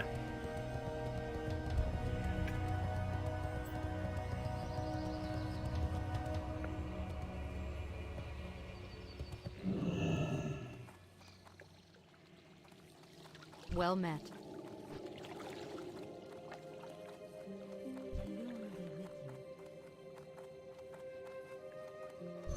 There's a wisp. Can we buff it? Well, you can. You can put might on the wisp. Put wisdom on the wisp. It won't let me. Target is too low level. Really? Oh, that's because Yeah. I only used rank 4 in it without realizing. Interesting. Oh well. Doesn't really need wisdom. It's just a wisp. Sure. Just a dead night elf. Wisp are such a Didn't go to- cool thing in Warcraft 3 because they're like pure color. So whatever color you are, they're very different. Ishnuala. Welcome to this blessed temple, friend. Your arrival here from Feathermoon Stronghold has been foretold to me. Do you have the report Chandra's Feathermoon asked you to bring? Oh, you right. You damn right I do. We Night Elves know of the terror outlined in this report. Chandra's was wise to send this to, and you to me. These creatures will consume Feralus rapidly. They are nothing short of one of the greatest menaces we all will ever face. The insects you and the courier encountered are known as the Silithid. They are mere tools of one of the greatest threats that both the Horde and the Alliance will ever face. I pray we will never have to resolve to defeat them before they destroy us. Good luck, friend. Oh, I think you will. I think it's entirely possible, I although think it will have to get nerfed before you can defeat it mathematically. Right, yeah, that's funny. Okay, anyway. Ishnuala. Hello, child. It Hallelujah, pleases us to right have here, more pals. powerful adventurers here in the temple. If you have time, will you share a tale or two with the younger adventurers? I know many of them would benefit from your wisdom. I'm sorry, look how rude of me. You've come to the temple seeking our aid, and I impose on you. Please forgive me. Tell me what the servants of the light can do for you. There's Durand. Oh, she's got a bow out right now. That's an Much amazing... less aggressive than she is in Shadowlands. I totally agree with that. She even has this very strange warglaive or whatever that is on her back. Anyway, that's an amazing story, Gidwin. It pleases us that you've not only helped Dragonkind, but also one of our own priestesses. Dragonkind? What? When did we do that? I think one of the guys that we helped there. Oh no, the Fade Dragons. That's That's what she means, yeah. I will make sure she has her ring returned to me. I have scouts heading the direction of Feralus soon. This will be one more thing for them to investigate while on their mission. Thank you again, and please make yourself at home while you're here. Alright, that belt's very nice upgrade. belt. Massive, massive upgrade. Massive upgrade, yes. Alright, and that is it. Isn't there one more thing we had to do? I thought. Nope, guess I not. thought Alright. there was too. Hearth to Feathermoon.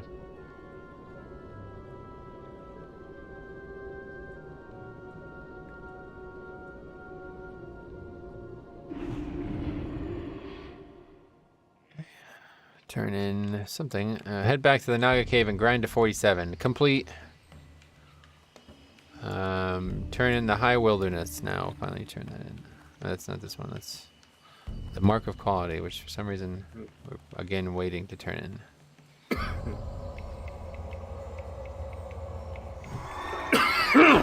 Sorry. Alright, yeah, chill out with that.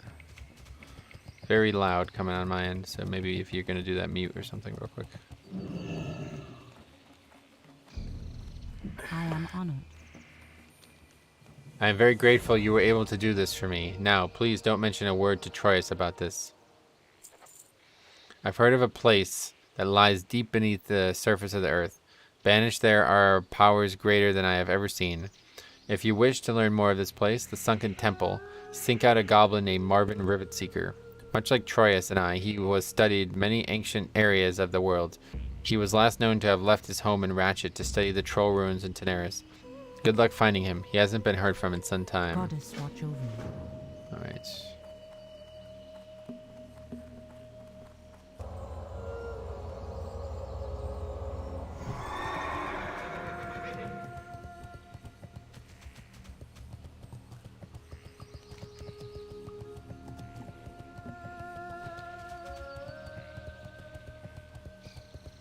Hello. A stack of 10 thick Yeti hides will net you a choice of one of my crafted items. Because I care about quality, I am able to ensure you'll get a good item. If you can't seem to find Yetis, I know where some might be. Try looking just inland of the Forgotten Coast, around Feral Scar Val. Oh, yeah, we did that. Did you stop and examine the textures of these hides? Properly treated, these hides could very well be stronger than iron. Not many people know about these hides, and that in combination with the vast treating solutions I know will allow me to potentially make items with a mark of quality. Thanks to you, of course. And now, please choose from what I am able to offer you for your service. Neither, thank you. They're leather. He did not like me saying that, okay. Alright, now we go to Daenerys. Hey, Geg, what's up, buddy? How's it going, man? How are you? Greetings. Alright, flying to Daenerys. Gadgetan. Good luck. Gotcha. You're right.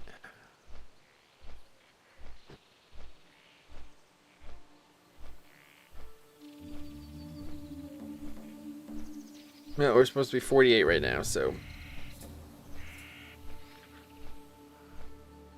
See if that comes into play somewhere.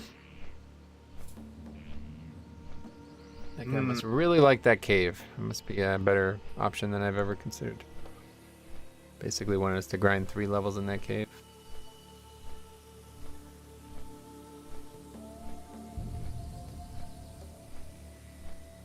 I mean, it was full of things that we could have grinded, but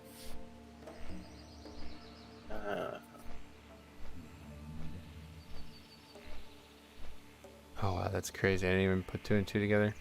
So today, Bryson DeChambeau was offered $135 million to join the Super Golf League. Have you heard about this at all? I have not. Basically, you heard about what happened with the soccer shit though, a year ago, right? No, what happened with soccer? Okay, so basically, I don't know why this is happening all of a sudden in the world, but all of a sudden, every athlete thinks they're being underpaid.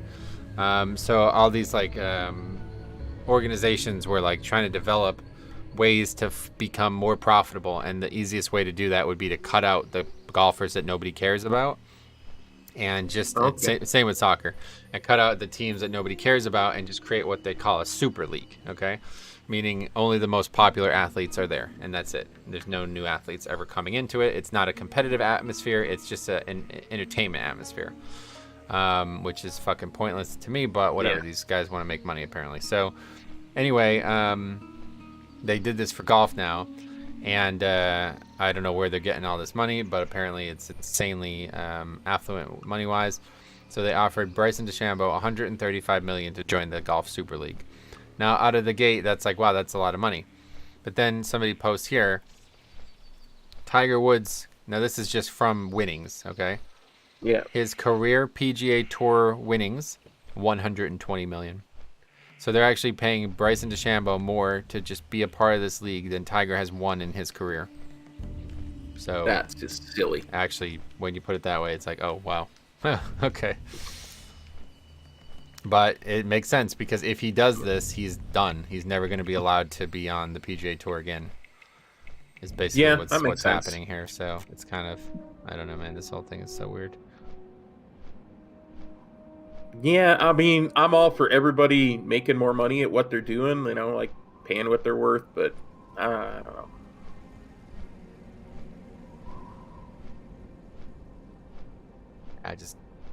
It's sad that everybody is so wrapped up in money anymore. It's like, yeah.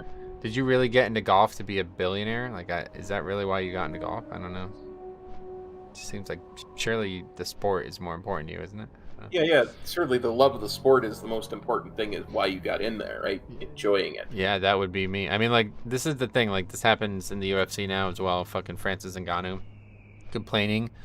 He's like, I won't fight again for $600,000. That's how much he apparently got paid to show. Okay, that's just to show. There's bonuses for winning. There's pay-per-view revenue splits because he's the champion and the headliner and all this shit.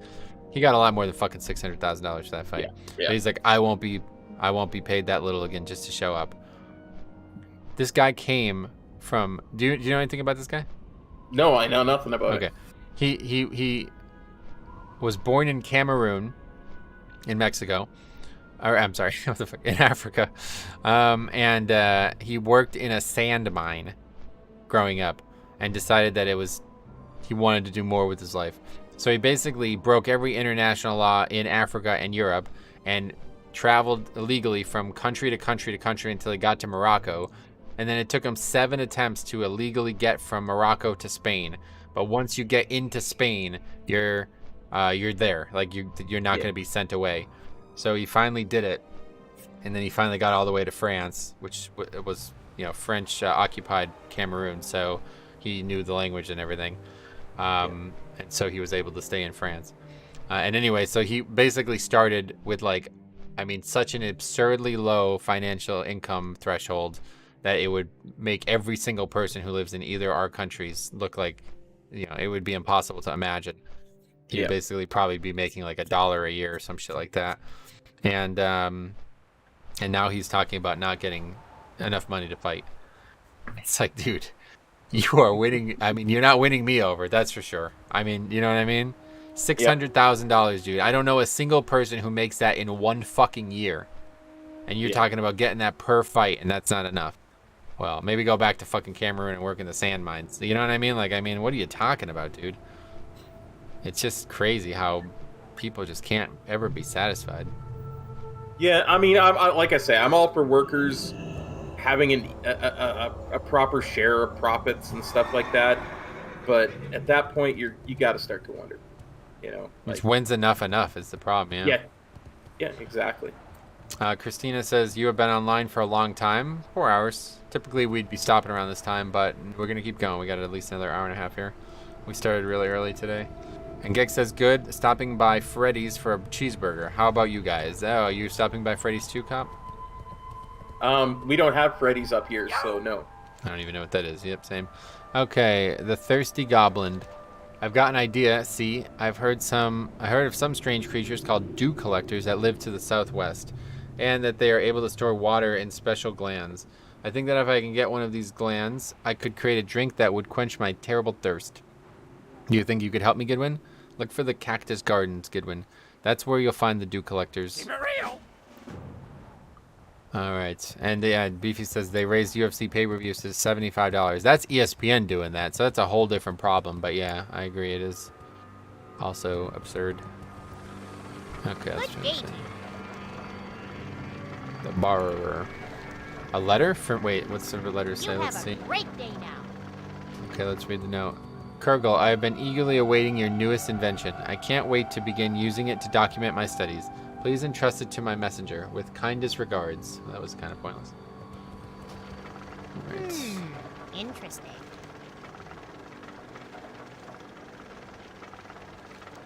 Are you another one of Darian's interns? She's quite a knowledgeable historian, Goodwin. You should be grateful to be studying under her leadership. Now, let me get the Super Snapper FX. You're gonna love it. Have the first look at my new invention, Goodwin. All you need to do is target whatever it is you'd like to take a picture of and push the button.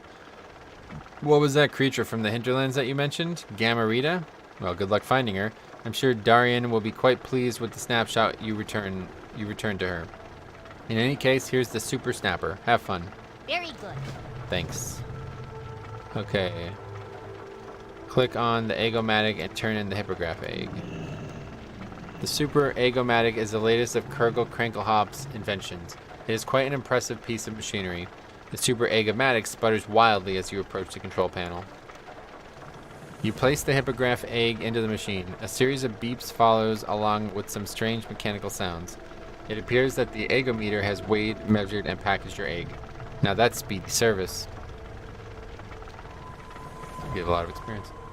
Okay, accept Thistle Shrub Valley. Where is that? Over here.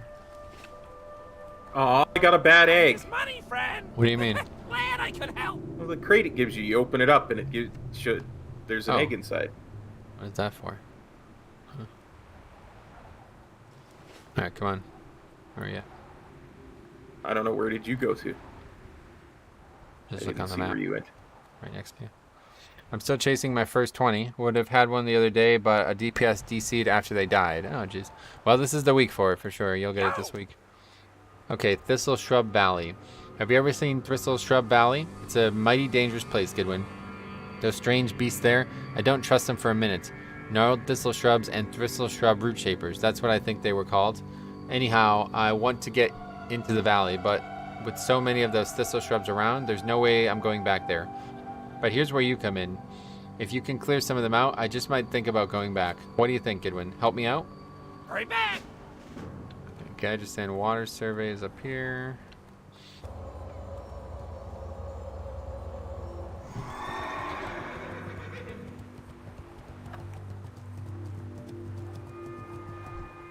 money, friend. We've got a position open for a temporary junior grade surveyor in Gadgeton and Water Company if you're interested. With the nomads seizing all of our wells, we need to explore more free sources of water. There is water to be had in the desert, but only to those smart enough to survey them first. Take this dowsing widget and tap a sample of the water by the pool near Sansaro Watch.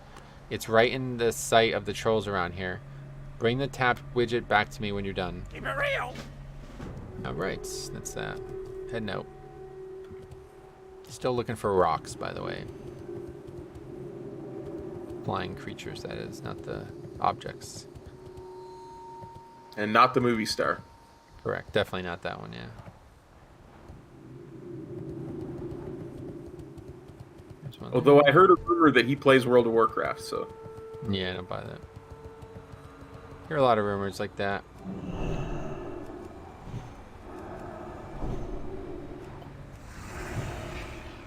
How is it fucking possible that that dog is still chasing you? Okay. I don't know. I gave There we up go. trying to think. Eh, Make sense of the leashing in Season of Mastery a long time ago.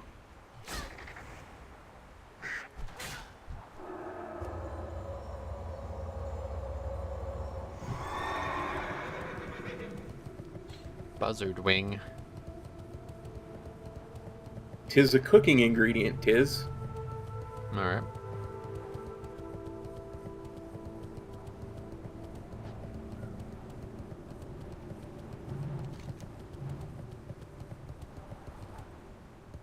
Let's do this. Actually, no, I guess it wants us to finish it somewhat soon, so we'll do this first.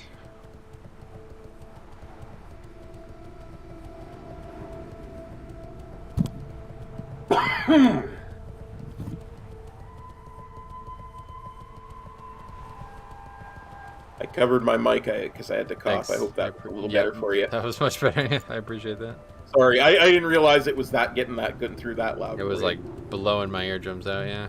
Yeah, my bad. Alright, this is gonna be... Don't know if we both have to do this or what. It's gonna spawn a bunch of mobs though. Probably didn't both have to... But anyway, we can just run. We don't actually have to kill these. Good call.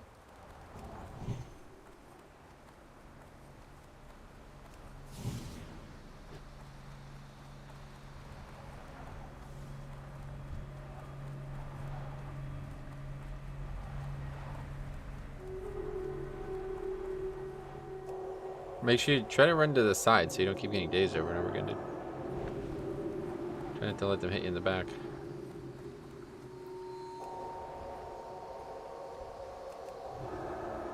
Yeah, we can just kill that one, that's fine.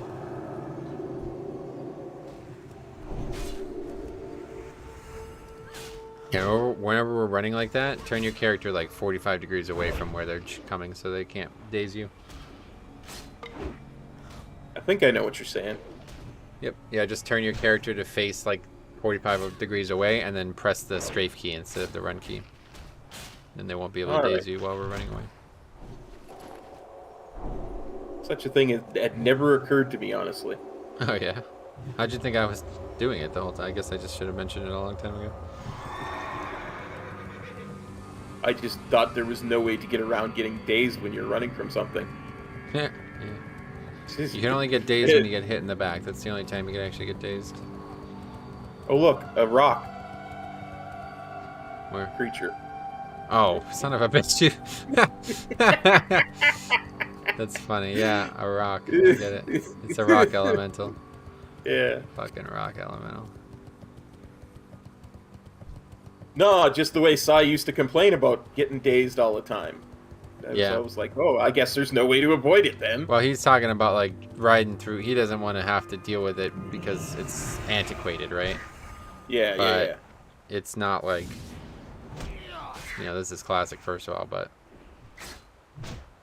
the zones aren't like that. Like, you know, situation like an Argus or something like that where there's like a million mobs and you can't help but ride through them.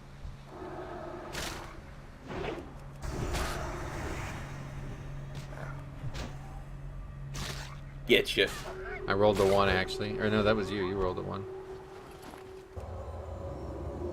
Doesn't that mean I win the item? Not anymore, unfortunately. Yeah. Saw somebody roll a 1 the other night in that raid, and I was like, God, that person doesn't. They don't know what they're missing. Yeah.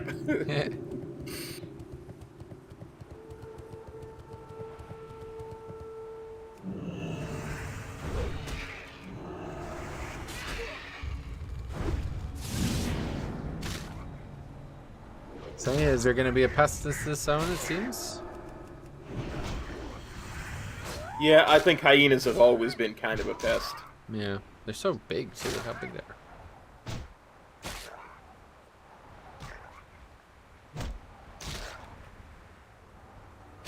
Are you attacking the mob? I was attacking something because I attack thing was going. Yeah, you were too far into the hitbox. You weren't able to attack, I think. I saw you standing there not doing anything. That was funny. I swear to God, there are days where I just marvel at my own weirdness. That's kind of the game being weird, but also, I guess, also you in some ways.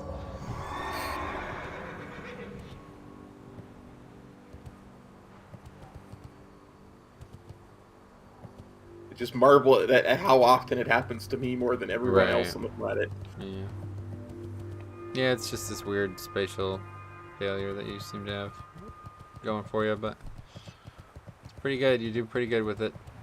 Yeah, well, you work around things. You learn to work around stuff. Yeah, you're like right. You're definitely right. that. Either that or you give up, and I ain't for giving up.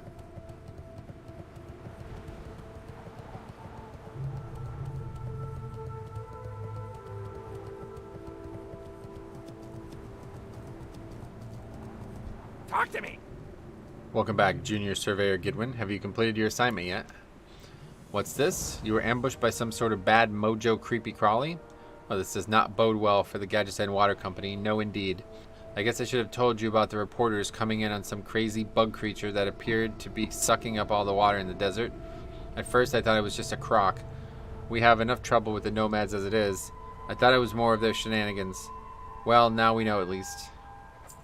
Alright, now, these reports about the bugs, what we know is that they are draining the water pools that used to be where the noxious layer is. What we don't know is, well, everything else. Let's figure out who our enemy is first. I want you to head into the noxious layer and get some parts off the critters. Get 5 from the centaur there, and bring them to Alchemist Petzelzug for him to drink with. To dink with. With him on the case, we'll figure out what they are. Glad I could help. Okay. So now we'll go and finish the rocks. Well, you probably have none still, right? Yeah, none.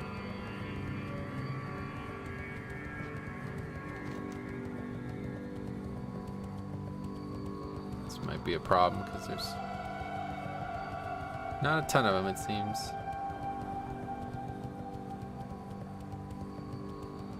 Well, if nothing else, we'll get that grinding in that the guide wanted us to do. Maybe. I mean, it'll be a problem because we're gonna have to keep traveling in between different areas to finish it. Yeah. I understand what you are saying. Well, that's good.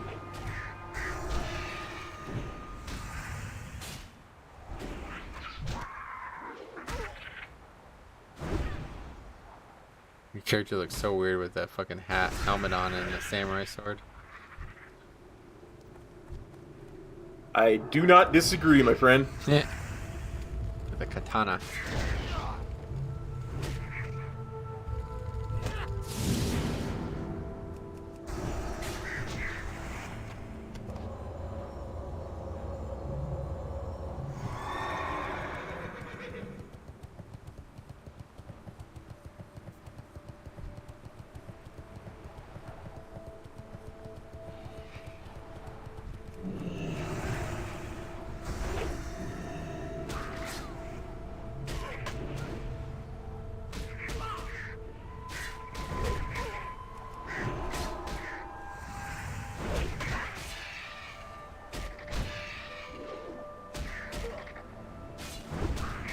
Things for sure, by the time we're done this, we'll definitely be able to say we can smell what the rock is cooking. Good one. Oh, you just got 2. Sweet. Yeah. Well, that's good. I still only have 1. Progression. That makes it make me think we're gonna be fine. Yeah. Then we'll go kill There's usually Solitar mobs. There's usually a ton of rocks around these bones up here. Yeah, I just wasn't sure if there was enough, considering how poor the drop rate it seemed to be, because we killed probably like 7 or 8 and only had 1 total. Yeah. I was like, if that's not even on the high side, then we're in trouble. But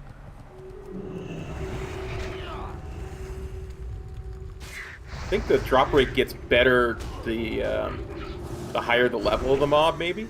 yeah, I've heard, you said that a few times in this playthrough.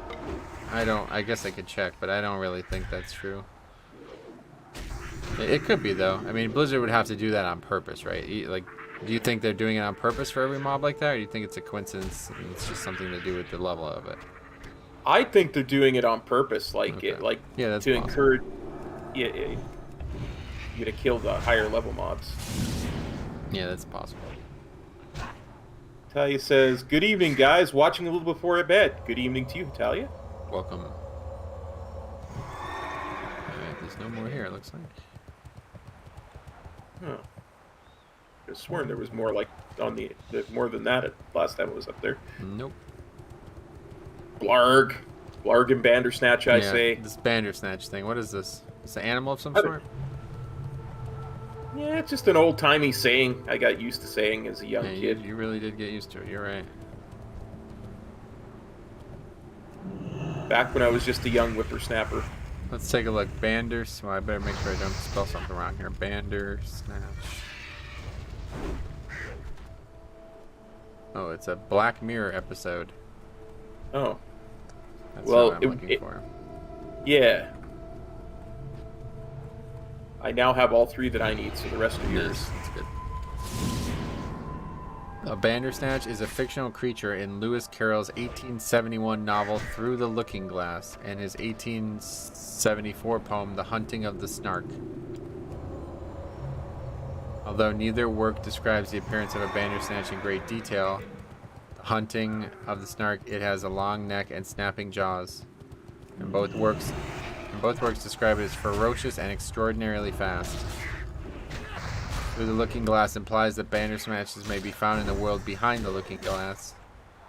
And in the Snark, whatever that is, a Bandersnatch is also found by a party of adventurers after crossing an ocean. Bandersnatches have appeared in various adaptations of Carroll's work. They also have been used in other authors' works in other forms of media. Well, there you go. Go. Better be careful, you're gonna get a copyright strike. Oh, I'm not a fear to copyright strikes. I stream Final Fantasy. Oh yeah? What's been going on with that?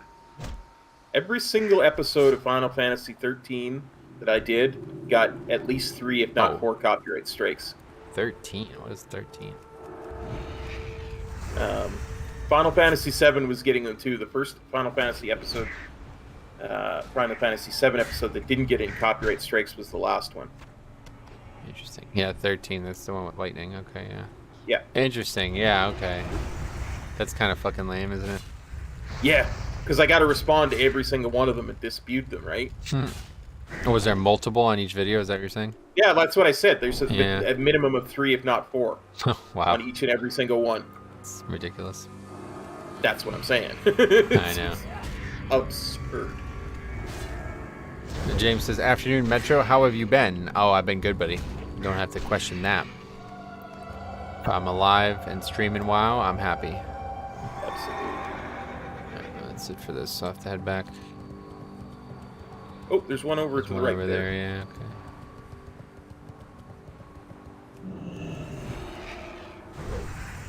He says, hasn't been on watching streams lately because we've been playing Pokemon Arceus. Been playing for 40 hours and still not tired of it. That's good to hear. I hope not. Jeez, 40 hours, that's not that long. But yeah, I've heard it's a very good game. Oh, good. Alright, sweet. We're done. I've heard very good Nice. things. I'm actually, like, Yeah. legitimately preventing myself from watching anything from it because I don't want to feel like I need to buy it. Agreed. I cannot afford to buy a Switch and the game, and I cannot afford time-wise to spend all this time setting up another fucking emulator. yeah. Although I really did enjoy your Breath of the Wild streams. They were very relaxing to Yeah, watch. yeah. If I could just use it on the CMU emulator again, I would. But this is on Switch only now, so but maybe like a year from now or something like that. The thing about Breath of the Wild was it like actually pushed the development of CMU like insane. Like that was like the main reason the developers of that emulator were actually working on it, and they made it like a million times better than it was thanks to Breath of the Wild. So yeah, maybe the same thing will happen with Pokemon. I don't know how popular this game is right now. I guess it's pretty popular, but regardless, if that does occur, then maybe that will be really good for that scene. Nice. Yeah, Talia, I got copyright strikes because Square Enix is very... Well, I guess it's not even Square Enix because I think a lot of it is the music. Oh, the music? That's not what I expected. Yeah, I think a lot of it is the music that plays like during battle scenes and stuff. Like, a lot of companies have put up videos of that music, and then when the game first came out, then anybody who has that music running in the background gets a copyright strike for it. That's not what I expected at all. I thought it was just because the whole game is cutscenes, so every one of them was getting a strike. Yeah, I honestly don't think it's a cutscenes. From what I've seen, a lot of it is music and battle music. Especially like 13, it was a lot of battle music. That's interesting. So, Well, that's easy to dispute at least. yeah. And just a fair use dispute. That's what I've done with all of them. And, Yeah. Are they getting There's- resolved, or are they taking forever to get resolved, or what? Oh, they take forever to get resolved. They just don't respond to it, and then in 30 days, it's just done Oh. in my favor automatically. So. Okay, I see. Well, that's Um, interesting. I've had one that I had pushback on, and it was like the second episode of Final Fantasy 13. And it was battle music again, and the company did not, after 27 days or something, they denied my fair use argument. What the fuck? And when I went to dispute it again, because I was not going to let it go, because this wasn't even Square Enix, this was some weird company that I know didn't have the rights to the music. I was like, look, if you do this, if you uphold this, YouTube, you're not going to have anybody able to stream any video game on your platform, because that's essentially all that this is me streaming a video game. But before you can put the second dispute in, it says, be aware that if you are found to be in the wrong of this one, we will put in a full copyright strike and can take your whole channel away just for one strike. You got to be sure that you're right about it.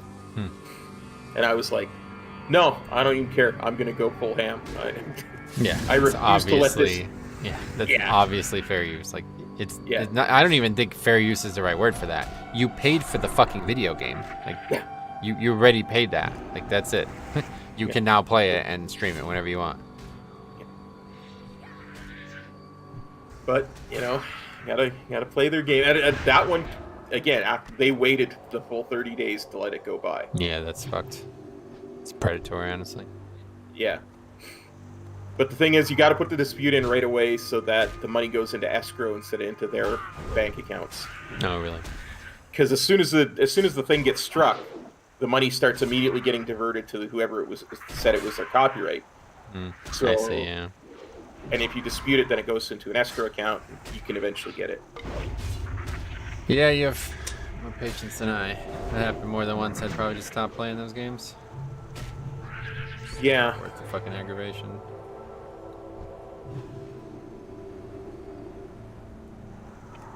No, I typed it all out.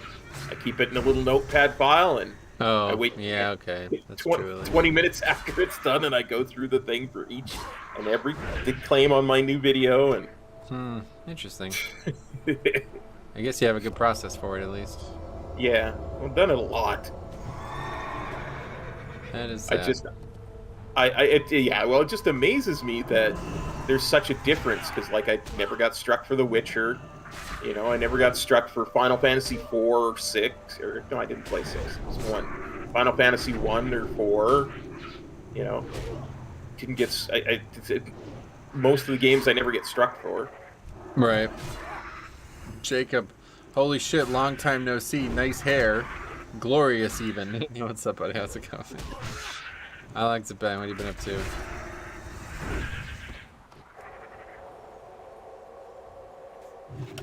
But yeah, that whole copyright thing is getting out of control. Especially if you're sure that it's not even a party in the first person there. That is very weird. Yeah. I don't know how they're even getting away with that. Yeah, it's because they put their video up so long ago, especially with some of these older games. They can put up a video of them, like a lot of it is them playing the guitar version of that song, right? And What? yeah. You have Like some random person who played a guitar cover copyright striking you? Sometimes that's what happened. It wasn't always that, but they'll just put up a video of the music being rung, and because they were the first person to put that video up on YouTube, the YouTube's automatic copyright thing will recognize it as, oh, that's the music that XYZ put up, 10 years ago. Okay, so it's not anybody doing it directly. No, it's an automatic thing, right? Okay. Like it comes in as soon as my video I see. is So, done. so that one example you gave where the person replied to it, that's the only time any person has ever actually been involved in this process. Yes. Yeah. All right, I'm a little bit less ridiculous. Like that's. Yeah. If somebody is actually that fucking stupid that they think that because they made a cover of it, they have some credit to your video from playing a video game that they. Yeah. Okay, I'm glad to hear that that's not true. That's not true. No. Yeah, It's fucked. most of the time it's just automatic stuff. Jacob says, loving my life playing retail. Sweet man, yep. Patch coming out Nice. a couple months or maybe a couple weeks here, hopefully. Pretty excited for 9.2 and Season 3. Blood DK looking really powerful. Although, I suppose a lot of tanks are getting a lot of power, so we'll see what happens. Did you see there was a bug on the PTR? There's a bug right here. There's a bug on the PTR that will let you wear legendary in every slot. Oh, no, where the hell did you see that? Saw it on Twitter. Mr. GM, I guess, had found it This out. fucking guy. But yeah, I thought that was interesting. Apparently, apparently only the two powers will work, but it's the item level and being able to customize your secondaries that's the big problem with it. Right.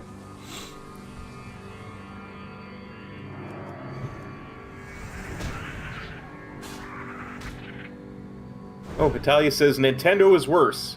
They copyright struck Silva Gunner's videos, and it's the highest record so far by 3,500 videos struck by Nintendo. Yeah, Nintendo's different. Yeah, it's a whole different situation. Yeah. They actually like firmly believe that they own everything about their game, and that even if you buy it, you're still not allowed to make any money off it. Boy.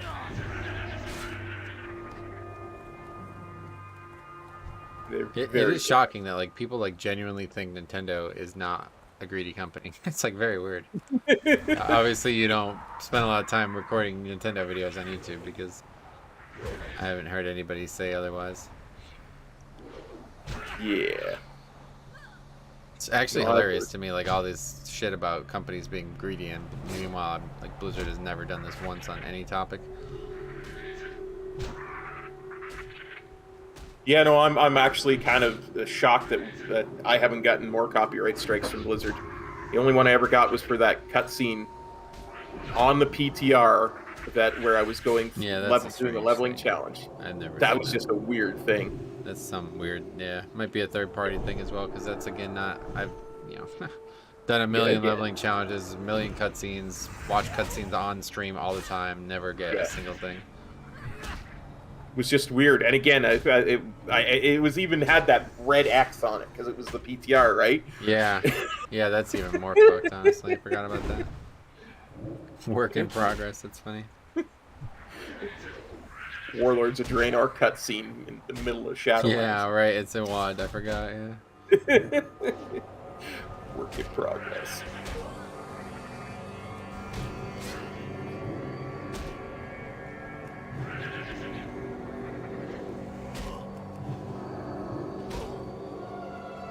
Oh, this is the wrong mob to aggro.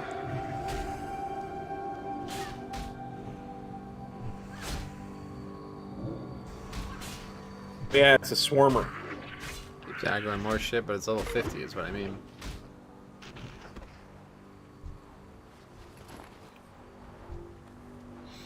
And we are not getting any parts. How the fuck has this happened?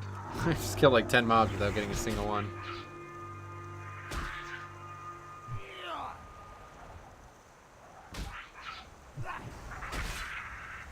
I don't know. Hashtag cop luck. The difficulty is going to ramp up here, I can tell. Because we're going to be lower level than everything, and it's now dropping really low rates.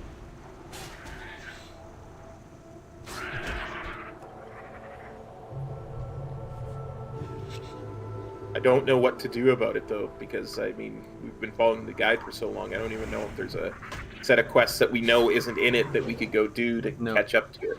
Not really. The thing that kind of fucked us, though, is like when we were ahead, it was skipping quests for the sake of speed. But we shouldn't have done that. We should have just done them and then stayed ahead. But I don't know. I mean, like, it's not really the guide's fault because it assumes you're going to follow what it says. And I just don't. I'm not going to sit here and grind for... That's just not going to happen. That's why we're following a guide in the first place, so... Yeah, exactly. That one's I get out. you.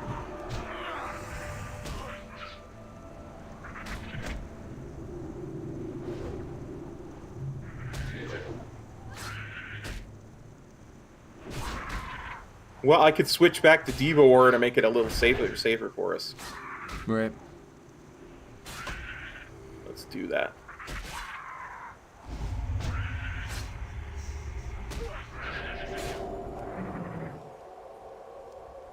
Holy fuck, just dropped the goddamn parts. I don't understand. How is this? We got like this first 6 immediately. It's crazy.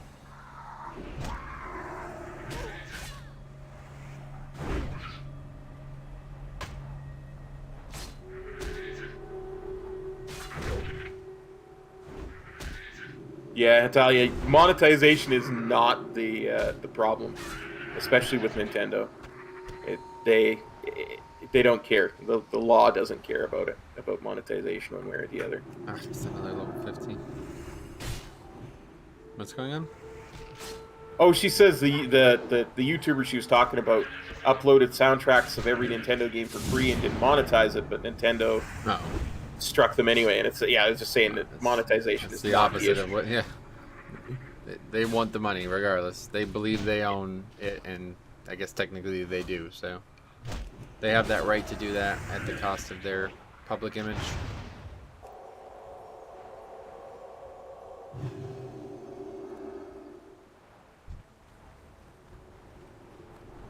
It's like when you don't monetize a video, it's not that no ads get put on it. YouTube will still put ads on it themselves. So somebody wants to stake that claim into the money there.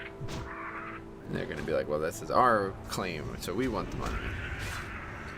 And the person who's playing the game, is their responsibility to try to dispute that.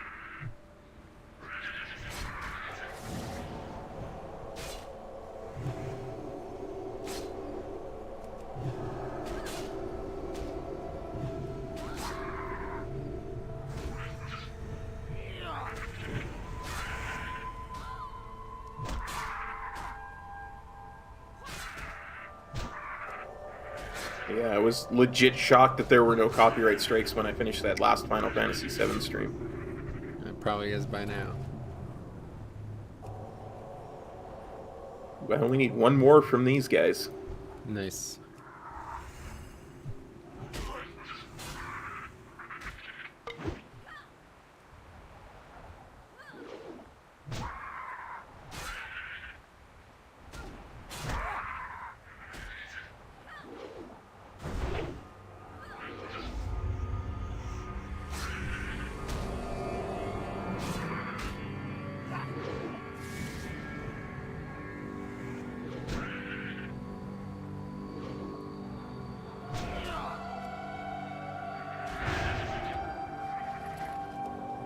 Done with these guys. Very good.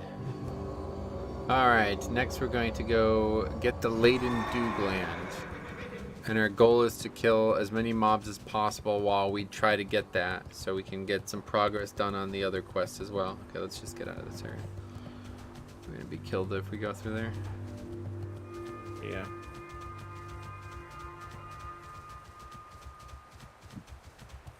Yeah, I always remember doing this Centaur parts as the last thing I did before I headed to Ungoro. So yeah, this is not a good area for us to be in.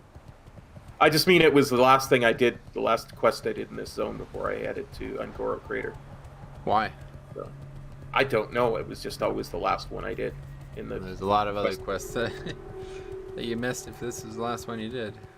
Well, I mean, I did all the Pirates Cove stuff. I did all the Waste Water you mean stuff like before you that. got this one and saved it all the way to the end for some reason? Yeah. I Yeah, see. this was the last thing I did before I left. Right? I misunderstood. Well, you're saying it that way, it doesn't make any sense because this is one of the first quests you pick up. So you can literally get that quest and pick that up and do that immediately. So that's why I was confused. I thought you were just saying you hated being in this zone so much that you only did one or two quests and then you would leave. No. I did a whole bunch, but this one was on the way out, and the mobs were high enough level that I wanted to wait until I was heading out anyway. Yeah. Whoa. That guy's taking his name to heart. Yeah, he is definitely part of the land. Yeah. Oh, that's funny.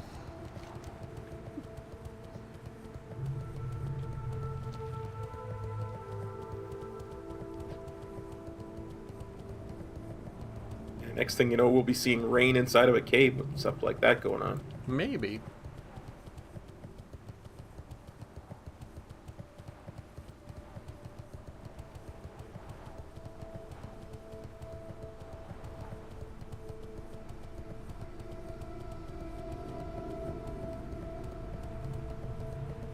That's a good one. If you had to change the language you speak, which one would you choose to change to? Ooh. Let me think about that for a minute.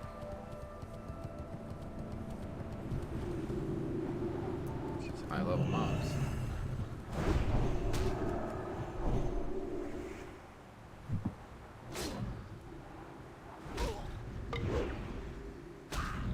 I think if I had to, I would probably go French, just because being a Canadian, it still would be fairly decently easy to live that way.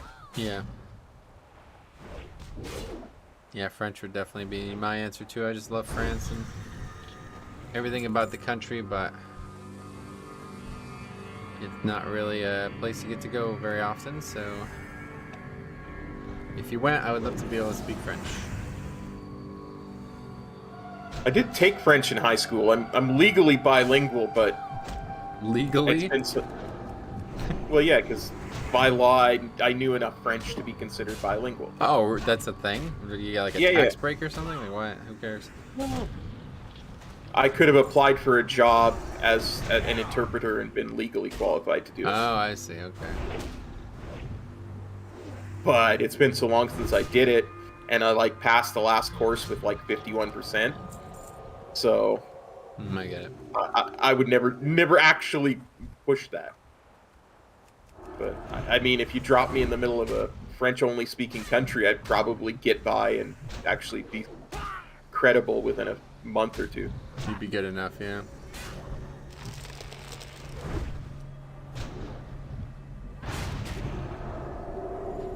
Okay, here's a really good one. What's the easiest way to bring a smile to your face? Easiest way to bring a smile to my face.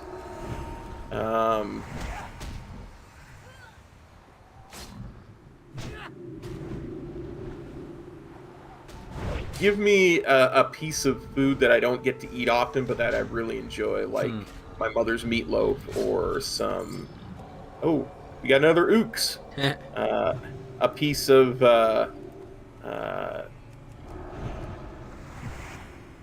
Nanaimo bar, or really good Hawaiian pizza. Nanaimo bar. What is that, Nanaimo bar? I don't know what that is. It's a dessert. Oh, okay. It's my favorite dessert, actually. Wow. It's named after a city here in Canada, which is Nanaimo, British Columbia. Nice. But yeah, it's really tasty. Yeah, food might be my answer too. I was trying to resist saying it because it seems a bit weird, but So was I, honestly. I was trying to think of anything else, but no, that's probably it. it's just like, especially since I eat so infrequently, it's like having a good meal is just so satisfying. And having a bad meal is like disastrous, you know what I mean? It would ruin my day. But outside of that, I think the thing that always repeatedly makes me happy is just when I feel like I'm like making progress. Like I feel like I'm really I've learned something, you know, or I've moved in the right direction. And it's like a goal that I want to accomplish is getting closer. That's probably the thing that makes me the most repeatedly happy. Yeah. I don't know about a smile. It's like I'm not sure I've ever smiled over that, but yeah, it certainly is a much nicer. It's very satisfactory. Let's put it that way. Yeah. Absolutely. I guess if you're really forcing the physical manifestation of it in the form of a smile, maybe the answer would be like a comedy of some sort, like maybe just listening to Theo Vaughn or Mitch Hedberg or somebody that I really enjoy listening to the comedy of. That always probably makes me smile repeatedly, but it's a little bit more specific. Yeah, old rock and roll that I loved, 40 years ago and still love to this day. Just sitting back and listening to it in a good set of headphones, and yeah, I can see that for sure.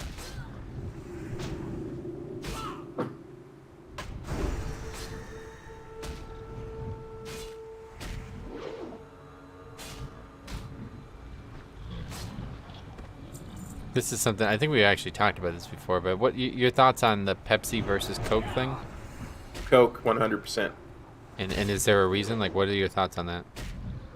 Pepsi is way too sweet for my taste. I really much prefer, and I know we've talked about this before. Yeah, The Coke is much more of a cola taste, and I know how amorphous that can sound, but if you look at something like an RC Cola or a Dr. Pepper Cola or any of those, they all have a very kind of a tang to it, an edge almost to the taste that Pepsi just doesn't have, and Coke has an abundance. Yeah, I think you're right. Actually, I do agree with that. I don't know if we actually talked about this stuff, but did you know about? So the Coca-Cola product had to it was made with a certain leaf from Yes. like Mexico or somewhere in South America, and it's illegal. It's like cocaine leaf, basically. I think it is. Yeah. And it's illegal in the country, but somehow Coca-Cola as a company was able to pay their way through U.S. law and was able to be the only pure exporter of it in the world, effectively. It's like, wow. It's kind of crazy, man. It just shows you how well this capitalism system we have going on here is working. Did you know that there's a huge difference in the taste of Mexican Coke versus American Coke? Well, now they can't use it anymore. So yeah, I bet the Coke from that country is not worried about the illegality of the leaf, so they can just use it freely. Yep. Only reason I know about that is because I heard Jesse talk about it on my podcast once. He always loves when he loves going to Mexico because he can get Mexican Coke. Fuck, he loves going to Mexico. What a weird guy that is. That is the weirdest fucking statement I've ever heard. I love going to this foreign country so I can drink fucking poison from it. Like, what the fuck are you talking about, dude? Oh, man.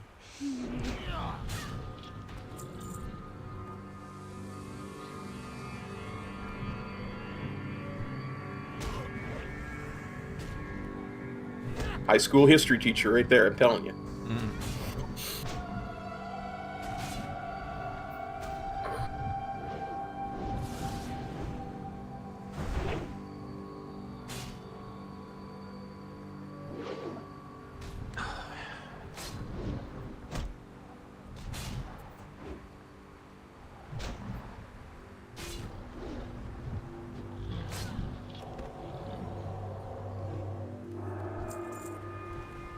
Well, we very well may finish this quest first. Yeah. Drew says they still use real sugar in their Coke in Mexico. That's the difference. Is it? Might be, honestly. I do not know. I'd have to look up what the difference between American and Mexican Coke is.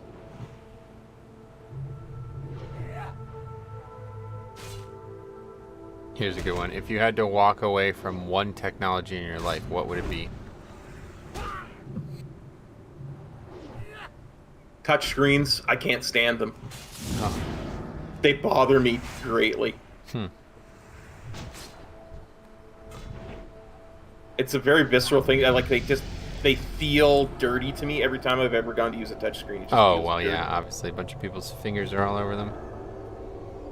Wow, this has gotten worse, I think. I'm barely 50% of the way through the cell phone you just dinged. I don't know how. You don't still have rested or something, do you? Well, let me check here. I'll bring up my bar.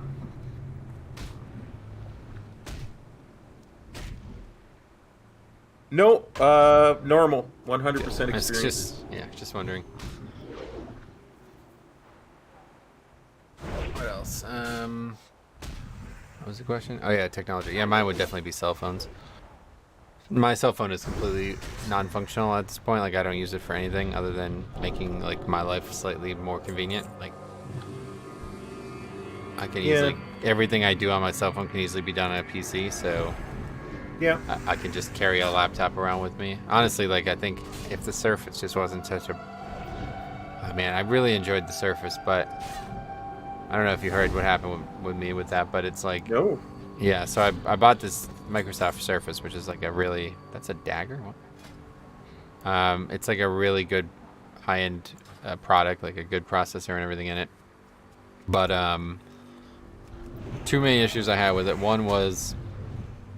comes with like nothing to secure it, so it comes with like a thing that you can like prop up and use on a desk with a keyboard, and I got that with it, but it's impossible to use laying down. Like, it's just not possible. Like, it doesn't rest at an angle that would rest on your body, and there's nothing to anchor it on past that. So it was extremely difficult to use if I wanted to actually like type while I was laying down. Or also watch anything while I was laying down. That was really difficult to use. But that alone was not like, I still loved it. What the problem was it only comes, or at the time, I think this has changed now luckily, but at the time the only way you can get it to charge was to use a Microsoft derived charger. Like, it's not like USB or whatever they call it, USB-C or any of those types of ports. It's like made by Microsoft. Wow. And so I had one break, like the wire broke, and I got a replacement, and the replacement was $150. Okay. Oof. But I got it for free because it was still under warranty. And then about 4 or 5 months later, it just stopped charging. And so they're like, yeah, you need to power cycle, blah, blah, blah, blah, all this bullshit. And so I just kept trying different things and it wasn't working. And then online, they're saying, like, it's the chargers. The chargers are fucked. Like, they're made shit on purpose because they want you to keep buying $150 chargers, basically. I was like, okay, well, that's not happening. So I bought, like, a third-party charger, and that just didn't work. It never charged it. And so I contacted them, and they're like, well, we can help you with that. Just send me your device. And I'm like, well, actually, I can't remember. That doesn't sound that obtrusive. But anyway, they said something that I was like, yeah, no, I'm not going to be doing that. I just need to know how to fix this.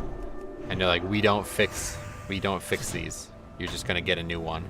And we're going to put all your stuff that's on this one on that one. I was like, okay, thanks anyway then. You know, if this is just going to keep fucking happening every few months and there's no way to actually fix it, then I'm done.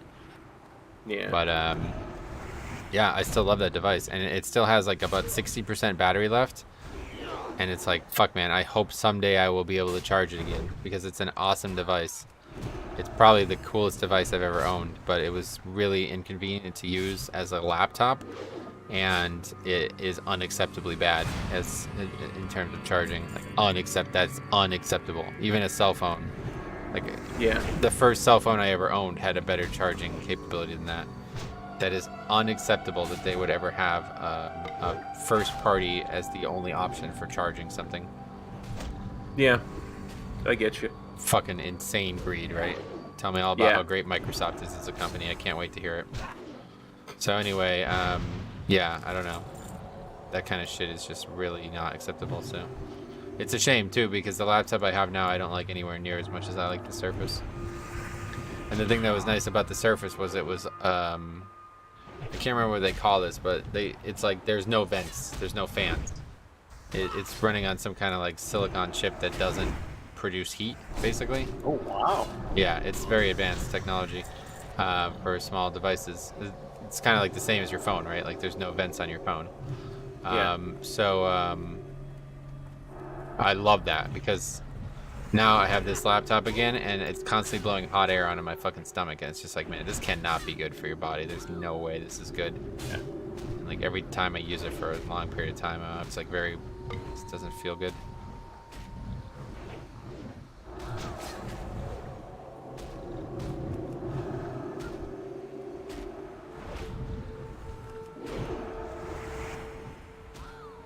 I'm just unable to get threat off you because you're a level higher than I am, so you'll have to heal yourself.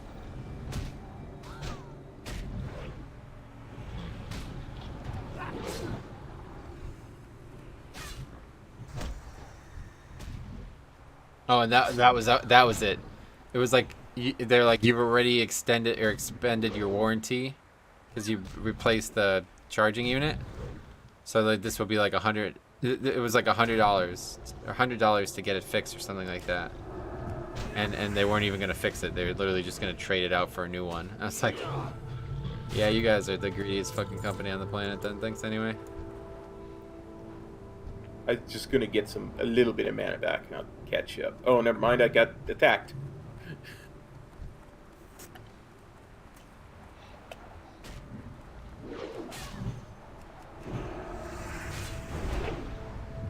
Deep breaths, Scott, deep breaths.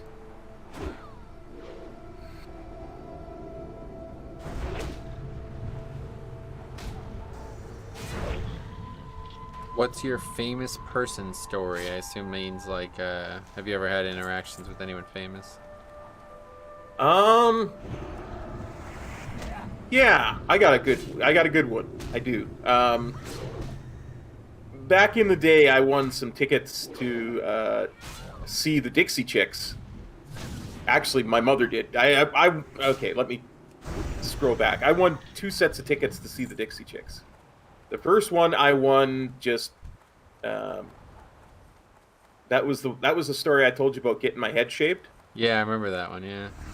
Yeah, but the second one was there was a Mother's Day contest at the same radio station where you could enter your mother to win Dixie Chicks tickets in that same concert and in a concert in Las Vegas, and there was backstage passes and everything. So. You could enter online, and this was back in 1997, 98. So very few people could enter online, and they said you had to put stuff in there like, oh, why does your mother deserve this? Why are you entering? I'm like, well, I run a gas station for a living. I have nothing but time on my hands, so I'm just going to sit here for 16 hours a day putting entries in until I win. And I did. I won. But they actually picked like 10 different people. Okay. And the way it worked was, after you won that phase, they took you to this other thing called Dixie Chick Bingo. Oh wow. Where they had a large bingo card, and they put a baby chick in it. And whatever square the chick pooped on, like every person that they picked had a square. Whatever square the chick pooped on won the Vegas portion of it. But we all got backstage tickets to this concert in Edmonton and stuff. So as they're sitting there we're sitting there watching the chick, and everybody's like cheering, like, "Oh, come to my square!" I saw the chick stumble onto my square And I have a really loud voice. Like, most of the time, what most people think of as me talking is me whispering. So when I yell, most people are kind of shocked at how loud it actually is. And I yelled it as hard as I could at the chick, and it pooped itself on my square. Oh my god. That's bizarre. To get the tickets. Where did this take place? In a movie? This took place in a radio station? in a mall. It was just in the middle of a mall that Oh. they had a little enclosure. They put the little baby chick down, and everybody laughed their butts off that I had managed to make the chick poop on my square. They're like, "Okay, you win, you win." Yeah, if you're willing So- to go through that length, yeah, might as well. Yeah, get it done. yeah. The chick, and yeah, we got backstage passes and everything, and we got to meet the Dixie Chicks, and yeah, that was a lot of fun. Yes. They were really nice. But that's my famous story, and my famous story is less about the actually meeting the famous Yeah, I person didn't than seem it to is have about anything how I to do got with there. them. Yeah. It's less about that and more about actually getting there. Oh, I got the laden dude. Did you get the laden dude? I got it, yes. Let's get the hell out of here, buddy. Okay, actually, we'll just do this. It says just die and res at Gadgetan, so we can just do this since these mobs are gonna kill us easily anyway. Go find a different mob to die to. Yeah. I'm just... Okay. Hey, you. Mob.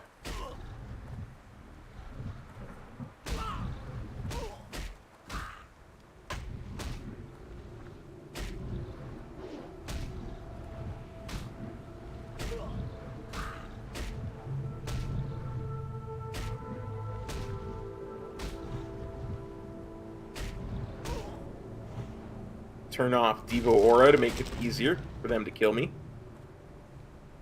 Ah, yeah, good call.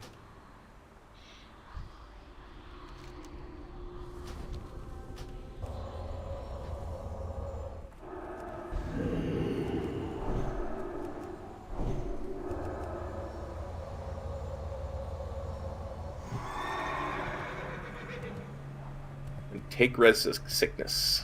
Yep.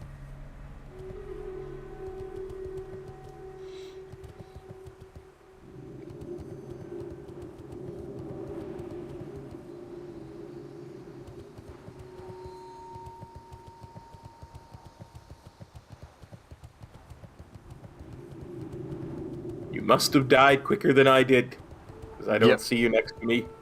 Yep. Ready to turn in the quest over here?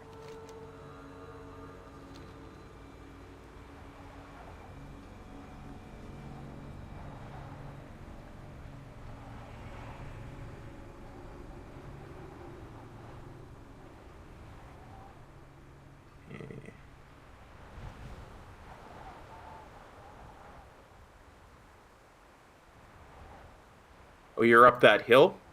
Nope. Just standing over here, dude. I never see you. Since you're not looking at the minimap. I am looking at the minimap. There's a million exclamation points and question marks on it.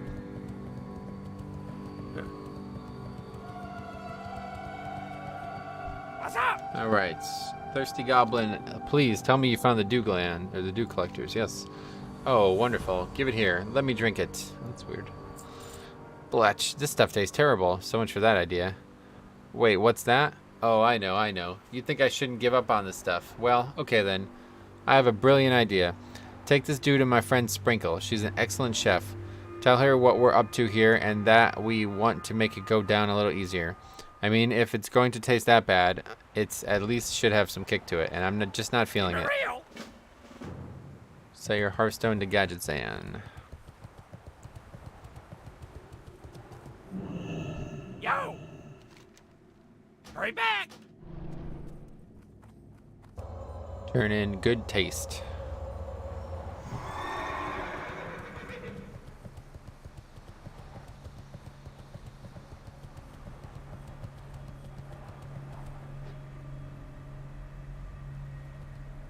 Hey, how you doing? So old Marin's up to it again, eh? From this concoction? What's this concoction made from?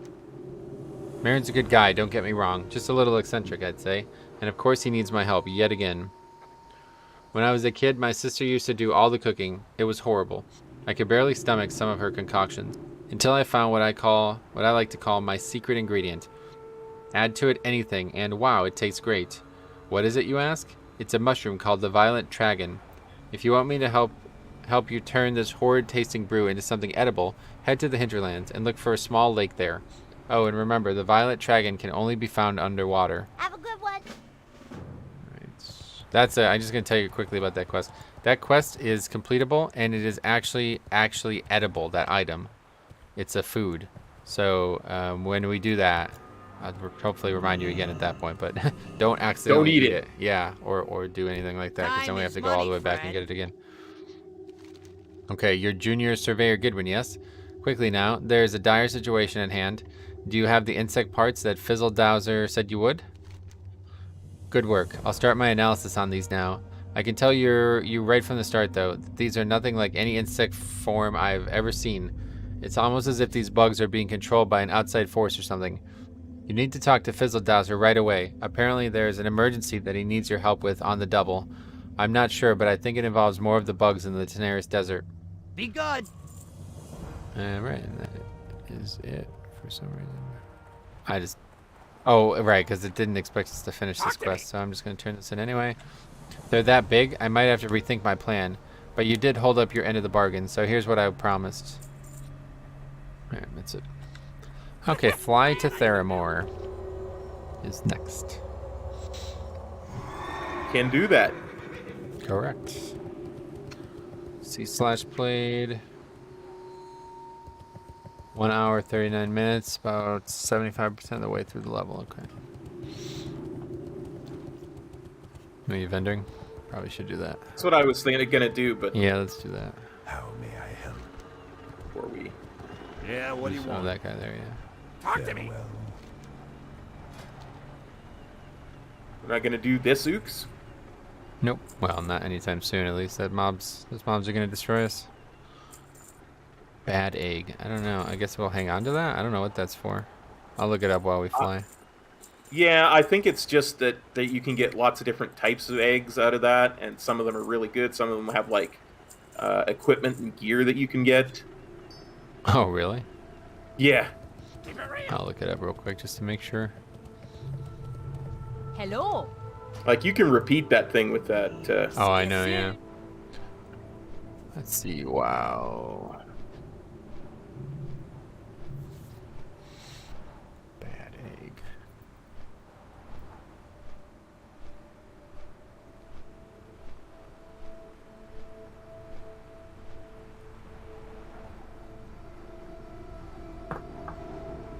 When you open the egg crate, it will contain one of 4 different quality eggs: extraordinary, fine, ordinary, and bad. You then go and speak to Kurgle, Cranklehop, and Gadgesan, where she will have a repeatable quest you choose to hand the egg in. A bad egg will reward you with 9 silver and 10 reputation with Thunderbluff or Darnassus. An extraordinary egg will reward you with a box of goodies.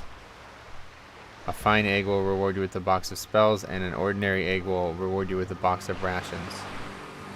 Interesting. Oh, okay.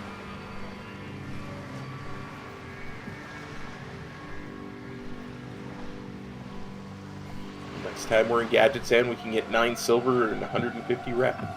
I guess for so. that egg. Glad I read that, because that's another thing I've never heard of before. I remember doing it a couple of times on my rogue in TBC, trying to get a blue item, because you can get blue items out of that extraordinary egg. Yeah, it sounds like you can just get a bunch of BOEs in that extraordinary one. Alright, here's a good one. You'll love this one. What is your current favorite TV show, and what was it 5 years ago? Well, it's an interesting question, and I'll answer it in reverse. 5 years ago, and the reason I answer this in reverse is because I just finished binge watching it, because they just redid the entire run over the Christmas break on one of our channels here, and I had it all recorded. And it was Elementary. It's a modern reimagining of the Sherlock Holmes tale, where he lives in New York. And I just love that show, just the pacing of it, the characters, the stories they told was all just chef's kiss good. Right now, tough to say. It's probably The Witcher, honestly. I just love that entire IP, and I think they've done an amazing job bringing it to life. So, yeah. Interesting. Yeah. I expected you to say Doctor Who. Oh, Doctor Who is an all-time favorite, but right now I'm not a huge fan of some of the storylines that they've done over the past couple of set of seasons, so I will always rewatch Doctor Who for a long time. Forever. Nice. Like,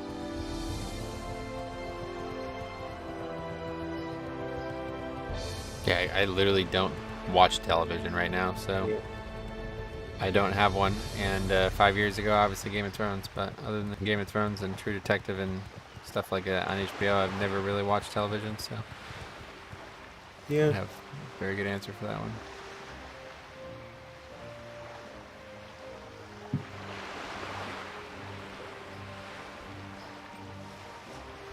Yeah, there are times before I was a streamer where I would just spend days binge watching all of Doctor Who.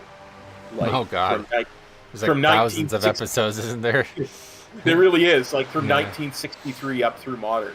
So, yeah, that's just like, it's a staple. It's like saying, well, yeah, I eat pasta 3 days a week because it's just such a staple of my diet. With Doctor Who, just that's a staple of my watching. Do you really eat that much pasta? Probably that much rice as well. Oh, wow. I like them both because they're very neutral foods. Like there's almost no flavor to them naturally, Right. and they're all about what you add to them. So I they're see. all about what sauce you use or Interesting. topping. Yeah. And I do love to doctor up a marinara sauce, let me tell you.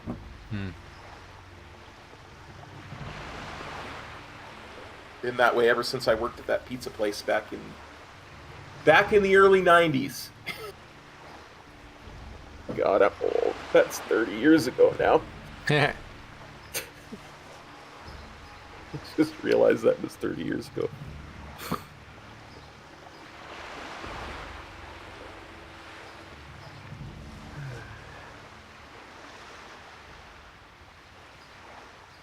It's like that meme that was posted in the one Discord there the other day.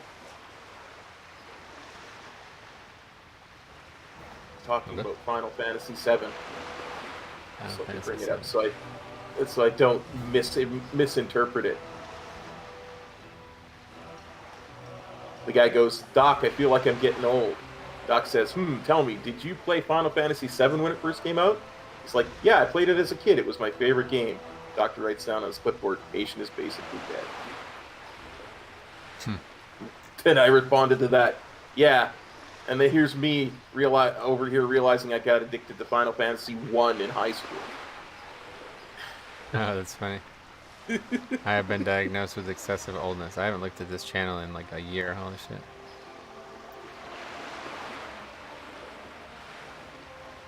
Breaking news, the fake band from the Humira commercial where the singer runs off stage because she shit her pants has pulled their music from Spotify. That's another good one. Nickelback threatens to upload more music on Spotify.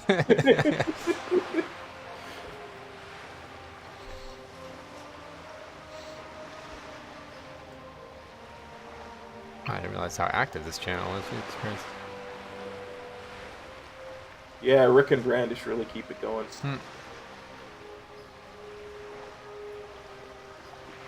Joe Rogan is apparently Gwyneth Paltrow for men. I don't understand that. Well, Gwyneth Paltrow is apparently completely intolerable as a person.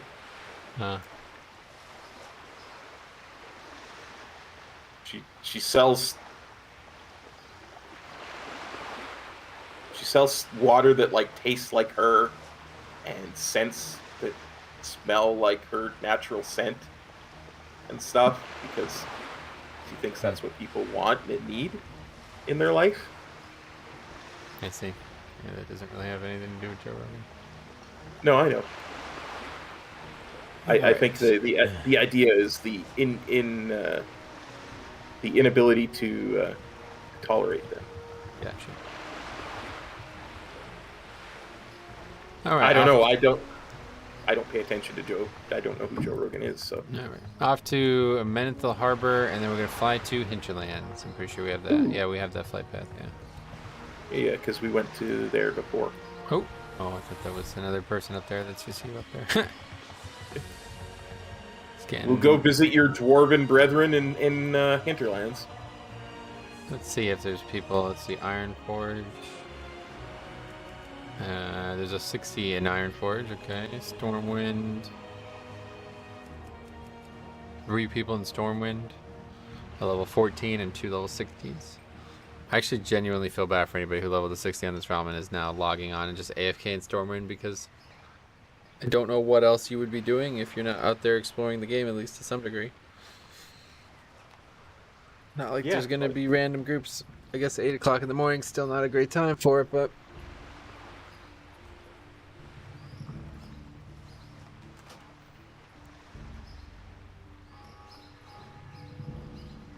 That's the answer. Somebody asked, it was Kilo before asked, what my number 1 feature will be, or number 1 change or something like that. Make cross-realm grouping. That's the answer.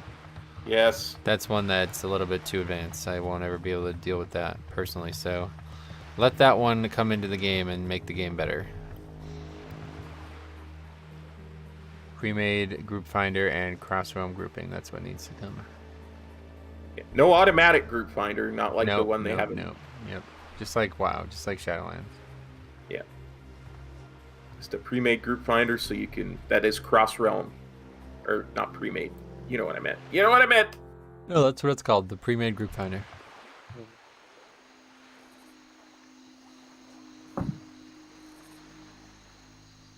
What is your favorite spice? Interesting.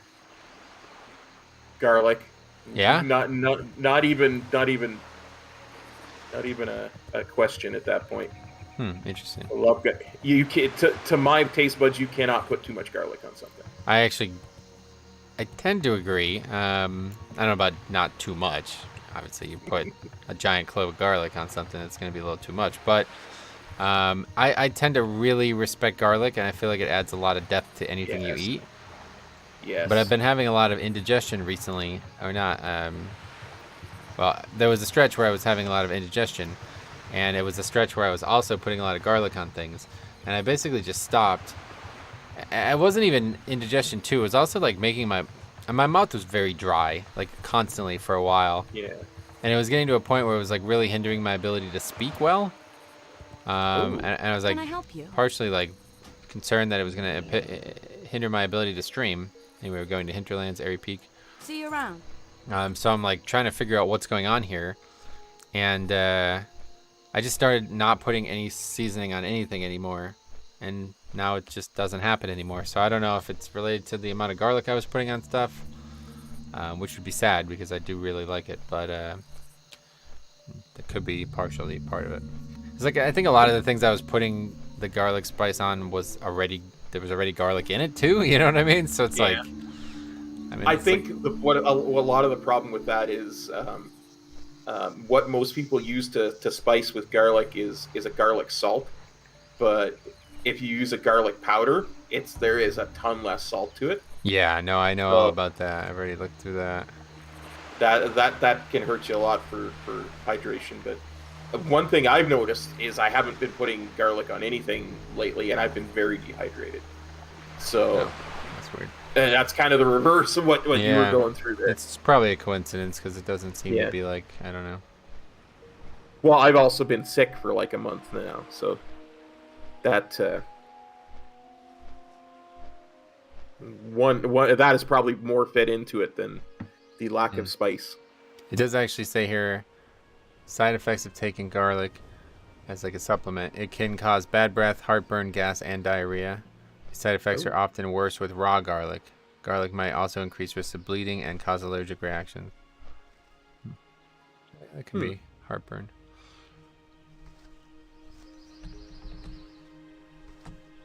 Like the old Pepto-Bismol commercial say, Heartburn, indigestion, upset stomach, diarrhea. Yeah. Pepto-Bismol. Yeah, I'm not trying to take Pepto-Bismol just because I'm having garlic, though. That's true. Could just stop having the garlic. Yeah, if that becomes a problem, just stop having the garlic. Like, legit, if the garlic is a problem for you, just stop having the garlic. Yeah, I'm not sure it is. It just seems like a coincidence. Yeah, I would Seems like think. something notable that I should continue to monitor, but... Yeah. It The might thing- have like just I been said, the a thing is, passing bug, too. Nah, this is pretty long term. It's like a couple months. Basically, every time I'd order something from a restaurant, I'd put a bunch of garlic on it. And every single night, I would have a very dry mouth, and I wouldn't feel very good. And so it started to make me wonder if it was the food, so I stopped getting the food. And then I would get something else that wasn't that same food, and I would still continue to put garlic powder on it. And it just never went away. And so then I was like, maybe it's the garlic powder. So I started getting what I wanted to get and no garlic powder. And it actually did go away. So it's like, yeah, I don't know. It's hard to be sure, but... What's on your mind? Right. The son of our Midas Griffin is gone. Swiftwing's heir, Sharpbeak, was lost while hunting with his parents a few days ago. And we believe it was the trolls who took him. You must aid us. Search the cages in the 2 Witherbark troll villages to see if Sharkbeak is there. See you soon. It's a quest that finishes in that elite area, Jintha Allure. I don't think we'll be doing that, but you never know. Yep.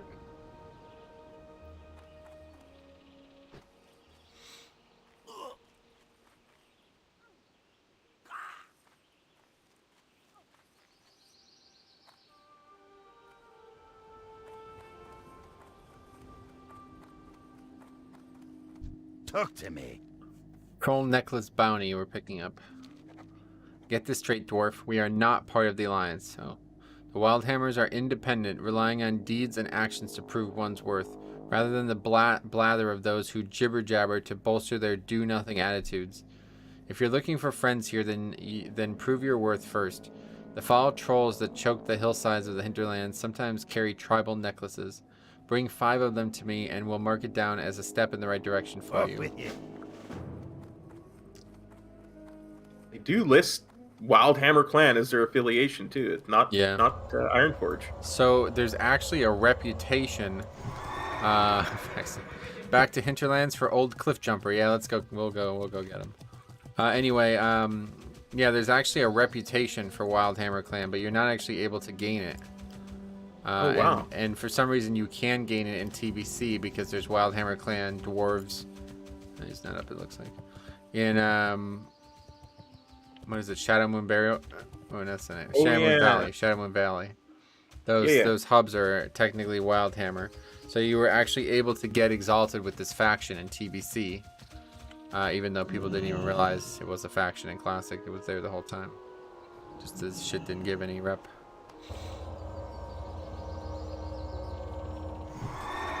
This quest is gonna be a huge pain with 2 people. Admit it. You mean me. You mean me. No, with 2, we need to get 30 of these feathers, and they're all scattered really far apart. And I don't see them. I get you. It's gonna make it even harder then if you don't see them. I'll just let you get it first, and I'll try to help you guard it. Here's one right here. Okay. Yeah, it's not actually as bad as I thought it would be. There you go. Yeah, it's a pretty big feather, to be fair. Yeah, I'm actually seeing them a lot better than I thought I was gonna. I was just like, something on the ground? Oh no. I know my limits. Yeah. But yeah, that's because, what's his name? Curden Wildhammer went with the guys through the Dark Portal in Warcraft 2. Oh, that's cool. I didn't know that. Alright, we're finally back here. Hello. It's probably like 8 episodes later, right? Yeah, probably. You ever had a Rhapsody Malt? One of my finest brews, if I do say so myself. But if I'm going to relieve the horrors of that fateful flight over the swamp, well, I'm going to need me something a wee strong. Oh my god, I forgot that's why we were doing this quest. Holy fuck, this is so long ago. Oh my god, don't suppose you found me those gizzards and livers I need to add that extra kick to my Kalimdor cocktail. I see you had no trouble at all getting me what I need. Must have been quite a stint for you over there in far off Kalimdor. It won't take but a moment for me to extract what I need from these gizzards and livers. Then I can distill me a fierce old drink and finally tell you what you want to know. Getting shivers just thinking about that old swamp. Let me whip up a drink real fast. Keep your feet on the ground. Time to brew up a Kalimdor cocktail, hiccup. Yeah, I don't think I get credit for it. No, you have to wait, yeah. Yeah. That should do Another it. one of those. Chugs his drink. Oh, who pushed me down? Was it you, Gidwin? Someone turned the lights back on. What does it mean? One more sip of the old fire water, and I'll be ready to talk. So, Gidwin, I'm ready to tell you what happened in the Swamp of Sorrows. Okay, go ahead and do it. We'll wait. Thank you.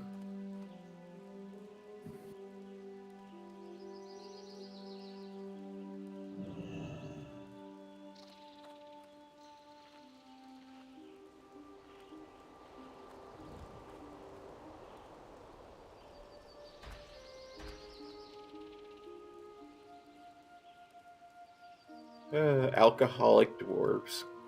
This is really bad. This is like actually fucked.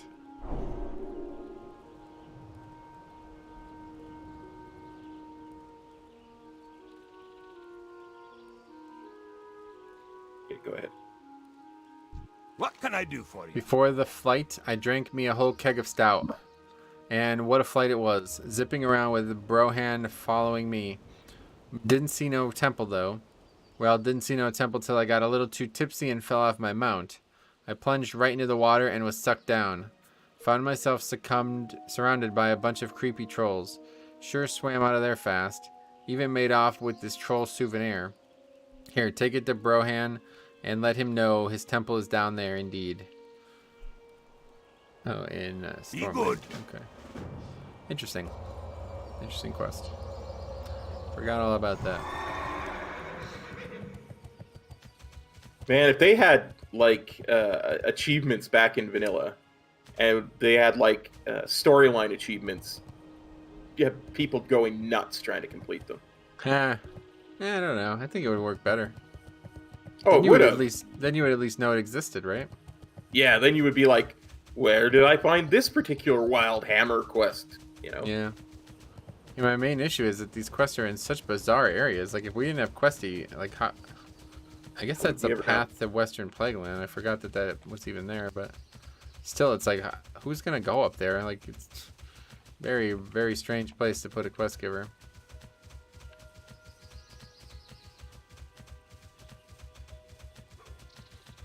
Seeing any feathers?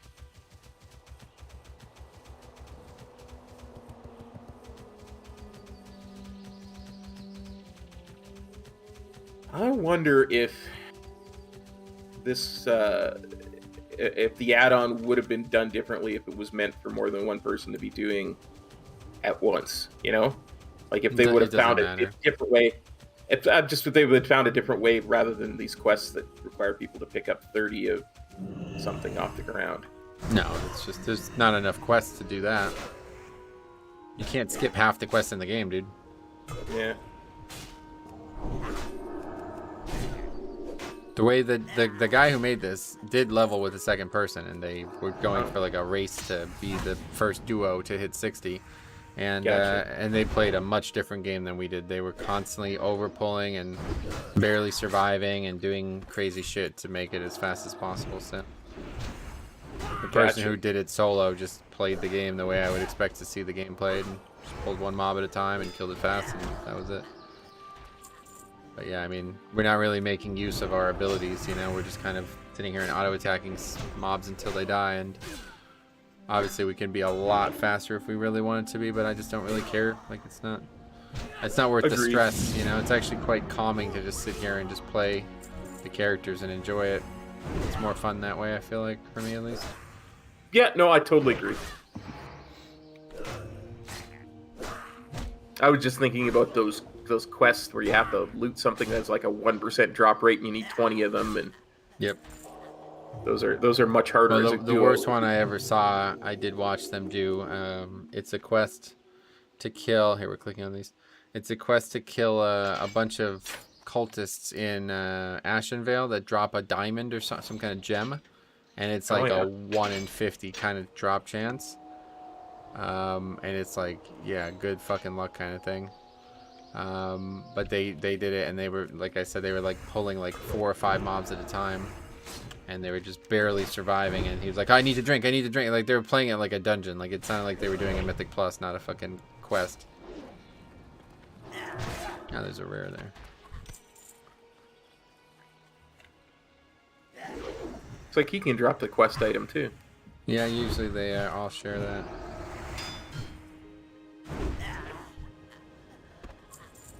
Plate belts, Ooh, very plate nice. belt. I mean, I have a better belt for strength, but I'll give it up if you want it. I'm gonna wear it.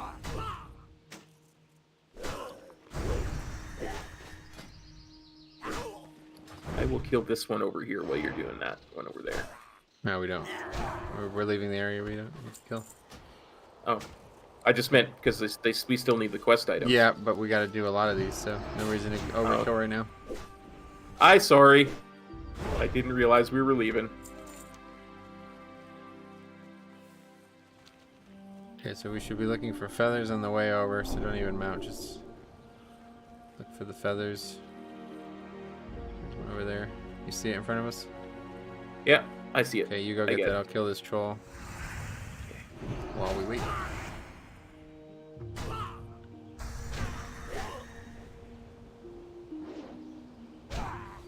There's another feather directly in front of me, so we'll kill these trolls on the way, and then you can loot that one too.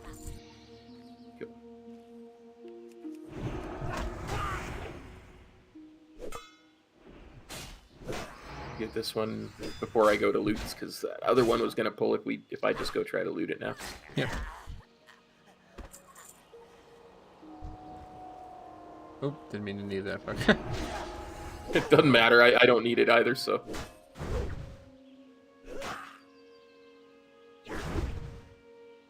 No worries. No worries, Mon. Okay, we can mount here.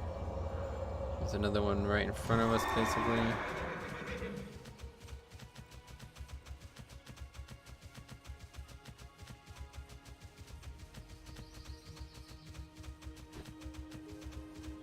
Right there. I see it.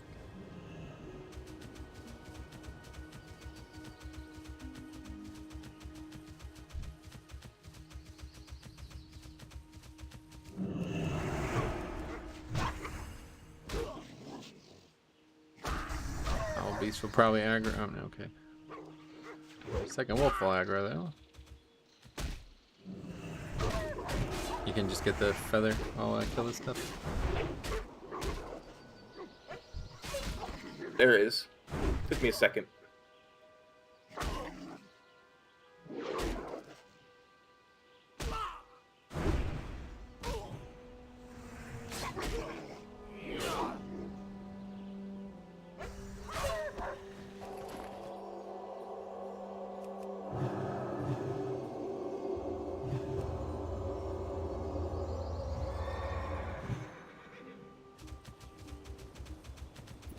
All right, up here.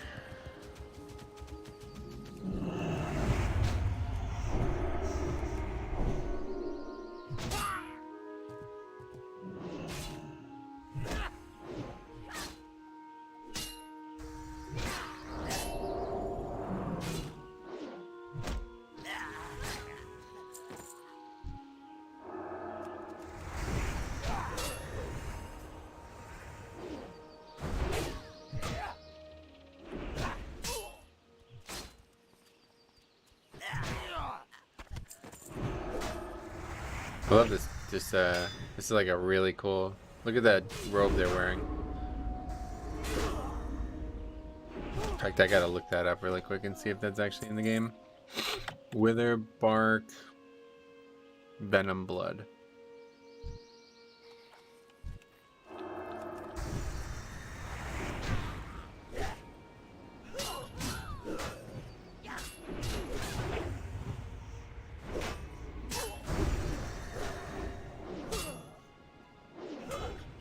No, that's not in the game, unfortunately. Very unique looking item.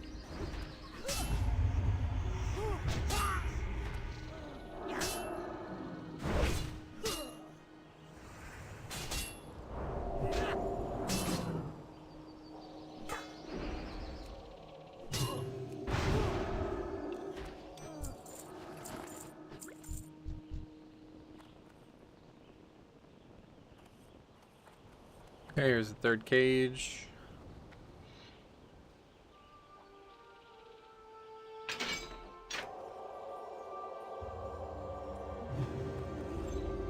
We should finish the trolls now.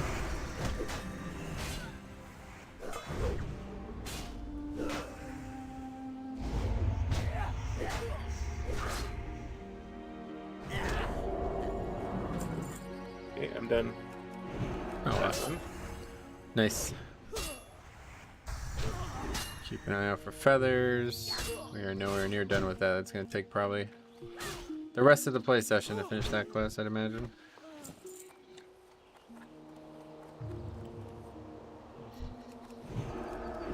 Sounds about right. Yeah, I still need 13 and you need what, 10 or something? Yeah, something like that. I need, yeah, 10.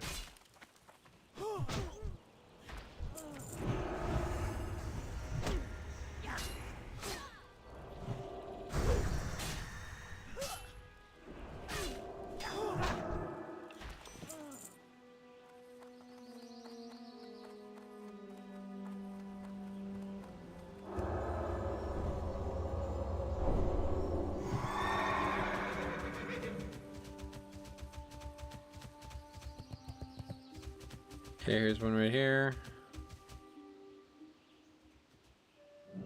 So for that wildkin. Yeah, let's kill it.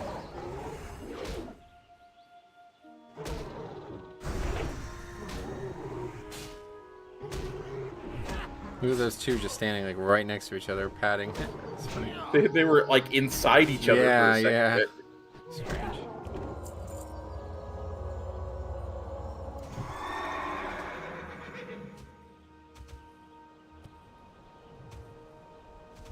Here's your 7th one.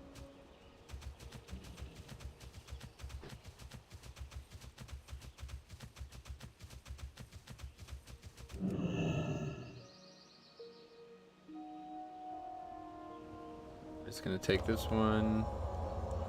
That's my 3rd. Here's the High Elf Town, Queldanil Lodge.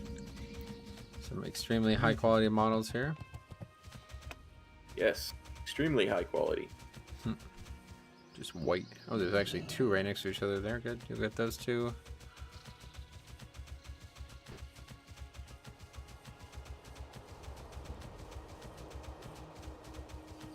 I'm gonna get this one, then I'll just meet you. I guess try to come back to you or something. We'll head down this way towards this dot on my map. So Yeah, I just figured try to that's follow probably where- Questy because it seems extremely accurate. I haven't seen it wrong once. Oh, I did find one that way, but I Yeah. also brought two wolves with me. Yeah, okay, I'm coming. They're level 43. I'm not real worried. I am. They have rabies.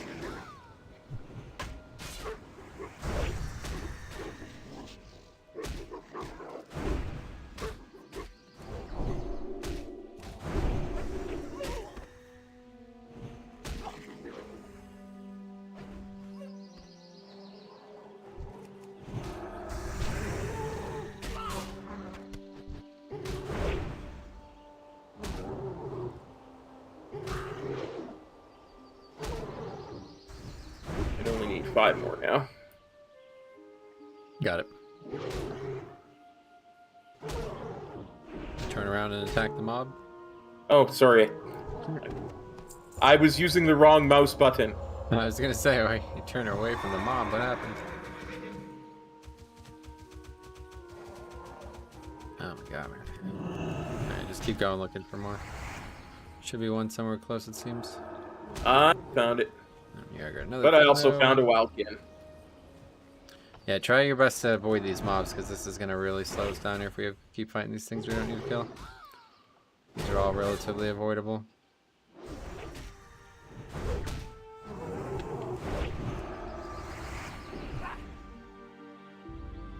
I'm just trying to make There's a up wolf, for there's a the. wolf, there's a wolf. Okay, fighting that too now.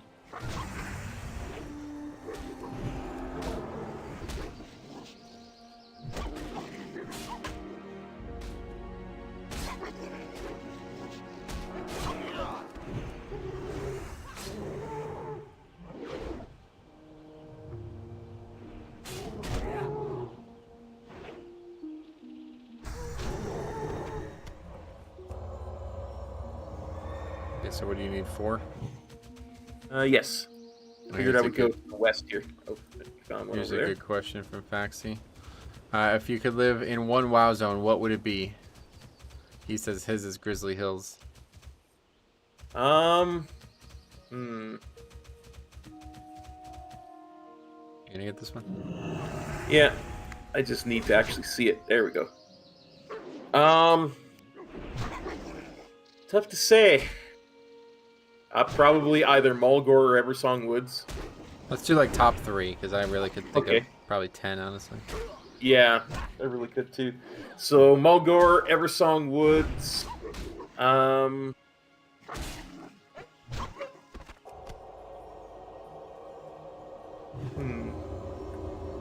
Just trying to weed stuff out in my mind.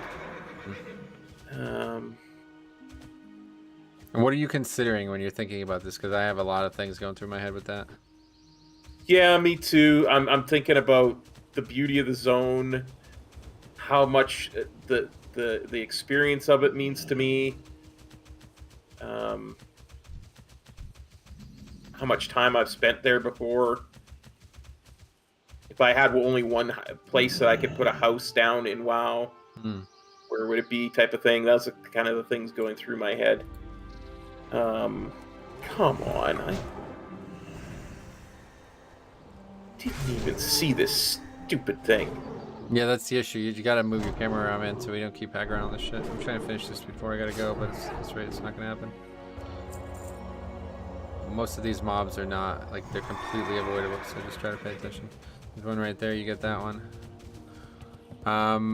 But yeah, for my thoughts probably on that, I think Mulgore would be number 1. Ardenweald would be tier 1, number 1. It's my favorite zone in the game, but it's not really a place you live, first of all, and second of all, most of the reason I like it so much is the music, which, you know, I don't know. Is the music gonna play in real life when you're living there? I don't really know. But yeah, Ardenweald. But let's just avoid Shadowlands zones, because obviously that means you're dead, you're dying, you know, something like that. So, in order to live in a place, you have to be alive. So number 1 would be Mulgore. I've always kind of secretly wanted to live in a place like that as well, like a place that feels like very flat and like nature is everywhere. You know what I mean? It's always kind of. It almost makes me think of like what America used to look like before we came in and fucked it all up, basically. Yep. Yeah, I get you. Yeah. So there's something a little bit primal about that. But past that, I think Westfall, honestly, it seems like a really, like, I've always also wanted to maybe live in like a wooded community. Like if you go to like Vermont or something like that, they like have communities in forests, because the trees are so big that you just like can't not do that. You can't like cut down the whole fucking forest. It'd take years and years to do that. So yeah, I don't know, but in terms of like great zones, obviously Grizzly Hills is one of them, but it's a little too wild, I think, for me. Sounds like a great place for a hunter. Yeah, somebody who's like inclined to be a hunter would be fitting in very well there. Outside of classic zones, I have to say Nagrand is really appealing. Yes, absolutely. Kind of similar to Mulgore in that same way. Yeah, because you could just live in Garadar and like fish there. And... Yeah. Feels like a great like community of, you know, whatever type of people are gonna live there. Anyway, Kilo does say that the robe you tried looking up is in retail. At least I think it's called Hibernal Robe. Okay, let's take a look. Hibernal Robe. Usually if it was... Oh yeah, you're right. It's the same robe. Strange. Yeah, it's got like a giant spider on it. It is a very, very rare item from a bunch of different mobs, it looks like. Okay. Keep an eye on that. Someday maybe we'll see it. Here, you... No, it's me who's trying to loot. I'm still killing stuff. That's funny. I'm done with the feathers, so they're all yours. Yeah, now. I know. Nagrin was my second, and Ashenvale third. Ashenvale. I have to say, Ashenvale is just a like Ardenweald minus. You know what I mean? Like it's actually just like if Ashenvale looked like Ardenweald to me, I would totally agree. But I don't know, for some reason like Ashenvale, like actually I have like a better aesthetical attachment to it in Warcraft 3 than I do in Live WoW. Which is kind of sad, honestly. But wait, did you just get another tribal necklace? No. Yes, you did. I guess they're not a quest item, so you can trade. Oh, I have 8 of them. Yeah. How many do you need? I have 5 now. It's fine. Okay, sorry. It didn't even realize that. Otherwise, I would have like traded them to you a lot earlier. I didn't realize it either until right then when you got one, and we were both done with the quest.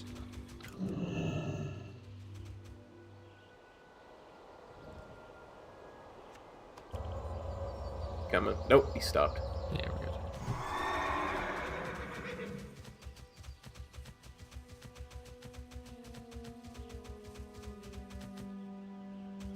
Doing everything in my power to not body pull stuff. So. All right. It doesn't require much power. Just needs to have your eyes open. But yeah, the Barrens is obviously one of my favorite zones ever. But I think that would honestly be one of the least inhabitable places to live. Yeah. It's like, first of all, it's an insanely bad climate, right? Like, you can't really live there and sustain that climate, I don't feel like. Oh, shit. Stealth mob. What the fuck? And then on top of that, extremely hostile surroundings, right? Like... Yeah. I'm not sure there's much more hostile in the game outside the Barrens. Maybe, like, Duskwood. Like well, and especially as a human, it'd be very hostile surroundings for us.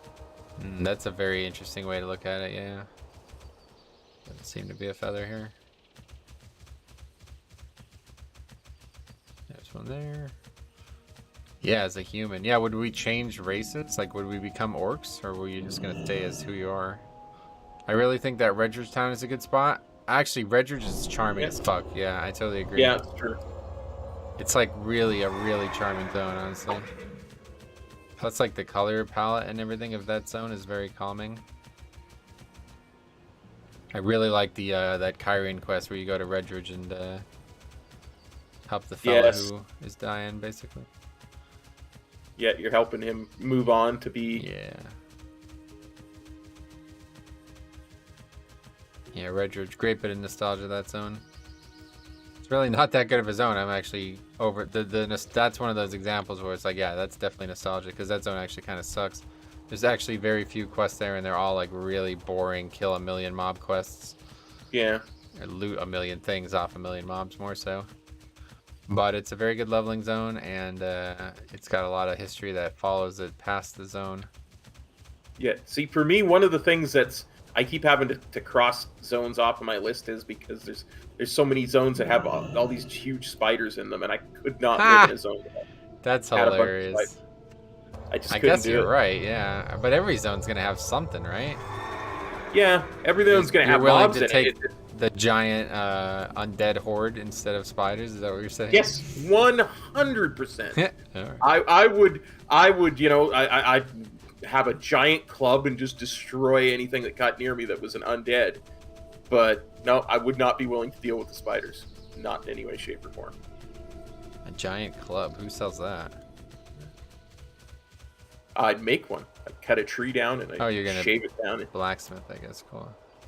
Yeah. I would go blacksmith and make either a giant sword or a giant club. Oh yeah, let's get this too while we're here. Oh, the Violet Tragon. Yeah, go ahead and get started on that.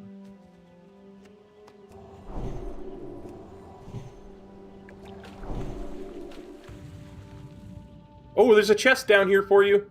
Oh, neat. Forgot about that. Turned that Don't off a forget to while turn ago. your. It's just gonna say, don't forget to turn it back on. Yeah, I forgot. And there's a violet Tragon for you right here. Sweet. And again, just make sure to put this somewhere in your inventory that you won't accidentally sell it or something. I will put Maybe it we down. can get more than one, actually. I don't even... I couldn't. guess not. I Yeah, couldn't okay. click on that one. So. It actually says, use, don't eat me. It's funny. Alright, so now I just need 2 more feathers. Can't get out this way.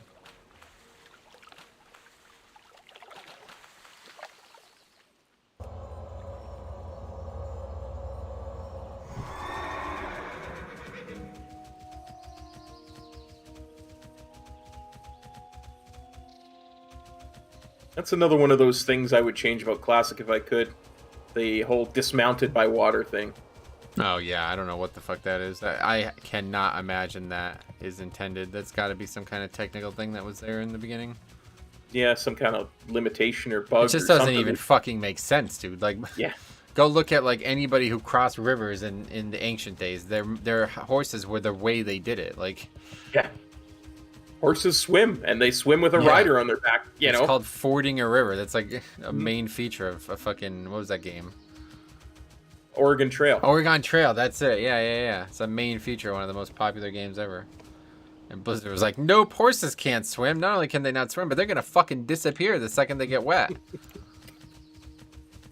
I ran through a place the other day that it was like not even deep. Like it was ridiculously not deep. Like it was as shallow as possible. I can't remember what zone this was in.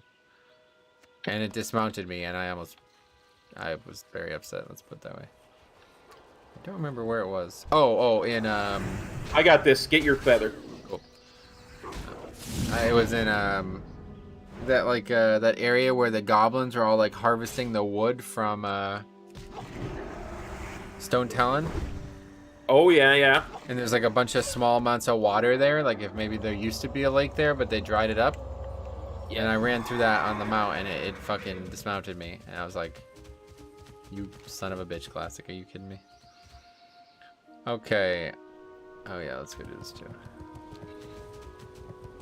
We still need Wait. to find that Oh, that, 31. What that happened? griffin, don't we? Still need to find that Nope. griffin, don't we? The quest was to go through the cages. We did all 3 cages, right? You did all 3 okay. cages? I got the credit for you doing them, so. Oh, okay, good. Yeah, that was step 1. Eventually we're gonna do that quest line and it's gonna be like, we figured out where the griffin is. It's in that elite area that we probably won't be going to. Oh, I thought that was part of the stat quest, the way you said it Oh. originally. Yeah, so I was I like, see. don't we have to actually go free it? Yeah. Oh, sure, now there's like 12 feathers. Yeah, that all was next- weird. 2 feathers right next to each other, and here's a third. Should have just came back this way. Yeah. Really starving to hit 47 if we can, so I'm gonna try to do that before we get off, but we'll see. I need about 4 bars, 4.5 bars. We've got a bunch to turn in, but Yeah, that won't be enough, I doubt. Probably a few more have to be done, but we'll see.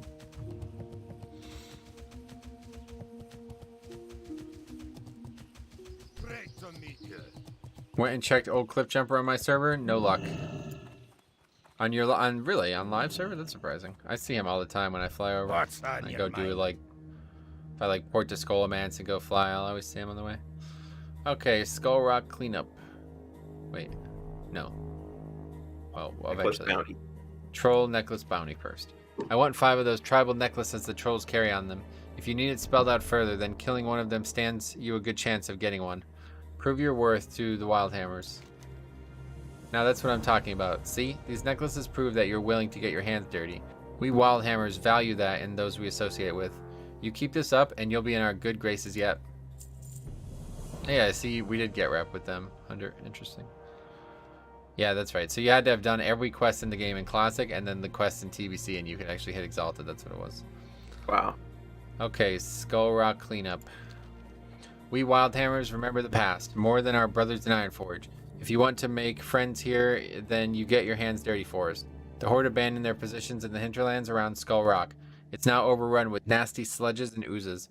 We've got plans on that area, but first we need a cleanup crew to make a hole for us. That's where you come in, Sunshine. Head down there and take out the 10 green sludges and 10 jade oozes, then report back to me. Move out. I logged out there. Maybe he'll be on the next time I log in. Yeah, maybe. Alright. Turn in wither bark cages up here.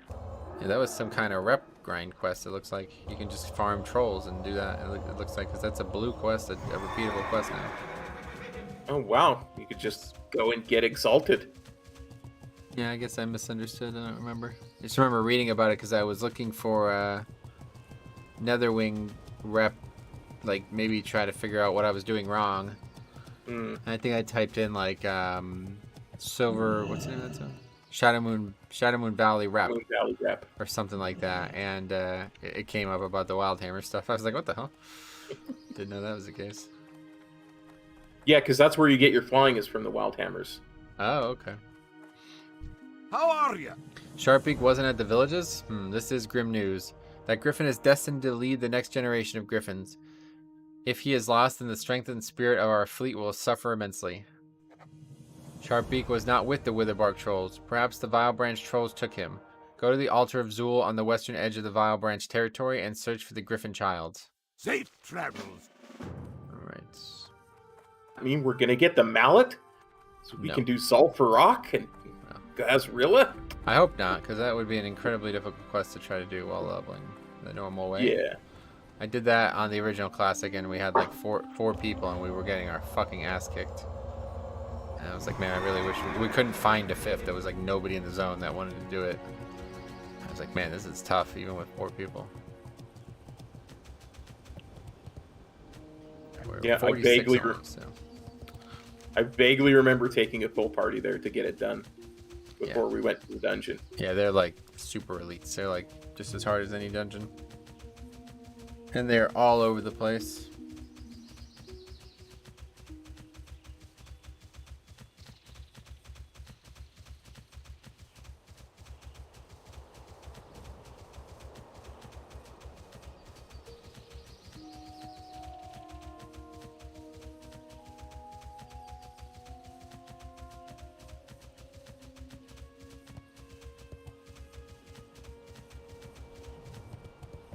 You ever had Hoppin' John?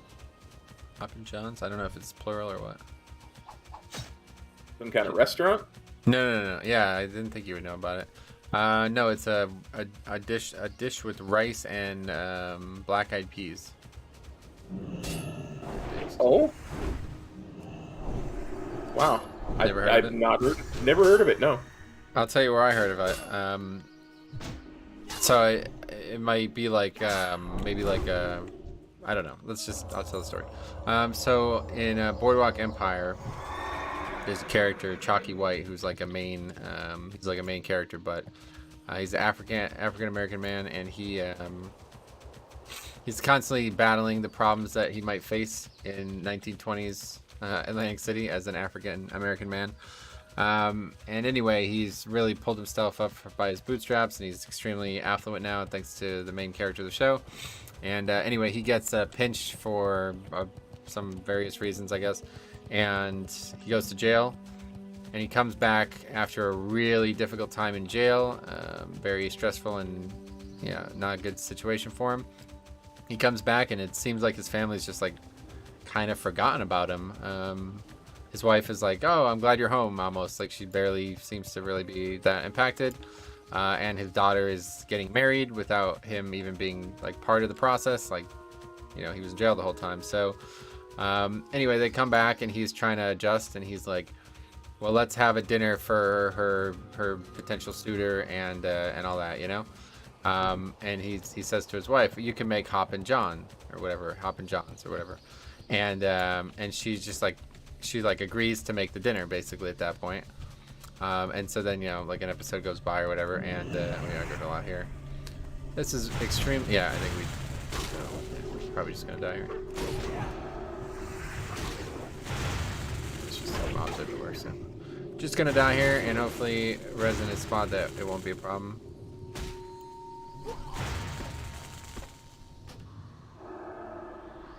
Didn't realize there was so many mobs there. Oh god, we're all the way on the right side of the zone. Okay, anyway, so yeah, so like an episode or whatever goes by, they come back, and now they're at the dinner table ready to go, and hold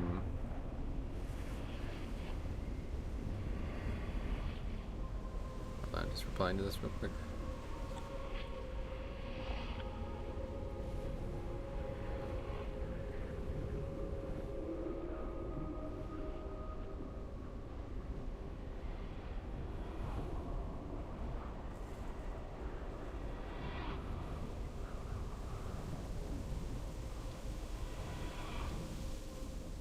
Anyway, okay, so yeah, they're at the dinner table. Everybody, you know, the whole family's gathered, and this kid is there with his daughter, and the wife brings out the food, and she brings out a giant duck, okay, and everybody at the table is like eating and being very merry and like, you know, kind of maybe acting a little overly formal with each other to feel like the son and the daughter and her potential suitor are like, you know, feeling respected and everything like that. And he's like, "What's that?" And she's like, "It's a duck, Albert. This is a special occasion." He goes, "I thought we were having Hoppin' John." And she was like, you don't want that for this kind of occasion, do you?" And he's like, "My mama been making beans and rice since I was 7 years old." And basically everybody at the table is like, "Why do you want that kind of meal for this?" He's like, "That's not something that you should have." And he's like, What are you saying about me? You're saying I'm too poor and backwards to have a official, like a proper dinner, with sit down dinner, you know?" And it's like this insanely tense moment where he's freaking out over a single meal, right? Can you hear me? Right. Okay. I can hear you. I'm listening. Sweet. I was just making sure. It's in the story. I'm just making sure. Yeah, good. Didn't want to interrupt. And he's like really, really, really upset over this not getting this meal. And I'm like, you know what? Anything that HBO thinks deserves this much drama is something I want to look into. So I looked into it, and I'm like, that sounds pretty good. And then so I started eating it, and I'm like, you know what? This is it was like excellent. So I just had it last night. It's like, man, it's really good, and I can't believe where are you? I went right to the body so I could really get some. You rezzed over here. I'm gonna die probably. Yep. This is where my body was. So I don't know. But yeah, anyway, it's like I can't help but think that's so funny that I only ever even found out about that food because of that one scene in that show, and it's like,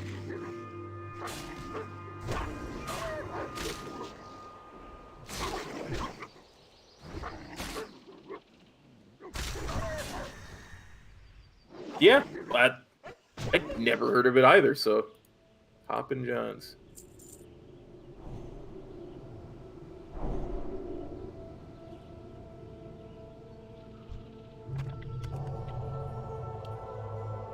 yeah, I never heard of it either.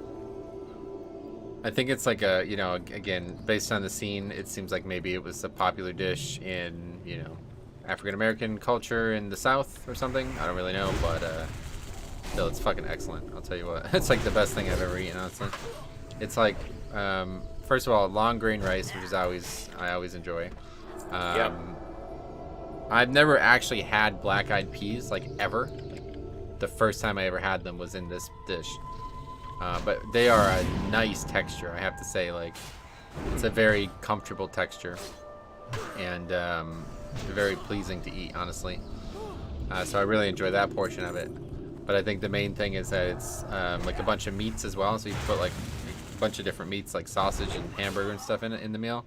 Oh yeah. And it's like it just adds like such a nice flavor to everything else that's there. It's just, yeah, I don't know. It's very comforting.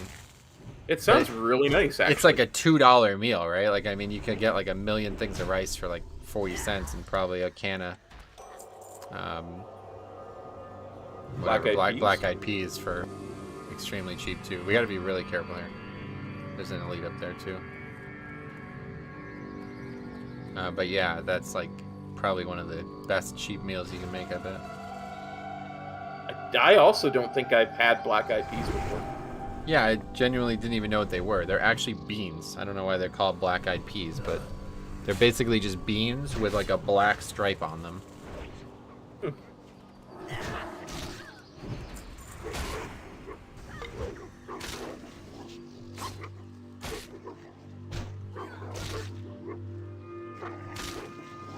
You wolf. This is getting really bad. I don't know if we're even going to be able to do this, honestly. Mobs are starting to eat us up.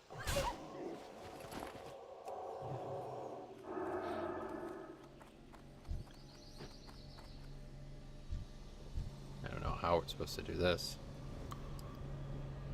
Climb to the stairs on the pyramid. Try to avoid fighting the elite mob at the top. How? Maybe we can like hug the side here.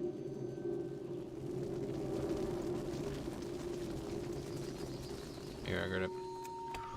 I think all we have to do is explore it or something. Yeah. Did you get credit for that? No. Okay, just quickly go and do it. Yeah, I got it. Okay, just run and bubble if you have to.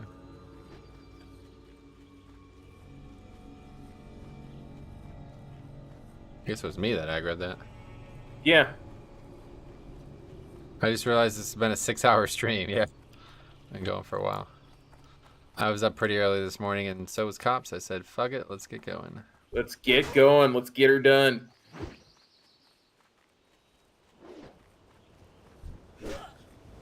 I'm just gonna stun that guy so we can. No, never mind.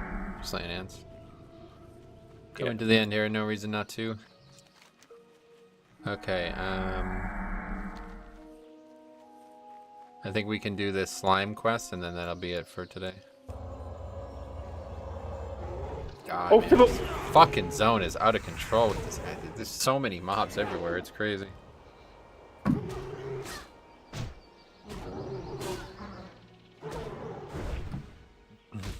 I have to figure out a way to get some gear here because I feel like we are really behind in this whole leveling process.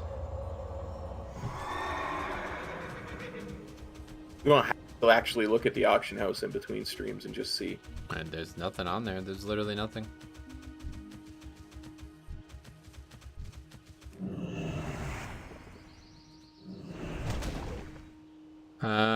I think the problem with this quest is one of the types of ooze is not. Actually, maybe not. Yeah, I think we're good. That might be like a modern version of this quest. Yeah. I remember coming here in Live WoW 2, and there's like a cave you have to go into for some reason. And I thought that was also in Classic, but it might not be the case. Maybe it's in the next section of the quest or something. Yeah. Could Yeah, be. there's plenty of both. Yeah, we're good.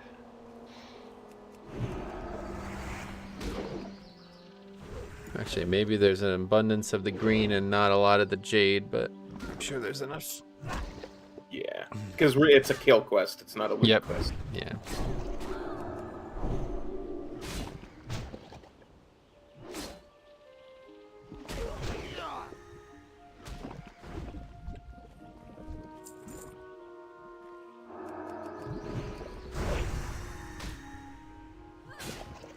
I cannot believe I did not get 2 levels in 6 hours though. That's kind of scary.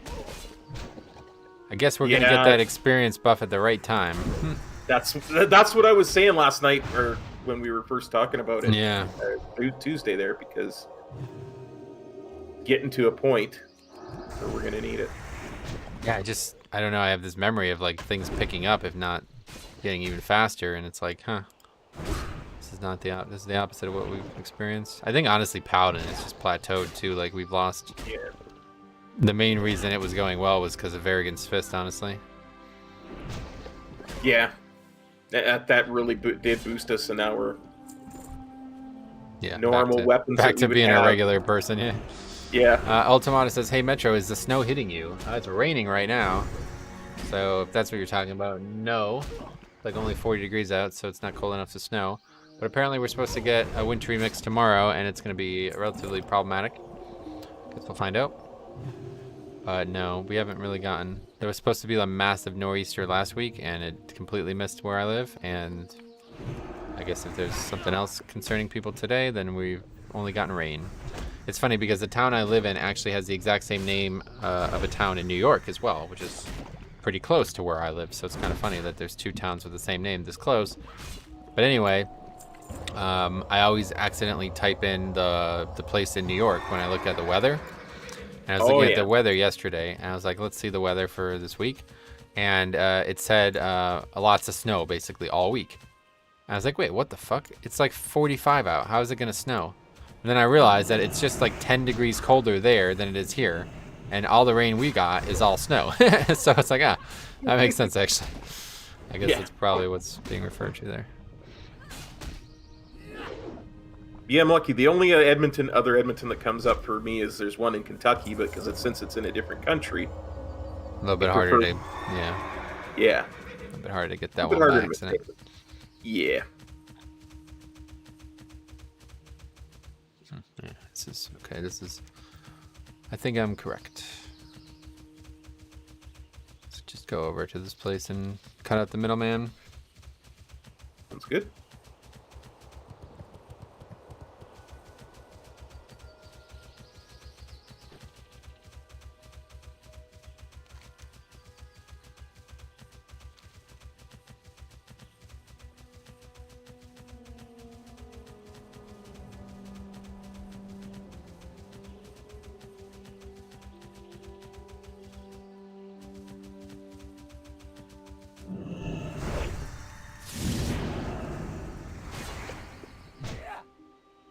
Skulk Rock.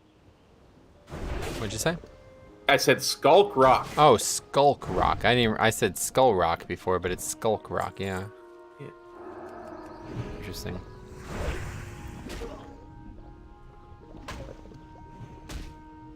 Resisted my stun. Duh. These things always creep me the fuck out. Like, what the hell are they? They're like, I don't know how much D&D you ever played, but I would call them the same thing as like a gelatinous cube in D&D. Zero.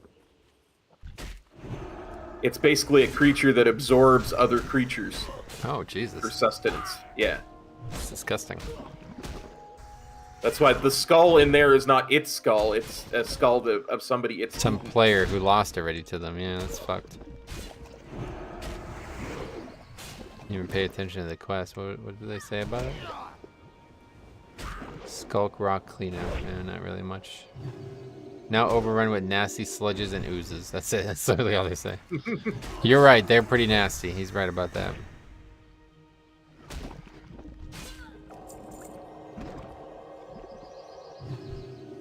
They've got like arrows and spears that are sticking out. Yeah, of the people spear trying to kill is them. really strange because that looks like a fucking like ballista bolt. Like that's not even a spear. It's a very thick handle, isn't it? Yeah. Of course, it might have been a Tauren spear. Maybe. Okay, here's a good one. What does it mean to live a good life, in your opinion?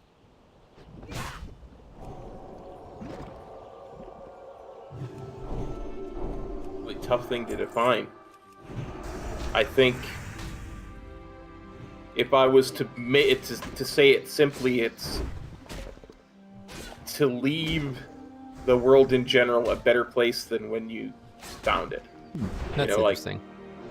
Like do something that makes life for other people better. Yeah. type of thing. Okay.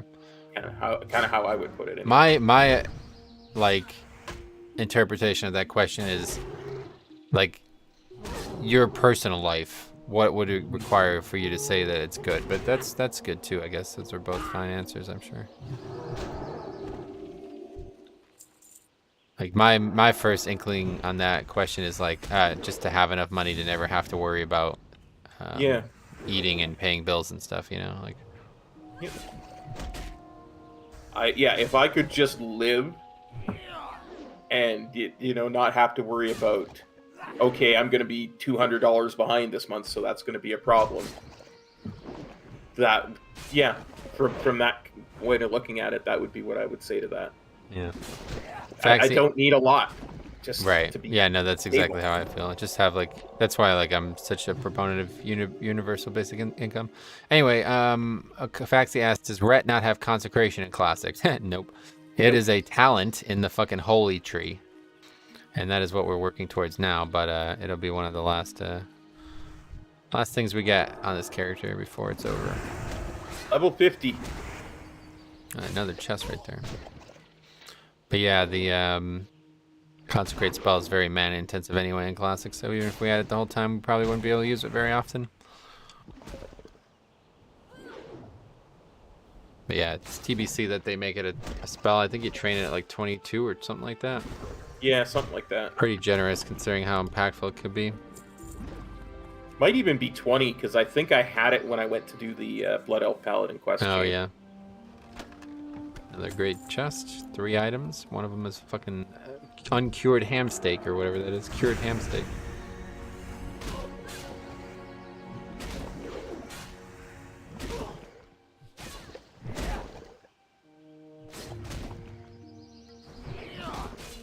That's funny. When I started this session, we had like 20 potions. I'm down to 5. Used a lot of potions today. We got really carved up by a few of those mob types.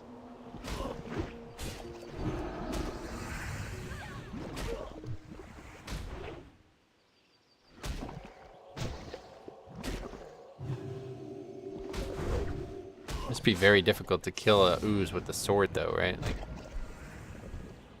Yeah. kind of can't really cut it.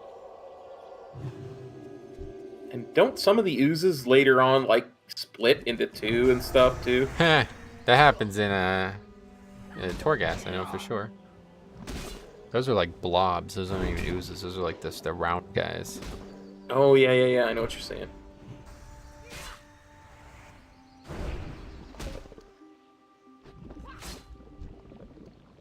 Okay, let's go back to the original spot, get those last 2 kills, and then we'll go turn this all in, and that'll be it. Sounds good. I'm normally about half a level ahead of you, and I'm 36% through this, so we should be good. You should be good to ding for that. I need 2 bars. But either way, this will be the end. Even if we don't ding, I'll just go to the next episode.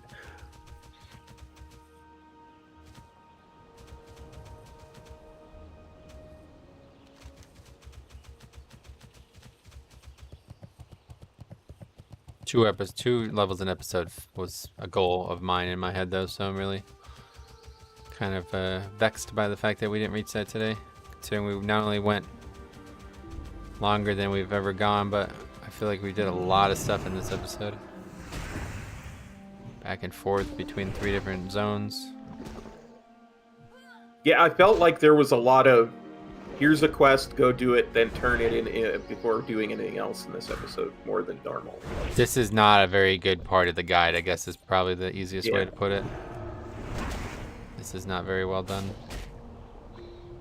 That guy must really, he basically just really likes grinding in that cave, and that's just bled into the efficacy of the guide. Because he basically recommended getting 3 levels there, which obviously I'm not going to do that while we're streaming.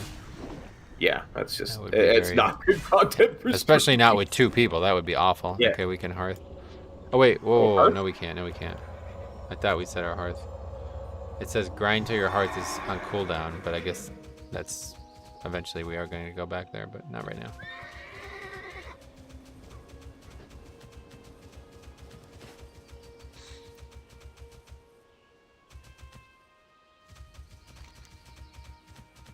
Put our Earth at the moment. I'd have to. Oh yeah, Gadget Zan is where we Yeah. put it now. Yeah, No yeah. Hearth. No, yeah, it just says grind until your hearth has under 6 minutes left. And then I guess that's because then the next quest you're going to do is going to take 6 minutes, and then you're going to hearth at that point. Yeah. So, Yeah, gotcha. which is very strange. Because it doesn't want us to turn these quests in, I guess. I don't know.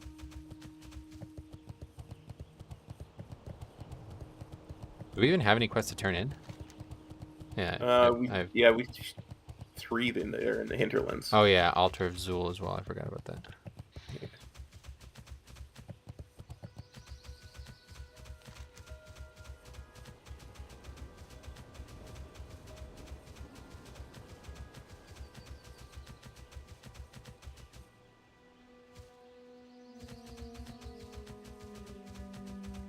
Hey, maybe that guy just read your guide to how to level in vanilla Well, and knew when he wanted to grind. I would never recommend grinding humanoids. The whole point of grinding to me is like 0 stress and still experience. And that is the complete fucking opposite. Grinding humanoids in a densely packed cave where the mobs are going to constantly run and aggro casters. It's like, in that situation, because if you're like deep in that cave and that happens, you just die. Because there's no running. You can't run out. You know what I mean? Like that cave is packed with mobs, so. And that's going to have a bad res spot too. That's true too, yeah. You'd have to res and probably maybe even die a second time just to be able to get back. Yeah. Not what you want to do. Maybe if you're like a rogue or something that can drop combat or stealth or something like that, then maybe that's a good idea, but I would never even consider grinding humanoids in a cave. That's like literally the worst possible fucking place you can grind, in my eyes. I agree. You got my attention. Okay. Well, look at you, helping out the Wildhammers. You're a paladin of action, and action is what we respect around here. Your little cleanup mission is a lot more important than what you might think it is. With folks thinning out the oozes and sledges, we'll be able to extend our sphere of influence in no time. Here, have a little something in addition to just making new friends here in Airy Peak. Oh, is that another? No, same place. Okay, now I guess we'll go wherever this is, upstairs or something. Is this the inn? Yeah, this is the inn, I guess. Need to come back here and log out after this. Sounds good. Did we get a homing we didn't even get a homing beacon in this quest, this zone, did we? I have an ooks. Yeah, but that was the previous one, wasn't it? No. It was from Tenaris. Yeah, that's what I'm saying. Yeah.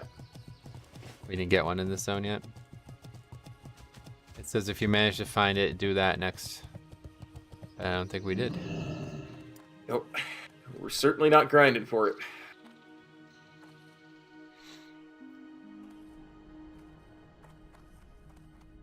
There's not really much left in this zone, though. Well met. Anyway, Sharpbeak wasn't there. That is bad news, but it is good news, too. It is good that he was not at the altar of Zool, for the Vile Branch trolls are known for performing sacrifices. I thank you all for your aid, but I'm afraid I have an even greater task ahead. Crap. Oh, what is that? Bring Sharpbeak's feather to Thaddeus, Grimshade, and Blasted Lands. Take the feather to Thaddeus Grimshade, the diviner. He left Airy Peak years ago to pursue darker knowledge, but in his heart he is still a Wildhammer. And perhaps his talents can help us find Sharkbeak. This feather was taken from the nest where the Griffin child sleeps. If you give it to Thaddeus, then, with luck, he can use his divining magics to find Sharkbeak. Good luck, Goodwin. You will find Thaddeus in the Blasted Lands, in a mage tower of Netherguard Keep.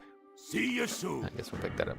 Alright, well that is that. Let's go run to the inn, and that'll be it for our 6.5 hour session today.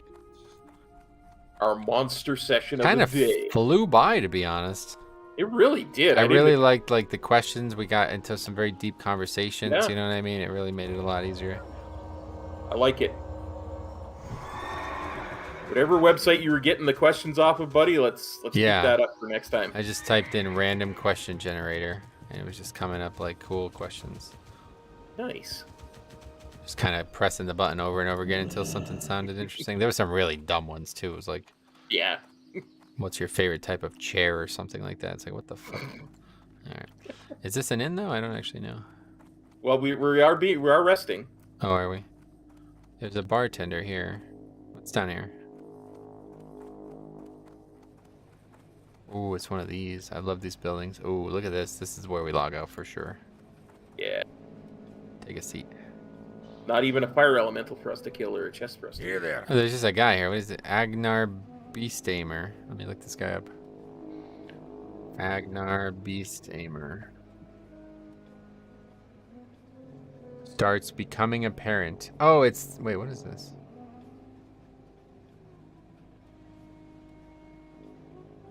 The newest member of the family. I don't ever remember seeing this quest anywhere. Oh well. Alright, anyway, thanks for watching, guys. Any closing comments here, Cop? Thanks for copping on by the stream, everybody. Take care. We shall see you next time. Peace. Cop out. Thanks for stopping by. We'll see you guys tomorrow. We'll be back doing seems like this camp could have been used for so much more. Yeah, I totally agree. I think they wanted to have like a full zone here, honestly, or a full like thing here. But anyway, we'll be back tomorrow with some more keys, get that push week going, try to get some more score, and then me and Cop will be back on Sunday. Is that right? Absolutely, buddy.